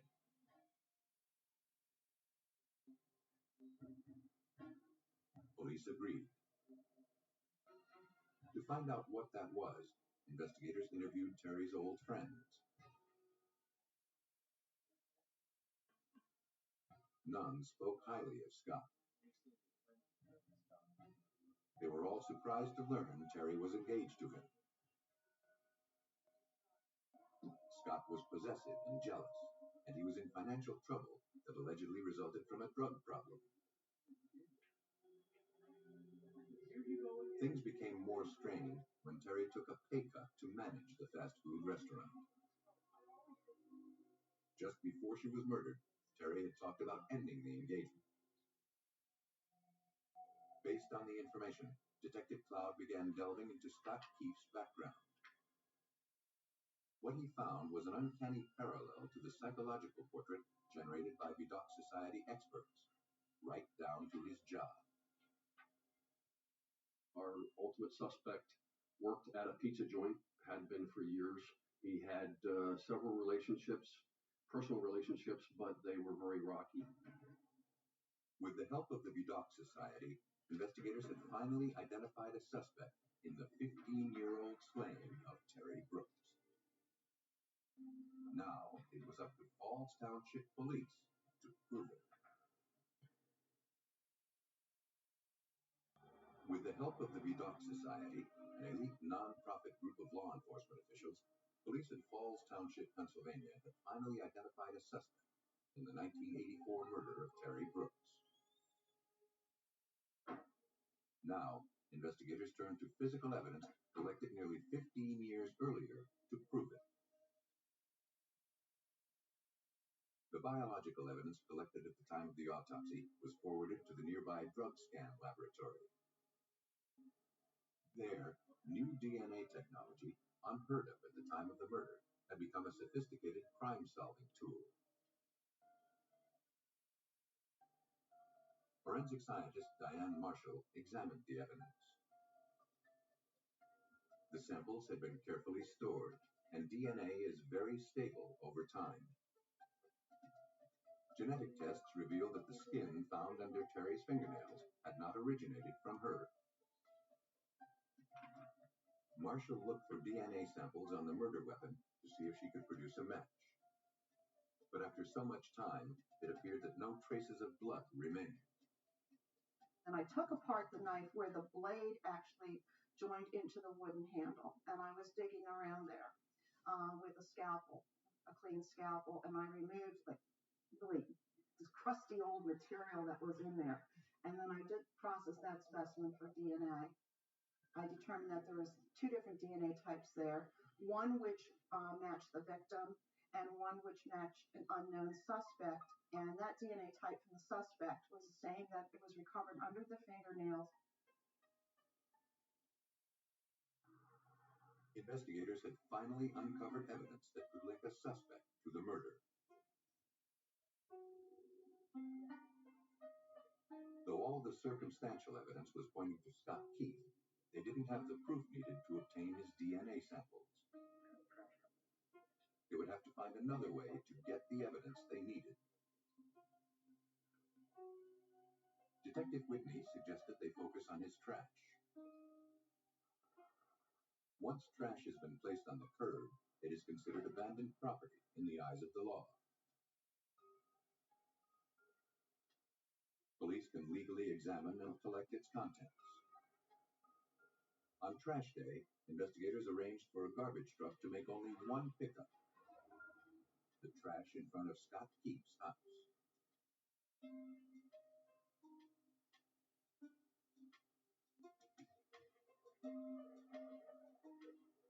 A few blocks away, police took possession of the garbage and then delivered it to the crime lab.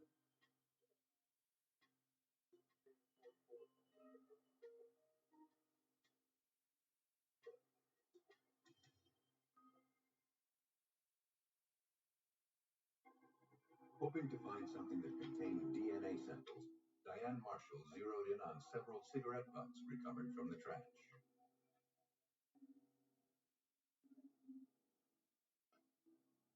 When one smokes a cigarette, one deposits their saliva on the filter. Included in that saliva are epithelial cells, which come from the lining of your mouth. Marshall successfully extracted cellular material from two different brands of cigarette butts found among the debris. So I isolated the DNA from the saliva deposited on the filters of each of the brands of the cigarettes. And I noticed that one particular brand had one specific DNA type. It did not match any of the evidence from the crime scene. But DNA from the second brand did.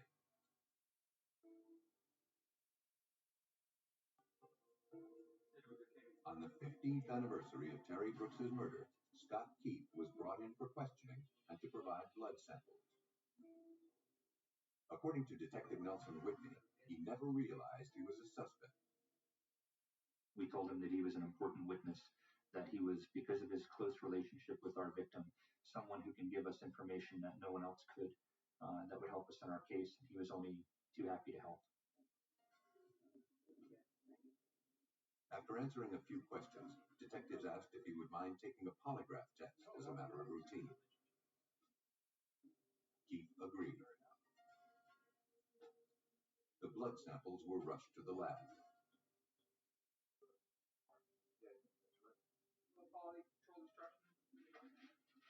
Hours later, while awaiting the DNA tests, Vidocq Society co-founder Bill Fleischer carefully reviewed the polygraph results. The polygraph records these physiological changes as part of our individual defense mechanisms, known commonly as fight-flight. In a polygraph situation, we ask questions. If those questions pose a threat to your well-being because you lie to them and there's the fear of being detected in the lie, your body immediately reacts physiologically. Heart starts to beat faster. Blood's redirected to different organs in your body. Your mouth gets dry. Your knees get weak. The butterfly in the stomach. Your palms get sweaty. Though the suspect denied any involvement in Terry's murder, Fleischer concluded that Scott Keith was being deceptive. Now, examiners looked to scientifically verify that Keith was a murderer. When his DNA samples were compared to those recovered from the victim, examiners found a match.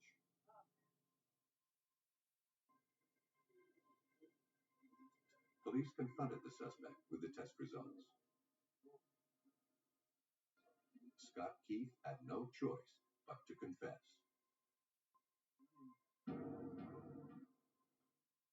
Keith stated that he often stayed with his fiancée at the restaurant when she was working late. On the night of February 4th, 1984, Terry Brooks decided to end their engagement.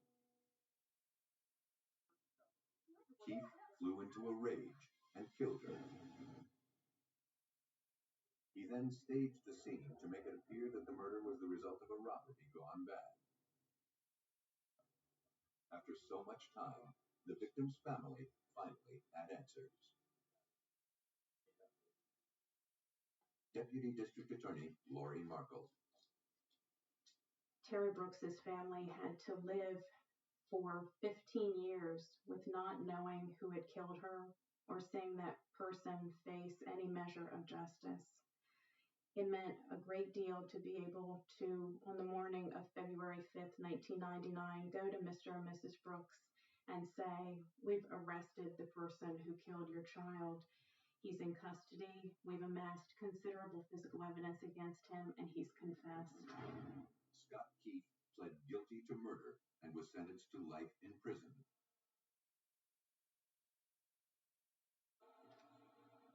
In the Terry Brooks case, a misleading crime scene led investigators to some wrong conclusions. But in some cases, detectives face a more daunting set of circumstances. No crime scene at all. On Sunday, May 19, 1991, Jim Dunn and his wife received a late-night call at their Yardley, Pennsylvania home. The caller identified herself as Alicia Hamilton, the girlfriend of the Dunn's 24-year-old son, Scott.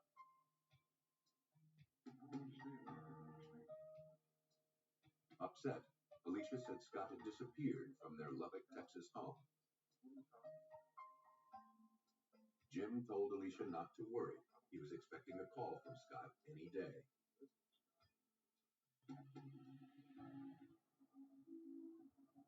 But Scott never called. And Jim Dunn's attempts to reach his son were unsuccessful.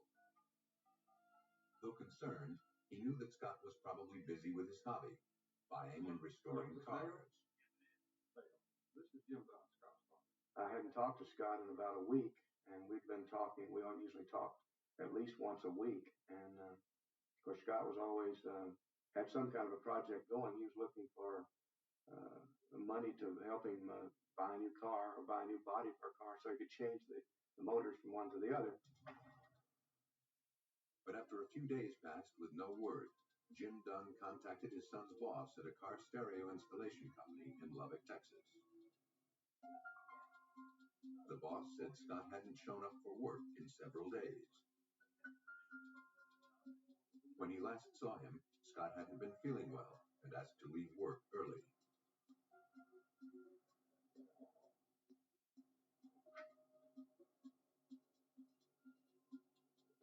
He left his tools and his car at work and had his girlfriend, Alicia Hamilton, come pick him up. Scott said he hoped to be back at work in a few days. The boss told Jim Dunn that Alicia Hamilton called the shop a few days later. She believed Scott had left her for another woman. But Scott's father didn't believe his son would simply abandon his prized cars. He contacted Lubbock police to report his son missing. But there was little investigators could do. As an adult, Scott Dunn had the right to be missing. More importantly, there was no proof that a crime had taken place. Still, Detective Tal English agreed to look into the case. He basically told me how unusual it was for Scott to be gone at all, just to disappear like this. And two things that he was really concerned about that concerned him was he had left his tools at his work, and he had left his car there. And I had not taken either one. Those two items were extremely important to him, and Jim knew that he wouldn't just leave it. Later that evening, detectives contacted Scott's live-in girlfriend, Alicia Hamilton. She had last seen him just hours before he disappeared. She said she brought Scott home from work after he complained of feeling sick. She put him in bed and made him some tea. She wanted to stay and take care of him, but Alicia was already late for her waitressing job. Scott insisted that she go. Alicia said goodbye and went off to work. She hadn't seen him since.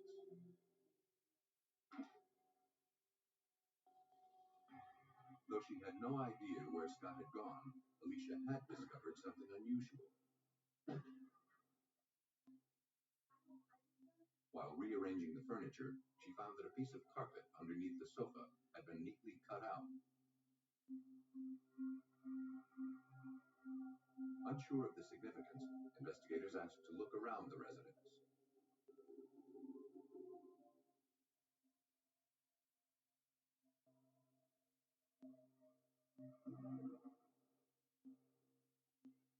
In the bedroom, they found the missing piece of carpet.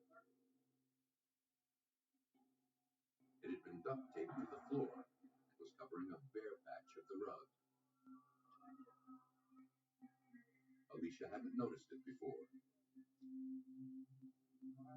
Underneath the patched carpet, investigators noticed large reddish-brown stains. They appeared to be blood. When we saw that it looked like a crime scene, we kind of backed up. That's when our identification section was called in. They came out, and we wanted them to photograph the scene prior to actually anything being moved. Tests confirmed that the stains were human blood. Though it was unclear if the blood had originated from missing 24-year-old Scott Dunn, the finding indicated that something violent had happened inside that bedroom. A concerned father's intuition had exposed a possible homicide. While looking for answers in the disappearance of 24-year-old Scott Dunn, police in Lubbock, Texas made a troubling discovery. In the master bedroom of the apartment the young man shared with his girlfriend, detectives discovered bloodstains underneath a section of carpet. Authorities scoured the room for more evidence. Under a light source, technicians found copious amounts of blood throughout the room. On the walls and ceiling, they found smears and streaks of more blood. It was a telltale sign that someone had tried to clean up evidence of a brutal crime. Blood samples, carpet fibers, and the duct tape from the bottom of the carpet were collected.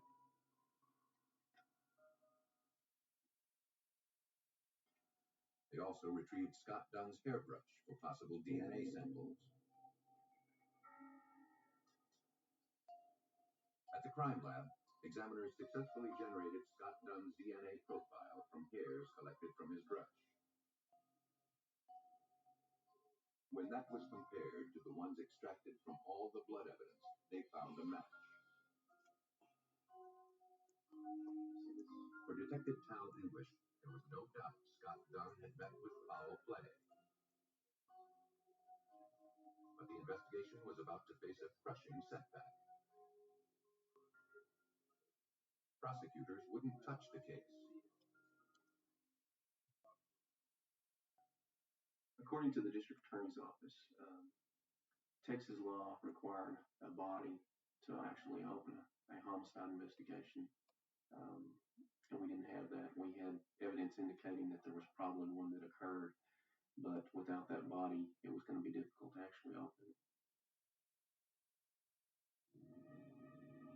Texas authorities intensified their search for proof that Scott Dunn had been murdered. His girlfriend, Alicia Hamilton, was questioned again. Though she couldn't explain the blood evidence, Alicia remained convinced Scott had run off with another woman. As the questioning continued, however, she thought of something else. She and Scott had been having problems with a neighbor, a man named Tim Smith. According to Alicia, Tim had been harassing her in recent weeks. Alicia said she met Tim at a local nightclub a few months back. She admitted that she began dating him outside of her relationship with Scott. When she realized the mistake she had made, she tried to break it off with Tim. But he couldn't seem to let go. He began to follow her and would show up at the apartment she shared with Scott. She tried, according to her, to distance herself from him. Tim wouldn't let that happen. He lived in the same apartment complex at an apartment that was further down from where their apartment was, and was hanging around a lot, and she just couldn't get rid of him. Though authorities didn't officially have a crime, they now had a potential suspect. Before looking closer at Tim Smith, however, they first needed to rule out that Scott had left town with another woman. Investigators tracked down a woman who had been spending a lot of time with Scott prior to his disappearance. She admitted she and Scott had become close friends, but nothing more. Just before he disappeared, Scott told her that he wanted to end his relationship with Alicia. But he admitted to being nervous about the confrontation. Alicia's ex-boyfriends had warned Scott she was controlling and abusive. One stated she was constantly looking for proof that he was being unfaithful. Something as innocent as a greeting card from an old friend would set Alicia off into a jealous rage. She threatened her old boyfriends with physical violence, and sometimes she tried to make good on those threats. Scott feared how Alicia would react to the news that the relationship was over. Alicia Hamilton wasn't the caring and concerned girlfriend she had presented herself as being. But that hardly proved she had anything to do with Scott's disappearance.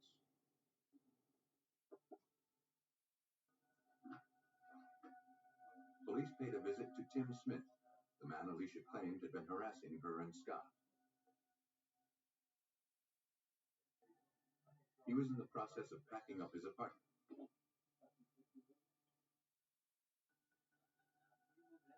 When detectives asked where he was going, he gave a startling answer. He and Alicia Hamilton had just bought a place and were moving in together. Tim Smith denied any involvement in Scott Dunn's disappearance. Then, officers noticed a roll of duct tape. It appeared similar to the tape found in Scott Dunn's bedroom.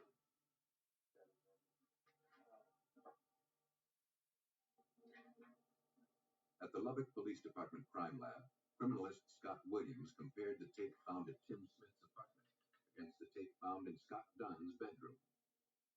We look at the physical characteristics. This would include looking at the color, the texture, any type of embossing on the duct tape. And of course, in duct tape, there are fibers or strands running through the duct tape. We look at the spacing and what those fibers are made of. All of the characteristics matched. Next, the chemical composition of the adhesive was analyzed. The two samples were identical in every way. And there was something else. I noticed on the side of the roll of duct tape that there was fibers and hairs adhered to the side. I asked David Young, the person who does our hair analysis, to determine if these could have had some other common origin in the case. Trace evidence examiner David Young compared the hairs on the roll of duct tape found in Tim Smith's apartment with ones from Scott Dunn's hairbrush. He found one consistency after another. It basically tells us that at some point in time, Scott Dunn was around that roll of duct tape, and therefore, since we linked the duct tape to part of the crime scene, it helped put Scott Dunn with that roll of duct tape that was possibly at the crime scene as well. Police now had a physical link between the possible crime scene and Tim Smith's apartment. Tim Smith was now the prime suspect in a missing persons case, and his relationship with Alicia Hamilton could not be ignored. But Scott Dunn's fate remained a mystery. Until authorities could produce his body, they would be unable to prove murder. Police in Lubbock, Texas suspected that missing 24-year-old Scott Dunn had been murdered.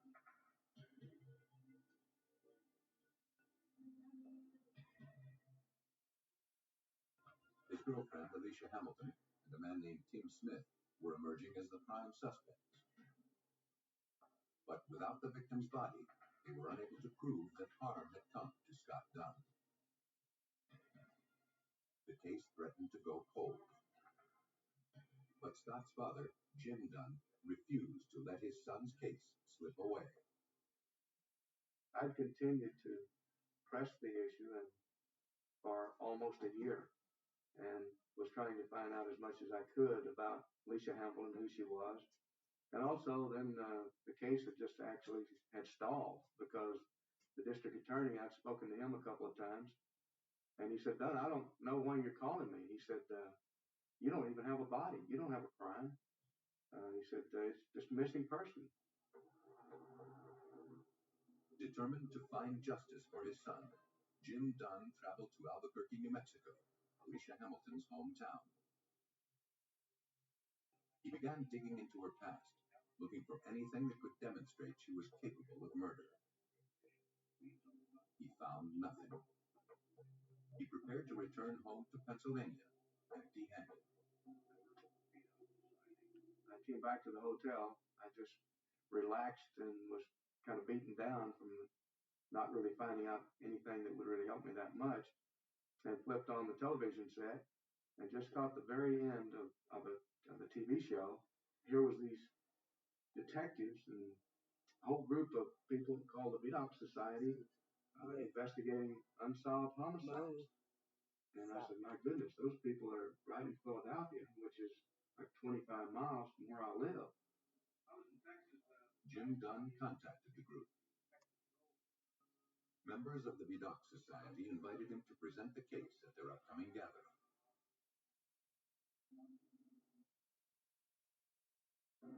After the presentation was finished, Vidocq Society co-founder Bill Flesher spoke one-on-one with Jim Dunn. You could see that he was beside himself, that he was a distraught father. He definitely believed that his son had been murdered. He felt that Alicia Hamilton was involved in some manner in Scott's disappearance and murder. And he was looking for help. He was a human being that was in need of help from professionals. Authorities realized they had to first prove that a murder had taken place. Without a body, that would not be easy. Vidocq Society members turned to renowned crime scene reconstruction expert Tom Bevel for help.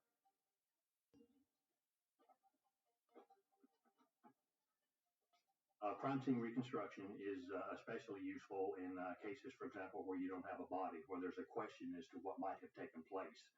Do we just have a person with a minor bleeding wound that is left on their own power? Or do we have a case in which there's a serious injury, such as possibly death? For answers, Bevel needed to determine what type of object had caused the blood spatter patterns found in Scott Dunn's bedroom. Though most of the bloodstains had been smeared in an attempt to clean up the scene, some cast-off patterns remained intact. Using an object coated with blood, he was able to recreate the size and shape of the stains observed at the crime scene. They were consistent with having been caused by a blunt object like a bat or a pipe. Having established that Scott Dunn was violently beaten, Bevel next looked to determine if the 24-year-old could have survived such an assault. For that, he would need to establish how much blood had been shed.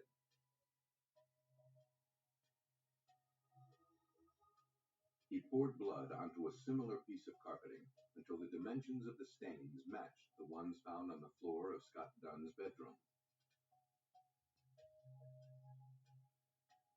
He concluded that no one could have survived the amount of blood loss necessary to replicate all of the stains. When presented with the findings, prosecutors finally agreed to take on the case. Vidocq Society experts had helped transform a missing persons case into a homicide investigation. It was the break Lubbock police had been waiting for.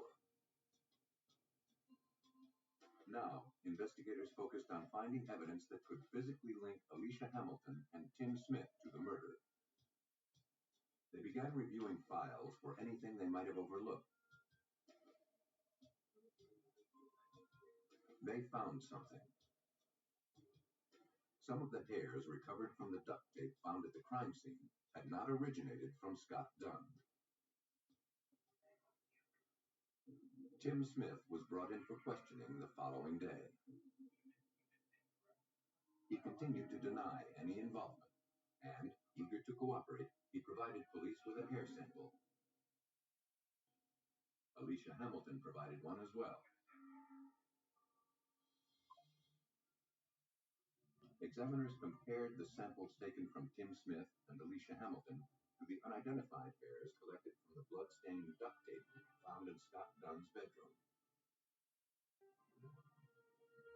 Examiners concluded that the unidentified hairs had originated from the two suspects.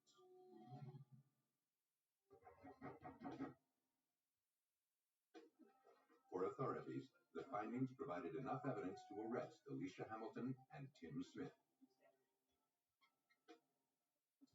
The couple, currently living together, were taken into custody and charged with murder. Investigators believe that when Scott Dunn tried to end his relationship with Alicia, she became enraged. Unable to handle the rejection, she lashed out and beat the young man to death. Police believe she then turned to her other boyfriend, Tim Smith, for help in cleaning up the scene and disposing of Scott's body. A jury found Alicia Hamilton guilty of murder and sentenced her to 20 years in prison. Tim Smith was also found guilty of murder. He received 10 years probation. Scott Dunn's body has never been found. His father, Jim Dunn, was asked to join the Vidocq Society to help the parents of murdered victims. He agreed. And because of my involvement there, I think as a result of being involved with the Vidocq Society and being actually a member of the Vidocq Society, that I can return a little bit and give them thanks in a different way, and at the same time maybe help someone else that was in the same position I was 10 years ago when Scott was murdered. The Vidocq Society says its only client is truth.